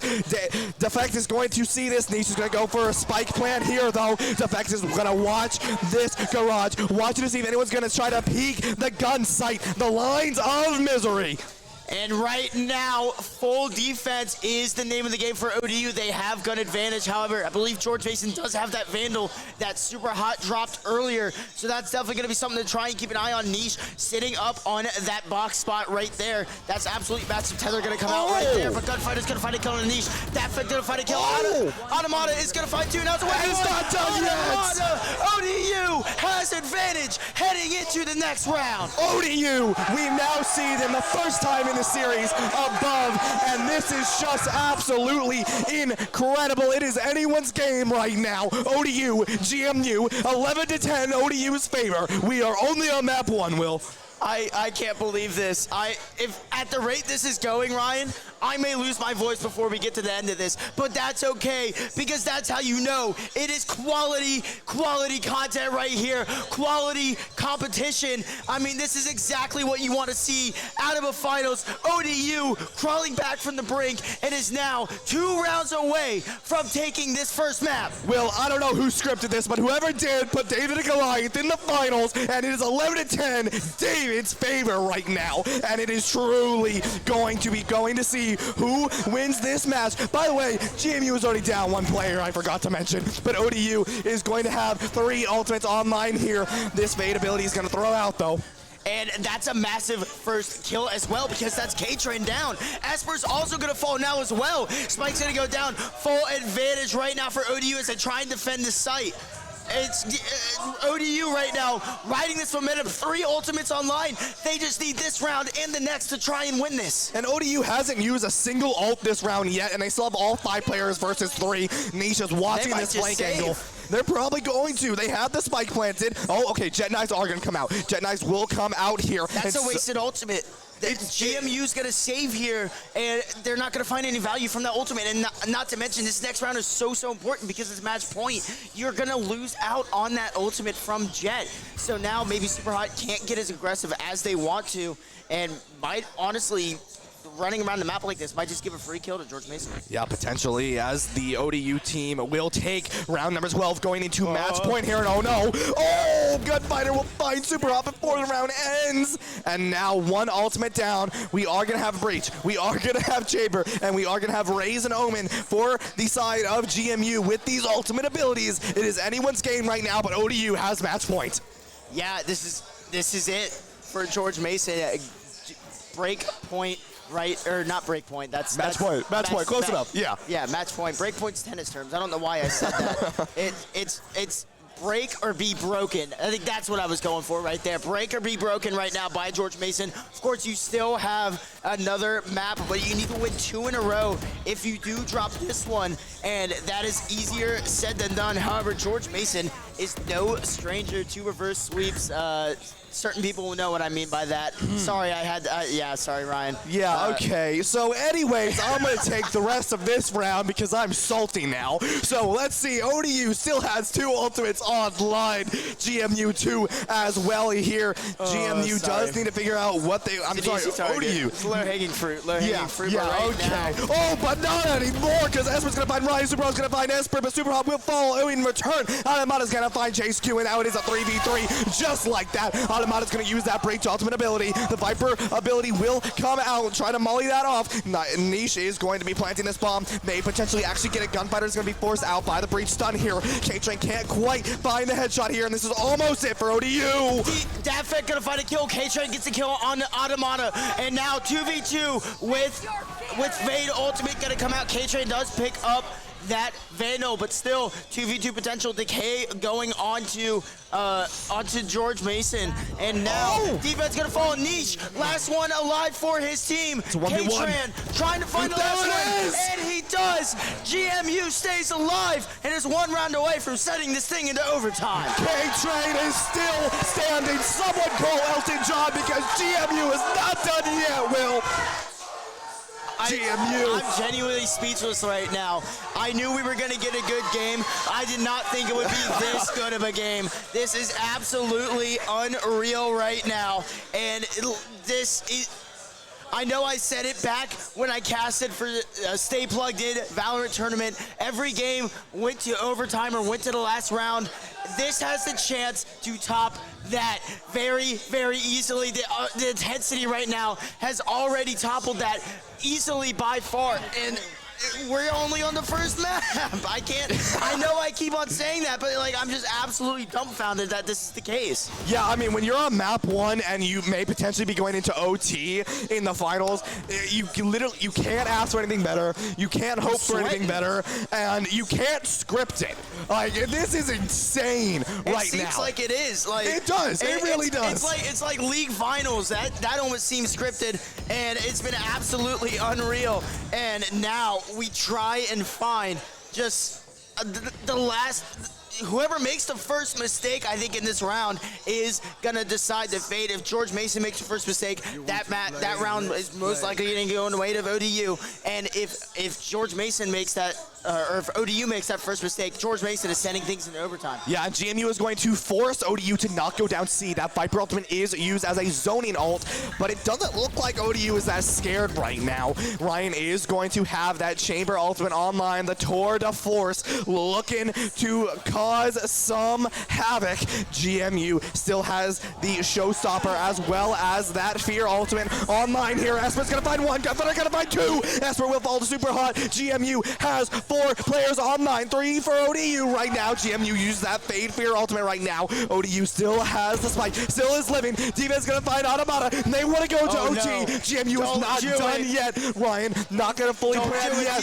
8 seconds left. 8 seconds, 7 seconds. Forced to plant this bomb right now. K-Trade's gonna find it. Defense gonna find it as well. 12 to 12. We are going into OT for map number 1. My goodness, Defense does it again for his team. The Omens this game are coming up clutch. Folks, we are headed into OT, heading into the closing of map 1. I don't even know what I'm saying anymore, man. This is absolutely unreal. This is OT, map number 1 in the MAEC finals. Listen to that crowd, ready to go and ready to fight.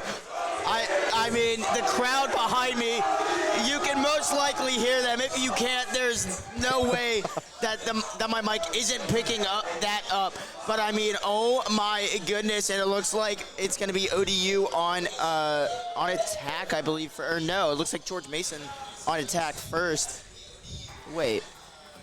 The ODU will be on the defense here. Is that a glitch? I don't see Viper Ultimate online.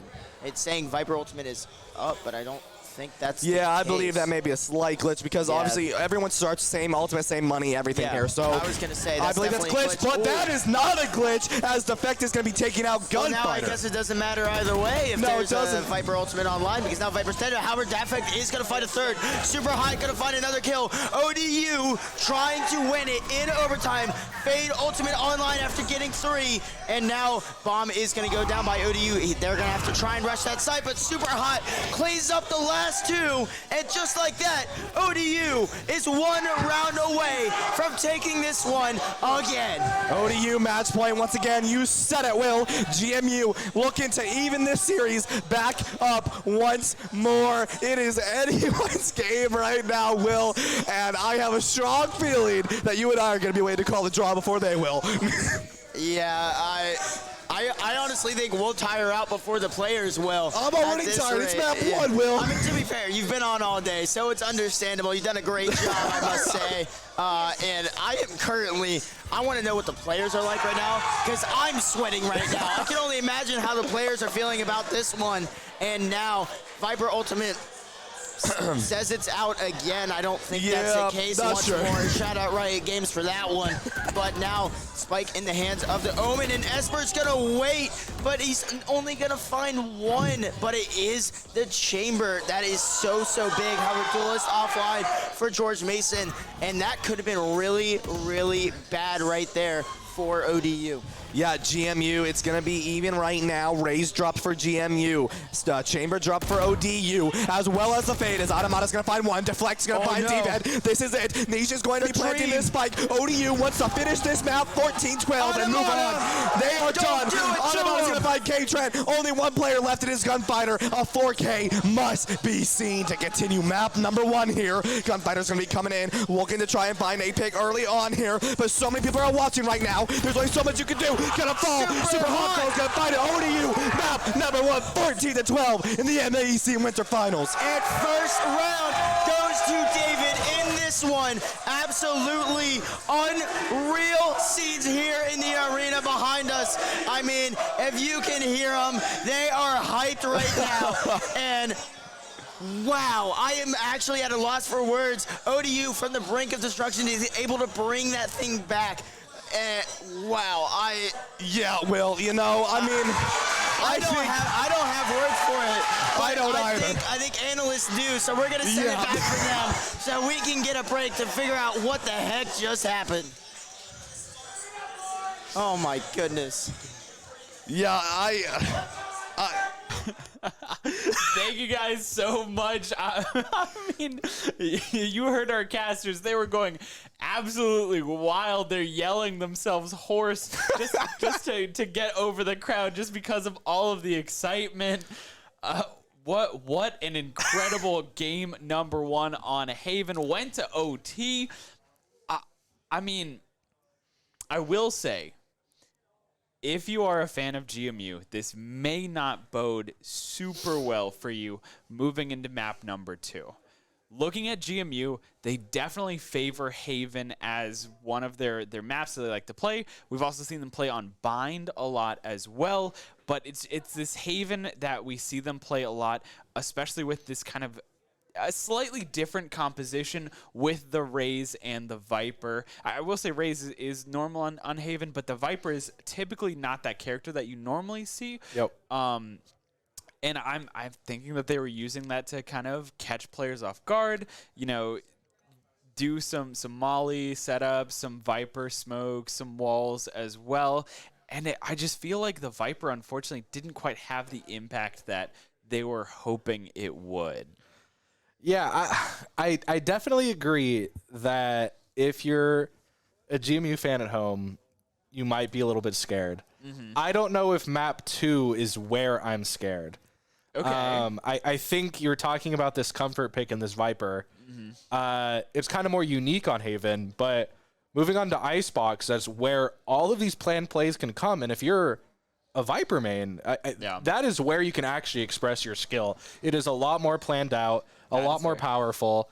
And I think this Icebox for map 2 could potentially be good for GMU. So I'm not scared as a fan on that side. Okay, I like that. I am scared for Breeze. And that's kind of where we prefaced it, where ODU is comfortable on Breeze. And if you could take one map, whether it's map 1 or map 2, I think you're feeling comfortable as ODU to pull off the upset. And that's where I'm fearful. That's where I'm fearful. Yeah, well, I think at this point, right, what we talked about, right, we thought Haven was going to go in favor of GMU. It ends up going in favor of ODU. We knew that if ODU makes it to Breeze, it will probably go in favor of ODU for Breeze, just because of what we've seen from them, how well they've been playing. Yep. So now the pressure is just completely on GMU. They need to take Icebox, and then they need to push through Breeze and take Breeze if they want to have a chance at winning this. If they want to take home that money, if they want to take home that number 1 title. So now we really get to see where is the mental, how strong is the GMU mental. How strong can they lock it down? Like you said, Icebox is a great map to express your creativeness, your lineups if you're a Viper main. And I completely agree. I'm excited to see what Gunfighter does on the side of GMU. But when you look over on the side of ODU, Niche, who did amazing on the Omen, we also know that they have a Viper that they can play as well that is also incredible, which we've seen on Breeze. So, I mean, it will be interesting for sure, and I cannot wait. There's just so much. Yeah, there's a lot of nuance with a lot of these game plan specific play focused maps where you have to play Viper on Icebox, right? And we're talking about it. You play Open map 1 on Haven. I'm gonna play Viper map 2. I know what I need to do. I know how to use the plan. And certain people use their Vipers differently. Some have them be plant and then set up afterwards. Set up before, then plant. So I think there's a lot of creative skill expression for all of the lineups, all of the set plays you have, and then it's just how you actually carry them out with who's doing what role. And I think the Viper will actually have an impact on Breeze as well. Like, Breeze is a good map for Viper. Like, everything that she can do is very good on Breeze. So we've been talking this up for ODU. That's because we have experience watching them play on Breeze. Yeah. That's not to count GMU out. I do think that their players with their skill sets could be good on Breeze. Like, I think that is a match that can work. It's just all about momentum. It's all about endurance. We talk about this lot at all of these tournaments that we run, where they start at 9 a.m. for check-in, and it's kicking on to about 5 p.m. This match is probably going to end around 6 p.m. Endurance is key, and you can have all the mental strength in the world, but do you have the mental endurance to have that strength for long enough? Semifinals was a long match as well, even if it was a little bit lopsided in times. It still ended up going 3 maps, right? Yeah, at least for ODU, it went 3 maps. Yeah, for GMU, it's that 2-0, but there's still a lot of time since they've played. You might think sitting around and not doing anything isn't strenuous at all, but just staying awake and thinking about the game will drain you. And now we're having these breaks between games. Every single minute, every bathroom break is going to be ticking more into more what you have of endurance and what you can do. So if this goes to map 3, it might be up in the air. I don't even know if what the momentum is going to matter. You know what? Actually, I agree with that, especially because, yes, we have seen ODU play on Breeze. We haven't seen GMU play on Breeze, at least here in person.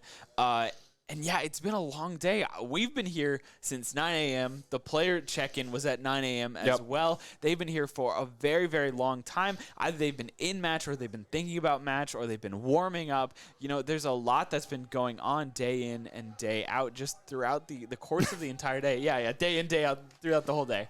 But it really will come down to that mental fortitude and the alertness, the awakeness, the ability to just keep going, to push forward, keep pushing through that fatigue, and just which team wants it more at the end of the day. Yeah, and it's kind of an exponential thing where after you get into the finals, wanting it more and focusing more drains you more than it did earlier in the day.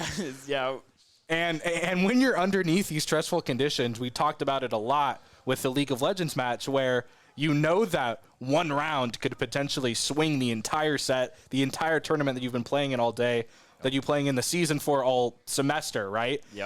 And those moments can lead to glory, or they could lead to demise, right? Like, that's just, it's dramatic, but everything could culminate in one single play. One decision by one person on a playing field of tens of people, right? Yeah, and I will say we've seen a lot of great work out of both of the IGLs from GMU and ODU. So, yeah, it is one misplay, one misstep is demise, right? But it's also just one missed aim, one missed shot can really also impact that greatly. And I think we've seen a little bit of that, especially when we were looking at that last OT, right? We saw players who were hiding in corners, and sometimes they get overlooked because it's been so long, right? You've been on Haven for so long. Someone takes an unorthodox corner that you're not ready for. You walk past them. You don't even check that corner. And then it's up to that person to hit those shots. And we saw one of those opportunities where they missed their shots, right? And so it really is important, but also as the day goes on, as the fatigue sets in, you're going to start making some missed calls, some misplays. You're going to start missing those shots, and I think this is where all of the teams need to dig deep and find what they're made of. And are they going to walk home champions? Are they going to walk home, $500 richer? Or are they just gonna walk home second place, you know? So enough about that. We are in a short break while the players take a little bit of time to recuperate, get some water, use the restrooms. You know how it is. We're going to have a short video from Children's National. Remember, all this is benefiting Children's National. Of course, if you would like to make a donation, you can do that in chat, or of course go to www.extralifedc.com. But for now, please enjoy this video, and we'll be right back after that. And we are back. If you have missed out, you missed out on an incredible match of Haven ODU versus GMU. We are getting ready. We're gearing up to go into Icebox. Yep. Whew. I love this. This is a very different map. Of course, we went from the 3-site to a 2-site with a lot of tight corners. Of course, there are some opportunities. I mean, we're going to see Chamber again being run, and we'll probably see Viper again as well. But aside from that, we might see some new characters. We might see the Sage being pulled out, the Sova coming out as well. It'll really just force these players to dig a little bit deeper, change up their playstyles, of course, to make sure they're fitting up on Icebox. And again, Icebox is a map that we have not seen today. Yeah, and I think it'll be interesting to see the pace of this game, right? Yeah. This map demands a much different pace, especially with multiple Vipers existing. You can place a lot of fake walls where you're putting the wall down, going to the other site, move a lot slower, don't want to give up any intel on where you're going, force defense to react to you, right? And a lot of this proactive play can be done very slowly, very intentionally, and that might be very different for both of these players or both of these teams, where they've kind of been demanding the pace, I feel, a bit quicker, right? Yeah, and I think it'll again go back to that mental fortitude that we've been talking and we've been hitting on over and over again, especially because when we saw Haven, we saw GMU dominating that first 6-7 rounds. Really, ODU did not even have a chance to get into the game until after that, and then eventually they were able to start crawling back into the game. They actually tied it up going into the half, and then they started running away with it, to be honest. So I think GMU, if they're able to get a lead, if they're able to get a lead, they need to hold on to it. And for some reason, every time we've seen ODU, they tend to lose early on and then just crawl their way back. It seems like it's part of the game plan. Yeah, I think for ODU, if they have the lead at half, it's just potentially a bonus at that point. We're sitting pretty. We know what we need to do. We know how many rounds we need to win the match, and then that's what we're aiming for. I don't think they've been discouraged at all so far today. I completely agree. Well, without further ado, we are getting into the next matchup of Icebox. We're going to throw it over to the casters. Hopefully they've had enough time to recuperate. Take it away, guys. Well, yeah, you said it, Alexander, Nikita, and I think we've had some time to, get it buried straight. We've had enough time. Yeah, we've had enough time, and we actually have a little announcement about that third and fourth place match that happened. Yeah, and it was Radford against Mount St. Mary's. They went into quadruple overtime. So you thought that last match was intense. They went to the last map. They went to map 3, and they decided we've had enough of just trying to win. It's been back and forth. They decided to just end things with a knife fight to try and see who would win, and Radford came out on top in that department. So you love to see it. So Radford will take third. Mount St. Mary's is in fourth place, and now first and second still up for grabs. Who's going to come away with 500? Who's going to come away with 250? And it's, as they mentioned, it is Icebox. We're sure to see Viper. We're sure to see Sage as well, and most likely Sova. So it's going to be interesting to see what teams pick for their duelist in this scenario. Yeah, and we're going to see Super Hot Girl on the Reyna. We're going to see a Jet as well, the Sova, Viper. It's going to be interesting to see exactly what the rest, and we're also going to have that Chamber. GMU going to be running Sage, Sova, Reyna, Viper, and Chamber. So almost a mirror matchup. The only difference is the Sage and the Jet picks from GMU and ODU. Yeah, and that's absolutely massive because Sage is such a defensive character, so maybe they elect to go the more defensive route in this scenario. And honestly, I kind of like that strategy. It paid off, you know, going for maybe a little more offensive pick with that breach, and it ended up working out. Adanama just did so well coming off the bench as he's listed as their sub, but did not play like it. It was an absolutely amazing offensive utility right there, and it just wasn't enough from having that Viper against the breach. And I said it was, they both have their defensive and offensive capabilities, and Breach just ended up coming out on top in that scenario. So that's going to be something to maybe keep an eye on as we go into this game. And it looks like ODU will start on defense. So we have that Viper util ready to go to work for both sides. I mean, this is such a close map. That Viper. We got the hype going on. I'm getting distracted from Josh hyping up the crowd right now. He's doing an absolutely fantastic job of that. But now we're going to head into things here, and it looks like they're going to elect to go towards B-site. And there it is. Super hot on that Reyna. That's definitely going to be a factor in this one. Dafek going to find a kill on the Esper. That is Reyna down for the team. Dafek is just trying to end things right now, and now it's just the Viper with the spike for George Mason in this one. Yeah, and in fact, finding those 3 kills, and they know where he is. Manages to get out, though, still has that TP. Yep, TP's out of there. Nice and easy. One thing I want to mention is Superhot is really like a lover of that frenzy, and you can see why, right? Such good kills there. David's going to find Automata as well as Ryan, but will fall to defect with the 4K. ODU starting strong, up 1 in the series and up 1 in the round. Defect with a Quadra to start things off here. He is hungry, and he wants to win. Super Hot did end up taking that ace with first blood right there, but still, great job by ODU to take first round on Icebox. And now, ODU trying to continue that momentum from the last game to upset George Mason in this scenario, and DVED got 2 right there and wasn't able to find the last 2 as well. And now ODU has the advantage. They're on defense. They have the gun advantage. They have the util advantage. George Mason is just going to try and get lucky here. Yeah, and you know, one thing I want to mention is I think most of the crowd out here is rooting for ODU because GMU already won today, right? They already won a 4-2 victory.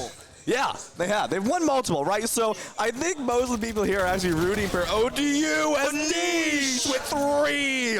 There's the ODU you want to see. Niche finding 3 and is still looking for more. A spike gets planted down by GMU, however, but the Molly is out, and the rest of ODU is going to start coming into this fight hard. Chase Q is going to find 1, but Ryan's on the flank angle with the Marshall on the jet. Does find Chase Q here. Asper only a Sheriff here is going to not hit the shots. Automata's going to find the stinger on him. Niche is going to defuse, and ODU up 2 in the series. Yeah, that was absolutely unreal there by Niche. I think if Niche doesn't get all 3 of those kills, George Mason actually might have won that round. I mean, they had the potential to lock that site down, but Niche just wreaking havoc with that Spectre, and right now it is all ODU, and George Mason has to win this round or else they are in big trouble. Yeah, and you know, one thing I want to mention is on the break, ODU, their entire team went outside of the arena and sort of cooled off, and they with us. Yeah, with us, and they looked so calm and collected, right? Yeah. You are the major underdogs here,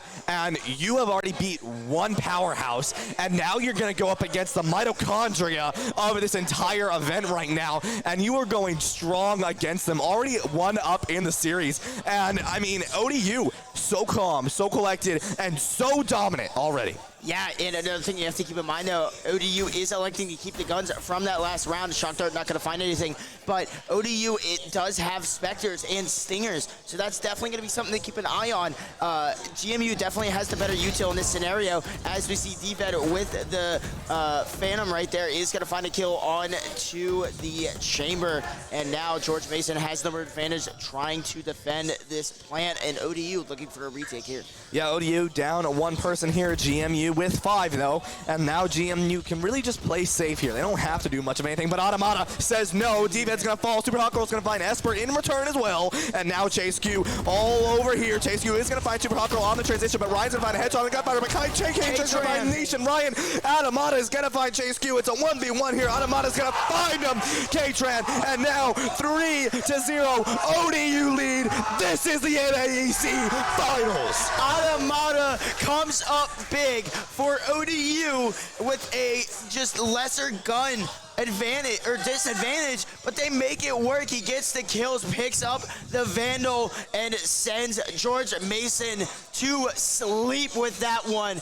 George Mason sleeping 6 feet under after that round, and all advantage for ODU as George Mason's economy is ravished right now. This is an ODU performance right now, Will. We saw last map, GMU was up so much, and wow, Penguins, okay. Snowmen, I like that. Yeah, I never actually knew that.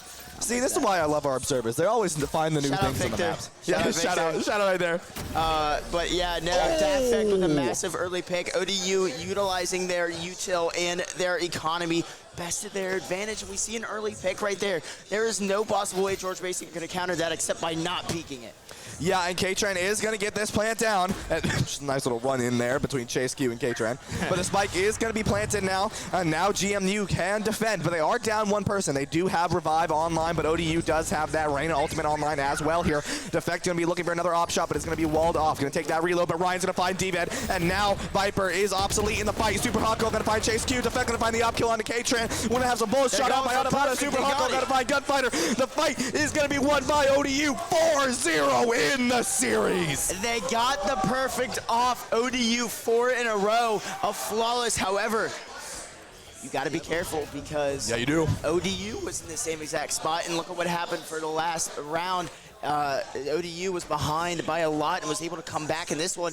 So maybe George Mason trying to do a little bit of the same in this scenario. However, mental starts to come into the game as a factor now after dropping the first round and 4 rounds in a row. If you're George Mason, mental is just out the window. You need to try and rein it back in and not let it get away from you. You have to be so careful. Res online for George Mason, so that's also something to keep an eye on as well, because that can make it a 6v5 in a round. Oh, and Defect is actually going to make it a 5v4 now. The Revive is going to come back up, so it is that 5v5. So there you go. I told you. Like you said, but Defect did find that op kill early and is now going to have the Chamber Tour de Force coming in for ODU. GMU does have Sova ultimate as well as the Viper ult, which is going to come online. K-Train is going to get this plant off. We have seen this multiple times already here on the same site, same location. ODU knows what their plan is. They're going to try and go for it again. Same exact deal. Take the kills, take the fight, take the round, take more of a lead. Here they go as ODU is going to come into this fight. They have to be careful though. This Viper ultimate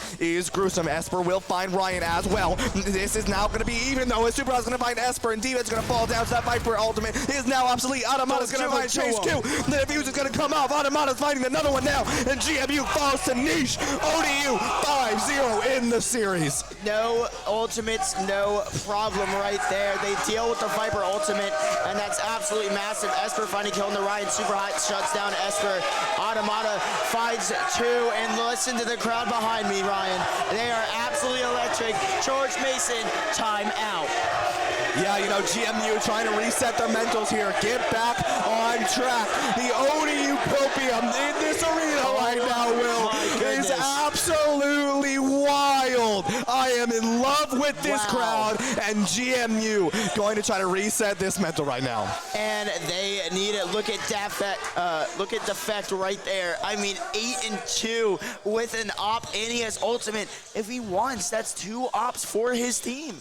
Granted, I don't know why you'd want to just continue to save up money, go invest that into something if you want. They can afford to do so. ODU has all the momentum on their side. If you look at the economy for George Mason, they can't buy anything.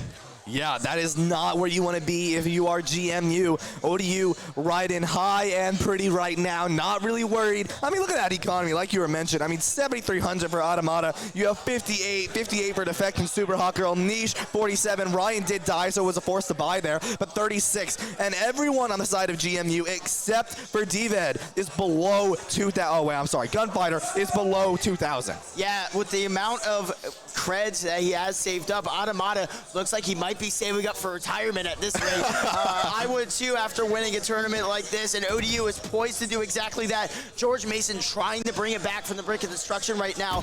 Goliath is on the back foot. Esper's going to find a kill, but immediately get traded out. So that is 2 duelists offline for both teams. So now George Mason only has no duelist at all, actually. Yeah, and you know what I find interesting? What if that timeout they talked about going to A site, right? And then it's like ODU knew that was gonna happen, right? I mean, that was just awesome. I mean, defense on this map is so strong if you can just keep people alive. And they've done exactly that. K-Tran, however, trying to put in work for his team. He says no duelist, no problem. Automata does find 2 as Gunfighter walks into the Soba ultimate. No way. Talk about unlucky timing right there. Yeah, Niche is going to find K-Train. GMU 1 player remaining, and it is DVED. We've seen some great plays from DVED so far in this series. This is truly anyone's game right now. Isn't quite going to find Niche. ODU is 6 rounds from victory, Will. 7 rounds. I can do math, I promise. Math goes out the window when things are as hype as this, Ryan. And what a performance by ODU.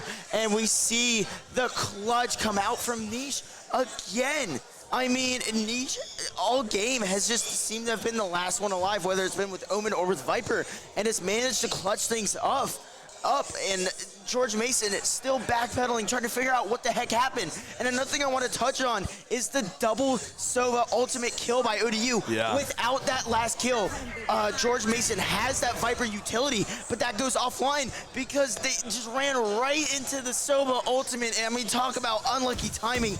Everything going in the way of ODU, including a pick by Super Hot onto Kitran. Yeah, Ryan 30 HP here. Drops the 1 because it goes into that smoke now. But Ryan has these knives looking to find a kill. Automata just not gonna be nice. Gonna be looking for these headshots as he has been doing all day today. Chase U's gonna find Niche, but Esper's gonna fall next. Chase U will find Automata as well, so Automata's kill is going to be pretty obsolete there. But ODU is now a 3v3. We've seen ODU in these 3v3 scenarios all the time. This is their comfort zone right now. Gunfighter's gonna hold the up, watching the flank angle here. You do not want to give this up right now. You have the finances to buy that op, and you do not want to lose it. GMU needs to win this round. They need to get that momentum back in their favor. We do have the TP going to come down. Gunfighter going to try and see if they can find a poke here. Chase Q going to go pretty aggressive here. Going to be watching this angle on the right side there, on the left side there. DVED's going to get the plant down, and looks away! The timing!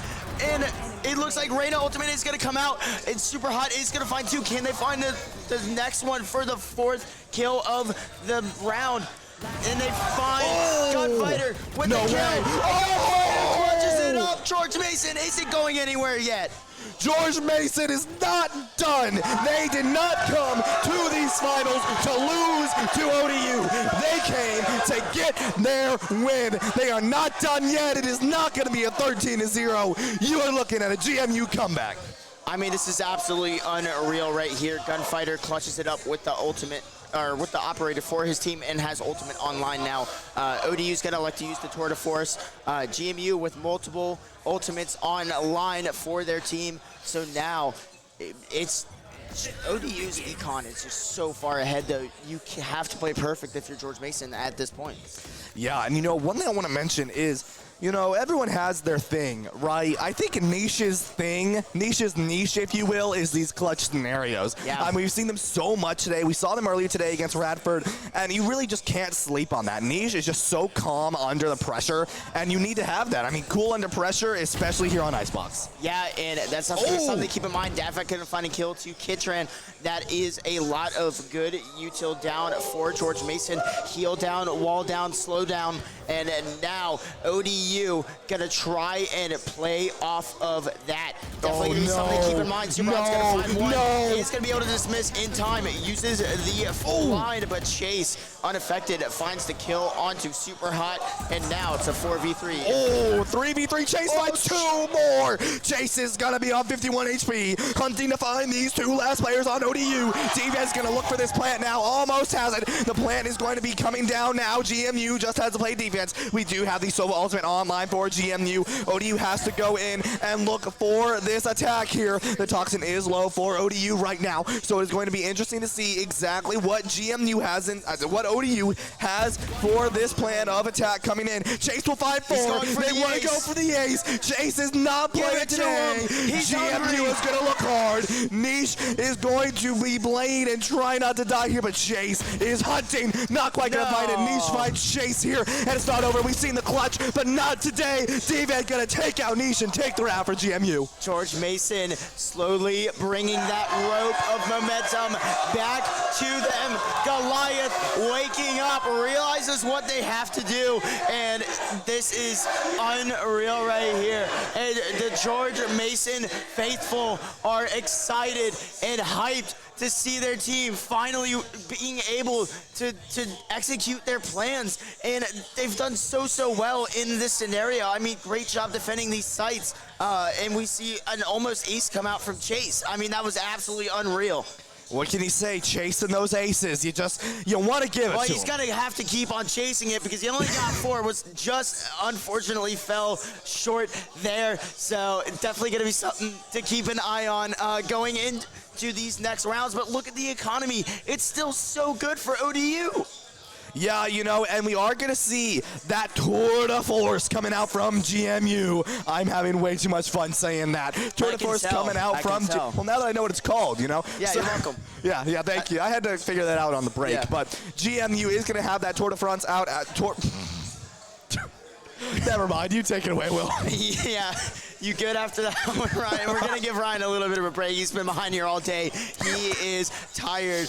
And right now, I'm sure so are the players. I mean, just back and forth. It's like watching a heavyweight title fight. I mean, both these teams just slugging punches at each other one after another. And it's just going to be which team is able to get the knockout blow in this scenario. And right now, all momentum in favor of George Mason after taking 2 in a row. They're confident. They're ready. And now they are hungry. Yeah, and Superhot's going to look for that trade. Finds David, but Superhot will fall down to the Tour de Force. And now GMU 4v4 right now. And, like Nikita was saying earlier, endurance is key. Defect's going to be looking for that flank and is going to find Esper. His endurance is on top of the church right now. 3v4. GMU is still going to be pushing in very slowly, trying to take this site. They do have Spike on them. ODU does have one player relatively low right now, so GMU can still win this. GMU playing really slow, really patient. You do not want to be aggressive, especially when you only have 3 players left. Chase Q not looking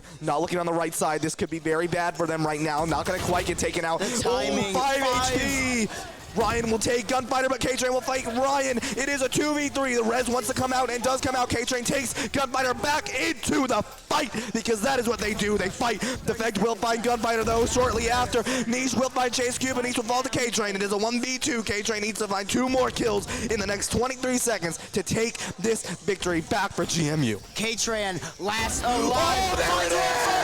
The Quadra. K-Train comes up big for George Mason, just like that. That's absolutely massive for George Mason.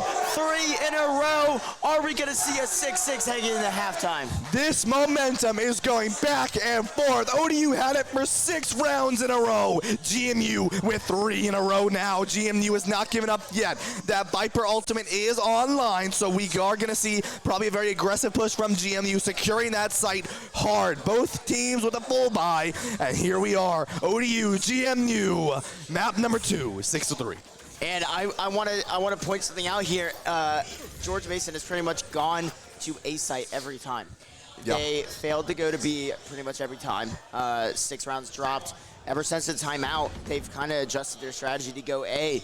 and it has completely worked out in their favor, and for good reason. I mean, they're just finding these opening picks, denying the util for ODU, and they're making the most out of it. Ryan's dash will go down without being used at all, so that he's going to get some kills to get that online. Gunfighter gonna find the kill onto Defect. And now K-Tran gonna wall up in the Viper ultimate, so that's gonna be something to keep an eye on. Excuse me, there. Super hot in Orion, but then K-Tran and Esper, and then Niche gonna find a kill. 2v2 now for both these teams. George Mason has one left, but it is Gunfighter, and we've seen him in this spot before, so you gotta be careful about this if you are ODU. Yeah, Gunfighter gonna come up to this higher ground here, hold the operator. 37 seconds. Doesn't look like Gunfighter is going to try and just take this. Oh, never mind. I'm done talking because I was clearly wrong about that one. Wait, we are gonna see Gunfighter. Yeah, Spike is not down, and here, he finds the headshot, but can't find Automata. The trade comes in, ODU stops that momentum. 7-3, GMU needs to figure out what their plan of attack is going to be.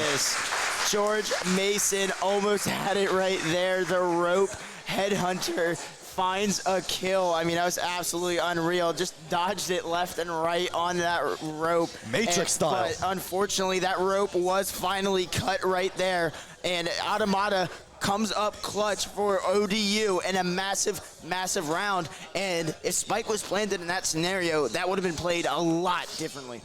Yeah, and if you're GMU here, you are down 4 rounds, and this is not, like a safety map for you either. Super ODU hot. can win this. Super Hot's gonna, Super Hot maybe going on a very, very, very deadly flank here, but it is gonna be spotted, so he's gonna have to run away here. No, wait. Oh, the Spectre's gonna take out Super Hot Girl. The Vandal will now be in Chase's favor here. Ryan does have the op and is gonna be watching this angle here, but I believe only Chase Q was on that site. The rest of them are pushing in mid and A here, and the Sheriff not quite to find him. The Vec's gonna find Ace, Esper, and D-Ved there. Ryan still holding the up, watching this angle. It is a 3v4, ODU's favor. The Viper ultimate is online as well, and no, Chase Q gonna take out Ryan. That operator no longer in play. Gunfighter gonna find the plant. 3v3, GMU can now relax for a quick second here, but Chase Q's not done yet. Gonna not quite find the kill, gets caught on the reload, and Niche is gonna find Chase Q. A series of unfortunate events right there for George Mason. However, they still have 2 alive, and Plant is down. K-Tran finds a kill, finds a second through the smoke, and now it's a 2v1. Defuse gonna come out as well, so that's gonna be something to keep an eye on. And Ultimate is on a line as well for that Sage, but I think they might try to elect and save this.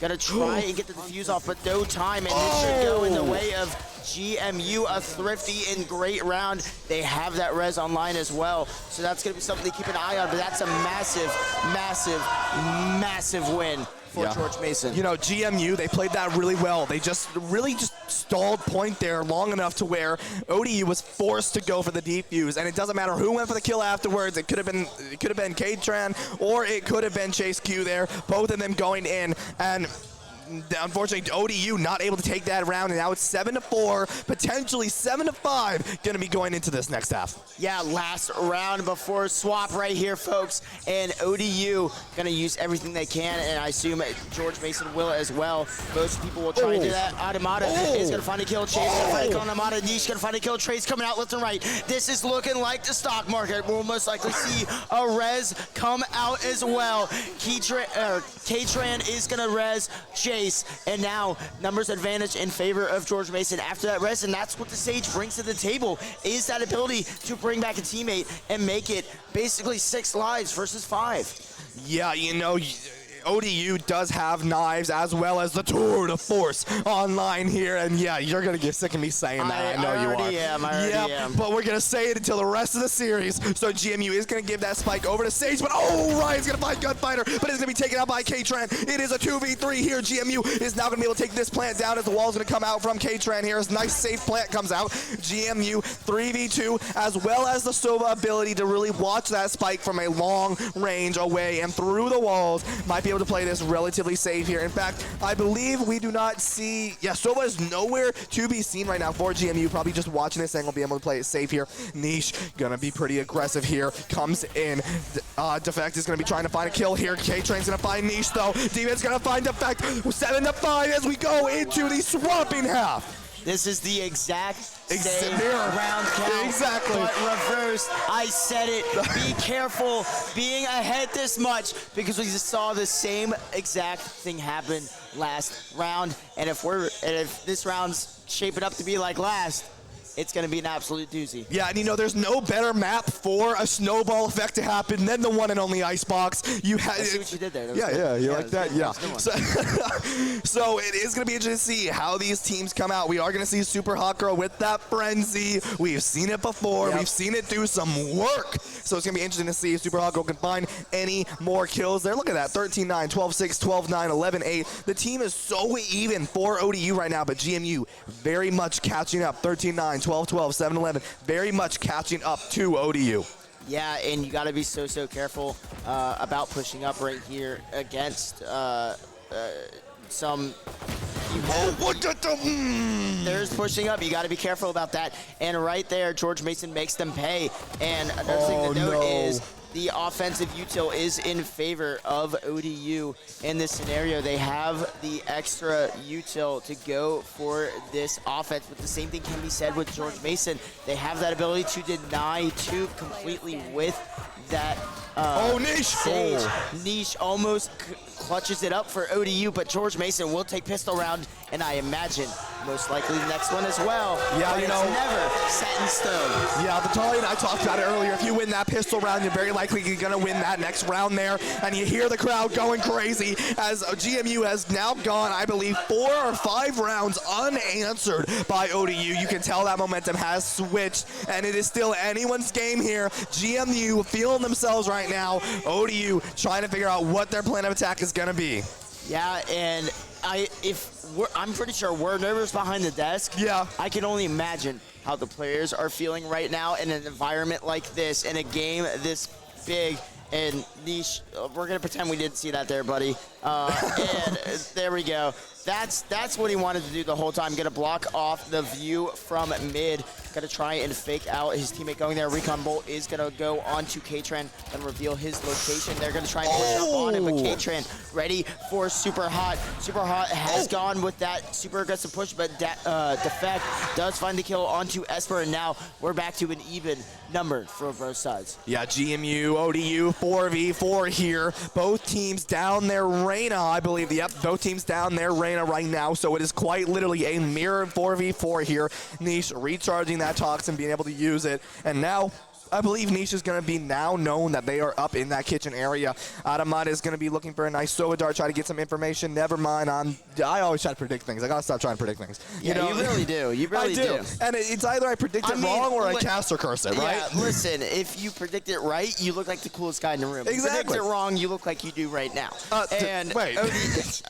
The less said about that, the better. And we're going to see Recon Dark going to go out, try to find intel for the side of ODU as they have the same number of people as George Mason trying to take the site, and now George Mason catching wind of their plan, gonna try and rotate here, and Niche gonna get spotted out right here, gonna put up wall, but it's not gonna be enough, most likely. Never mind, Niche gonna find a kill in the gunfighter. That's absolutely massive. But Spike needs to be planted, and it's not gonna matter. GMU's gonna take that fight, cleaned house. and now we are even 7-7. Map number 2 in the MAEC Winter Valorant Grand Finals. ODU was up by 6 rounds to start things off, and now it is 7-7.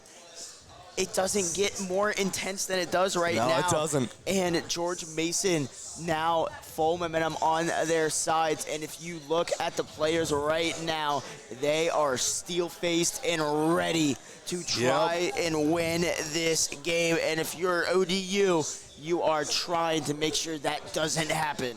Yeah, these players are intense and ready to go. We are going to see Gunfighter with that Bucky, interestingly enough. But, Defect's going to try to find Esper and does successfully find them. Esper will fall now. GMU is now down one player in this fight here. ODU does have the Viper ultimate as well as the Spike. Ryan will find Chase Q there, and GMU is now down 2 players. ODU wants to grab that momentum back in their favor, but a 3v5, anything can happen. Super Hawk going to find Gunfighter. There it is, a 2v5. Now ODU, Niche is going to start this plant on the Spike here, but it's going to be taken out by Diva. Diva will be traded out by Defecto. K-Train needs to find 4 or needs to run away.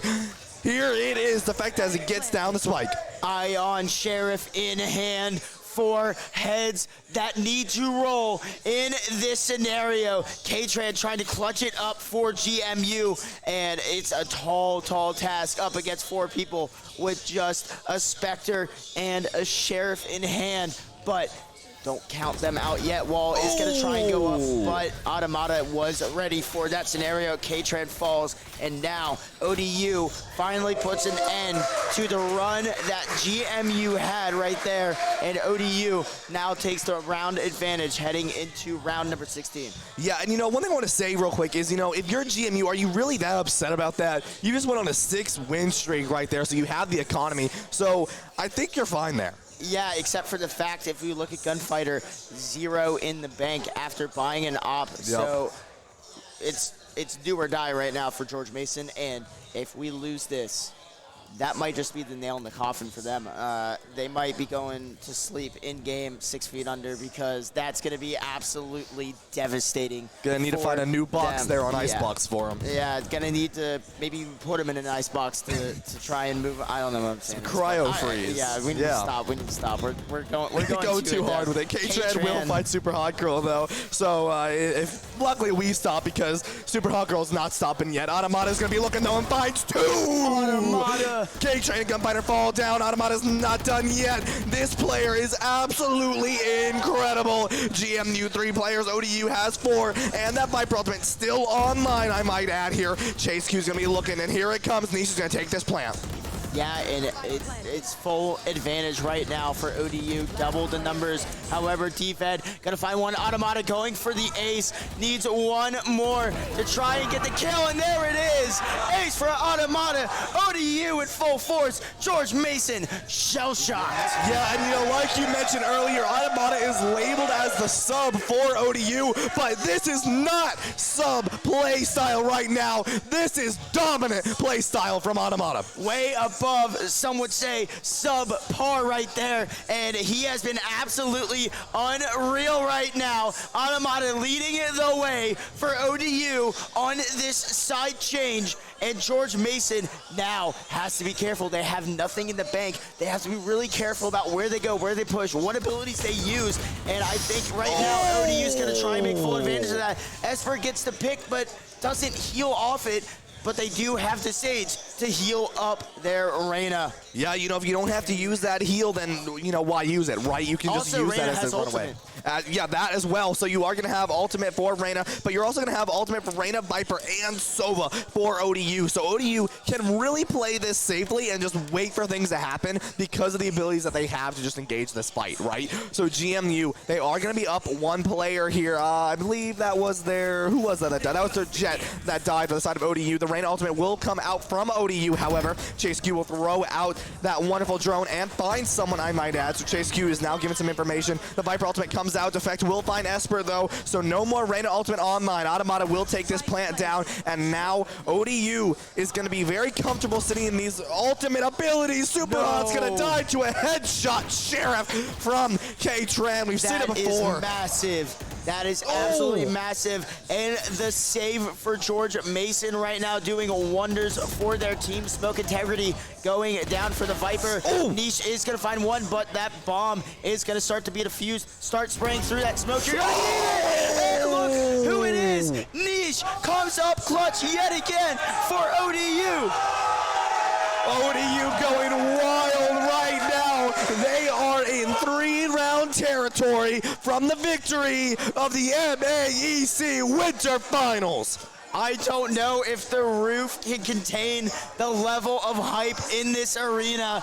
This casting desk certainly can't contain you and me right now. We're moving all over the place for this, and for good reason. This has been back and forth, and look at Adamada leading the way, and so is Defect, but Niche is right there as well. This has been such a good team performance by ODU as they try and close out an early advantage that they almost let slip away, but now 3-round advantage. Now they were 3 rounds away from winning the grand finals and walking away with $500. Yeah, and you know, this team wants that money. They are the underdogs. They are the team that really should not be winning this right now, but here they are, ready to win, ready to get the money. They deserve to be winning this right now. They deserve it. They are the underdog story. Their hearts out, and Esper gonna find one, Gunfighter gonna find another, trying to crawl back and stop. The momentum is George Mason, and Viper Ultimate is gonna affect so much right there. That just covers the entire middle of the site to the attacker spawn. Yeah, and you know, GMU used 3 of their ultimate abilities there. That is a very hefty investment from GMU. They're trying to win now, and they're trying to win fast, and they recognize how much they need. And Defect is going to find a kill. So is Niche. However, Niche is going to fall now 3v2 in favor of George Mason as they try and get the spike planted. There it goes, 30 seconds. Spike planted. However, Sobo Ultimate is going to come out. Location revealed. Onto the jet. Defect to find one. Now 2v2. And Gunfighter misses the op shot. Oh, and Defect's gonna find Chase Q. Here it is. Defect needs to find it again. Defect finds Gunfighter. 11 into 7. ODU is looking to finish this underdog story on top. This is absolutely unreal. Defect with 4. And now 2 rounds separate ODU and the title. The title of the MAEC Winter Valorant Grand Finals. GMU and ODU 11-7. Defect just right there, just playing it perfectly. And look at the economy, absolutely ravaged and all over the place. GMU manages to buy an op, but then the next best gun you have is a Spectre. Questionable buys out here from the team. I mean, I think they just need to win, and they need to win fast. However, K-Tran does find a kill on 2 Defects. That's absolutely massive to start things off. However, Ryan does want to put things here, blocks off that catwalk area and allows a free plant, and now it's going to be the defense super hot. 2, 3, someone stop him! Nation's gonna fight D-Van. Here it is, 12-7. ODU match point, match round in the grand finals series. ODU wants to go home tonight. They want to go home rich. They want to go home as the underdogs, and they want to go home with the title, Will. George Mason timeout, and super hot, willing his team across the line and to victory. And ODU faithful are loud and proud, and right now, that's exactly what their team needs. Yeah, and you know, GMU, time to reset, time to think. You are in the crunch zone here. You need to figure out what your plan of attack is going to be. How are you going to go forward? What are you going to do for the next 5 rounds in a row to get this to just continue? Yeah, and you need to play perfectly, 0 mistakes. Not a single mistake needs to be made, because ODU can capitalize off that. And look at the ultimates online. George Mason has that extra life that they can use. However, you need your Sage to kind of play back a little bit in that scenario. And ODU, 3 ultimates online. And I imagine after that triple, Super Hot is 1 or 2 away from being able to get that ultimate. So maybe an ult orb and a kill, and that's a 4th ultimate online. And if I'm ODU, I'm using it as much as I can. I'm ending it right here, right now. Yeah. And here we go, folks. Countdown has started for match point, set point right here. 1 round separates ODU and the title of Valorant champions here at the MAEC Winter Games. Absolutely, Will. And I mean, ODU, the underdog story. The team that has already beat one of their rematch competitors and is now looking to finish it off on the GMU with another rematch victory here. A 5-2 team against a 7-0 team. ODU is ready to go, but right now GMU is not making mistakes. K-Tran found 2, Demons found in 1 as well. GMU 5 versus 2 right now. The Viper Ultimate is being used by ODU, but they do not have Spike, so they cannot use that ability. 1 player remains for ODU. GMU not giving up yet. Super Hot is going to fight K-Tran though. ODU knows there's just 1 player remaining and is not going to let K-Tran find that ace. Chase Q going to stop it right there. GMU is not done yet. A massive, massive round there for George Mason that cannot be understated more. I mean, absolutely crucial to save them from the brink of defeat. And now 4 rounds away for George Mason between glory or defeat. You have to be tired of this. So, I mean, the endurance that you have to play this at such a high level for such a constant amount of time. I mean, GMU, they have to put all their cards on the table right now. And they've been here all day as well. They have been here all day, competing all day since 9, 10 a.m. this morning. They have been here, and they are just competing and ready to go. Defect. Oh, defect. Oh, defect. Gunfighter, not quite. Timing. This is scary. This is scary. For him to sneak up, but he's not going to quite find anything. And now he's going to try and lurk around the corner and maybe find someone else. But it looks like it's going to be a B push here from ODU as they try and get things off. 3 ultimates have been used. ODU is going big or go home. Quite literally, Super Hot revealed is going to be able to get out though. Does have that Empress ending really, really quickly. And now that is offline, and now I think this is when George Mason tries to strike. Yeah, and Niche will get the plant off, but the revive is still alive for GMU here. So it is that 6v5 still, as you were mentioning earlier. But Defect with a nice quick scope on the Gunfighter. Chamber down for GMU. As well as defense, Super Hot's going to find one. Chase is going to find Automate though, and Ryan's going to find Esper. It is a 4v2, 4v1. Ryan wants to end it down. And it is! Oh my goodness! MAEC Winter Games Grand Champions! Wow. Oh my goodness! The story of David and Goliath completes itself yet again, and David wins once more, and GMU unfortunately falls flat, and ODU comes out on top. That underdog story, the age-old tale, and here it is. ODU coming off of a nice win off of Radford, coming straight into GMU, and finishing it with a nice 2-0 to win the grand finals here at the MAEC Winter Games. Yeah, and another thing I want to emphasize is that GMU came in here undefeated, so they were by far the favorites, and what a close game it was between ODU and Radford. It went to map 3 and almost over. It went into overtime in map 3, I believe. So for them to just win this 2-0 is absolutely unreal. I mean, I'm at a loss for words right now. Big congratulations there to ODU and GMU. Both teams played phenomenally, but I think that's going to be it from me and Ryan. Unfortunately, we're going to send this back to the analyst desk so they can do their job and relax. Oh my goodness. Thank you guys so much. What a series, ODU versus GMU. You know, as the casters were talking about, you know, GMU came in here undefeated. ODU had a chip on their shoulder, and those actually 2 chips on their shoulder, and that was Radford and GMU, the 2 teams that they lost to in the regular season, and they were able to kind of defeat their demons, if you will. They were able to fight back, knock those chips off their shoulder, and prove that they do have a very, very competent Valorant team, and that they are the best Valorant team in the DMV area. Yeah, I think that word prove encapsulates everything. Yeah. They come in as a 3 seed. They fight their first demon in Radford. It goes to map 3. It goes to the end. It was slipping from them. They took hold, and they got their victory, right? And now they move in to the grand final seed, which is probably scarier. You're against the number 1 seed in GMU. They're undefeated. They've beat you before, and you have a chip on your shoulder. You have to beat your second demon now. They come in. They take control of the first map after looking a little slow, maybe. Yep. And I think they just had utter control in map 2. I mean, we knew that Icebox was going to be something that either saved one of these two teams, right? Yes. And ODU did not let it be the saving grace for GMU. Yep. They took hold, and as we said, if they ever got that lead early and held on to it, that's just a bonus, and they cashed in that bonus.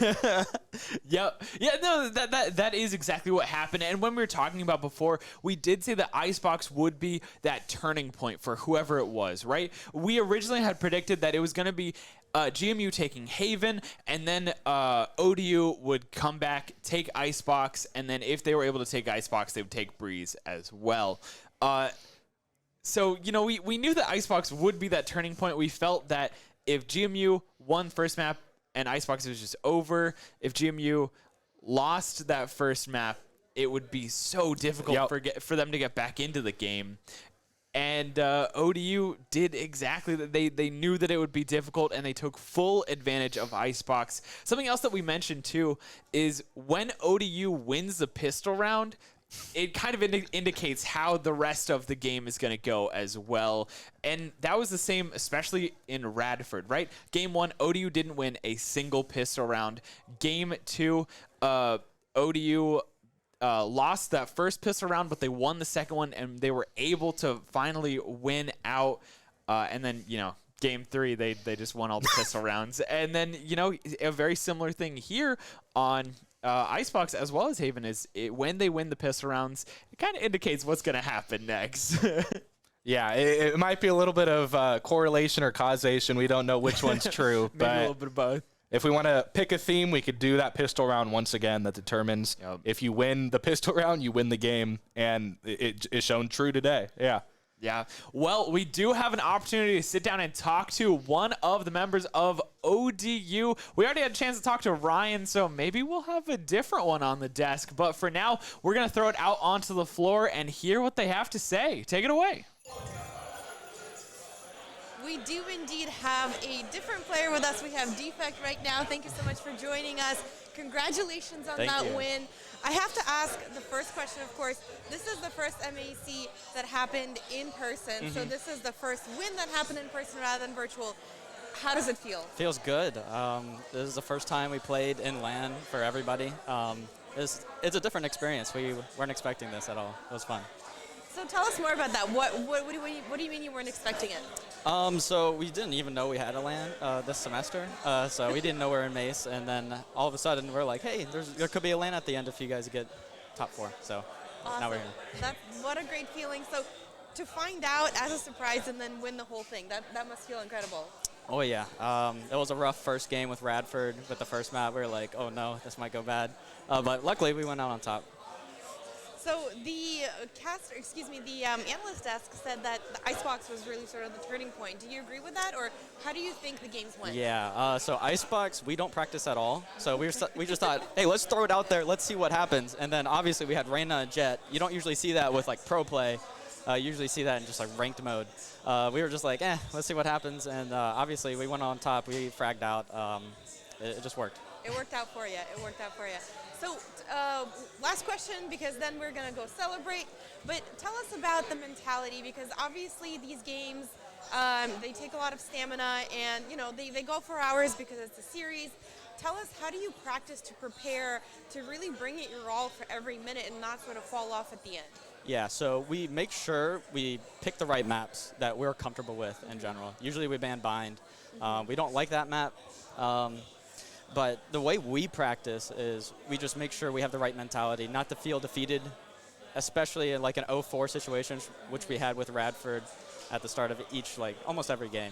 But we always came back and make sure everyone's focused up during our timeouts. That's great. So just keep focused, don't let the defeats get you down. You have to keep going until it's over, and it's over in the best possible way for you guys today. Congratulations again. Thank you so much for joining me. All right, thank you.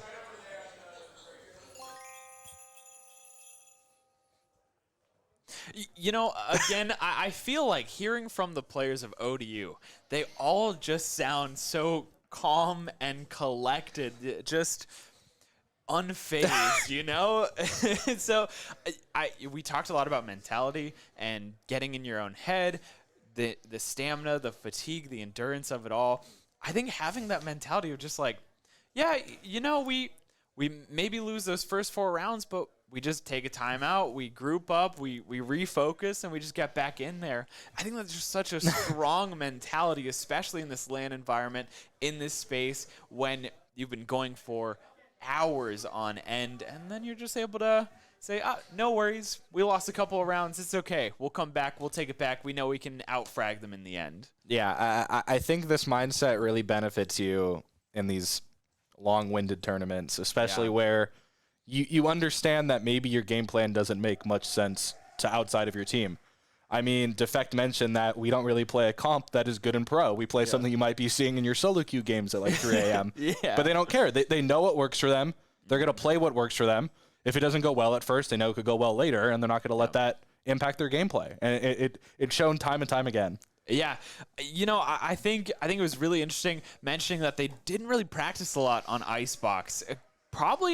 They probably realized that, you know, GMU obviously scouting them out, trying to figure out what maps they're good on, what maps they want to play on, and then, you know, throwing out a map that is unexpected for both teams might end up working out in your favor, right? GMU may not have been practicing on Icebox either, may not have been prepared to fight on an Icebox map. Earlier I mentioned GMU likes Bind, they like Haven.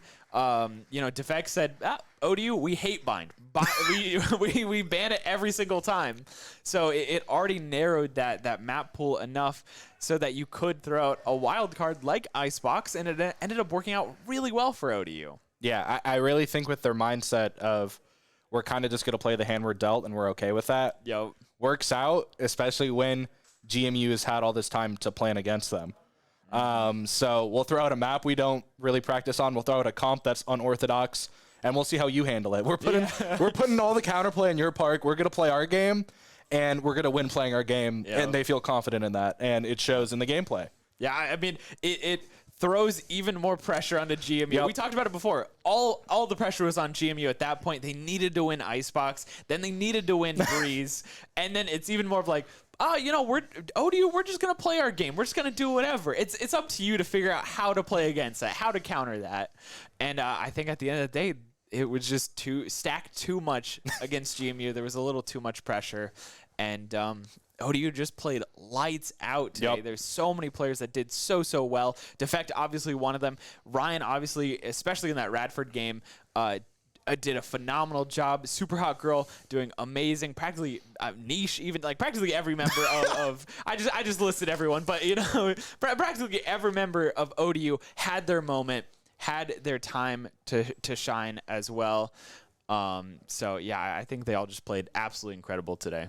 Yeah, I think it goes without saying that ODU played fantastic today, but we also have to give it up for GMU. I mean, they had to play spectacularly the entire season to get here, and they had to play spectacularly earlier today to even get to this match. So a big congratulations to them for even placing second. That's still a great feat. Yeah, it's still awesome. And, of course, congratulations to ODU for taking first in the MAEC DMV Winter Games for Valorant. Yeah, and we should go ahead and... Yeah, we should talk about everything that happened. So, of course, at Valorant, we had ODU winning that first, taking home $500. GMU taking second, that $250. And then over on the side of Overwatch, which we saw yesterday, we saw Bryan Stratton College taking first place and GMU taking second place.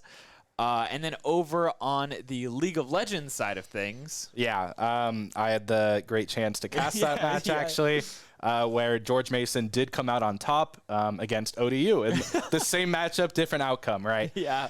It was a great match. It was a 2-0, but the second match was so close. Like, the numbers of 2-0 don't explain how good of a match it was. Yeah, I completely agree with that. That was a fun match to watch, too. We got to see some picks that we had seen before, some comfort picks, and then some a little unorthodox picks as well. I'm a big draft guy, so seeing all of the little draft shenanigans going on where we're feigning certain picks, and then at the last pick, we'll switch something and change our entire comp. That was fun to see. Yeah, and then finally for Rocket League today, we did see GMU take home that victory and Howard Community College taking second. There were a lot of upsets that happened today. Yeah, there's a lot of upsets. There were a lot of close games. Yep.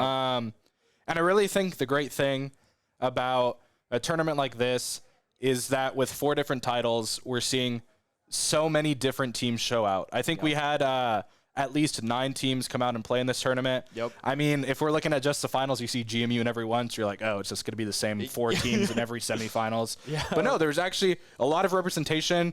We had colleges, we had universities, we had community colleges. Yep. I think the representation is great.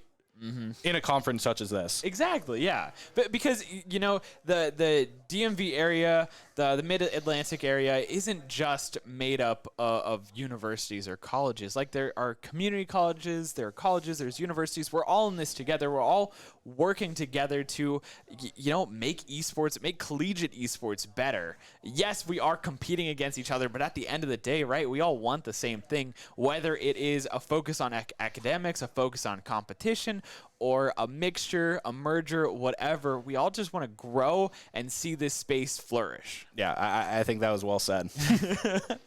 Well, of course, one more thing before we go, I do want to say huge shout out to everyone who's donated to the fund, to Children's National. Again, it's one of the top 10 pediatric hospitals in the nation. All of the money that's been raised through the DMV Spring Summit of 2022 will fund the research by Kevin Cleary, and that involves using video games to help kids with cerebral palsy improve their motor skills. Of course, if you want to donate, there is still time. You know, we're not shutting you out. There's still time. If you want to donate, you can go to www.extralifedc.com and throw in a little bit of money, whether it's $500, $50, or $1. Any little bit helps. So a huge shout out to that. And of course, a huge shout out to both Game Gym and Events DC for putting together an incredible LAN experience, honestly. Yeah, it's great to see this young conference with so many new teams in it this season be able to have their final tournament culminate in a LAN event. I mean, the experience, the environment was loud. There was a lot of energy. It amped up the level of gameplay. It made everything so much better to cast, to analyze, to watch, to play. It's fantastic. And I know all of you out there are watching on Twitch. You can also just scroll down if you don't want to type in a website. Oh, true, yeah. Go down there. You'll see the donate option for Extra Life. You can go there as well. It'll be a lot easier. I mean, you just got to do it for the kids, man. Yeah, do it for the kids. I'm sure there's a bot in there throwing out the link as well, so you don't even need to type it out. But yeah, what a fantastic set of 2 days. We have just seen some incredible collegiate action. I mean, I think I personally want to give a shout out to just everyone who was here at the event, everyone who made the event possible, all of the students at Shenandoah University who have put together all of this, who have been running production, they've been TOing, they've been fighting fires all day, the amazing staff from Game Gym who've been here helping out. It's just been a collaboration, and man, it's so good to have a LAN event happening here, honestly. Yeah, it's been an absolutely great collaborative event with MAEC, with Game Gym, with the students of Shenandoah University. Almost every aspect of this tournament was run by a student or a group of students from the school. Yep. And it's gone without a hitch. It's been perfect. I've had a great time. Yeah. I think all of the fans out there have been having a fantastic time. Oh my gosh, especially today. They're going crazy. Yeah, it's been such an honor to be here. Yep, absolutely. So that's going to be it for us tonight. It is getting dark outside. Thank you all so much for tuning in. A huge shout out to everyone who competed. Huge shout out to all of the winners. Without further ado, I thank you from the analyst desk. We will let you go. Have a wonderful rest of your night, day, morning, whatever. We will see you soon. See you next time.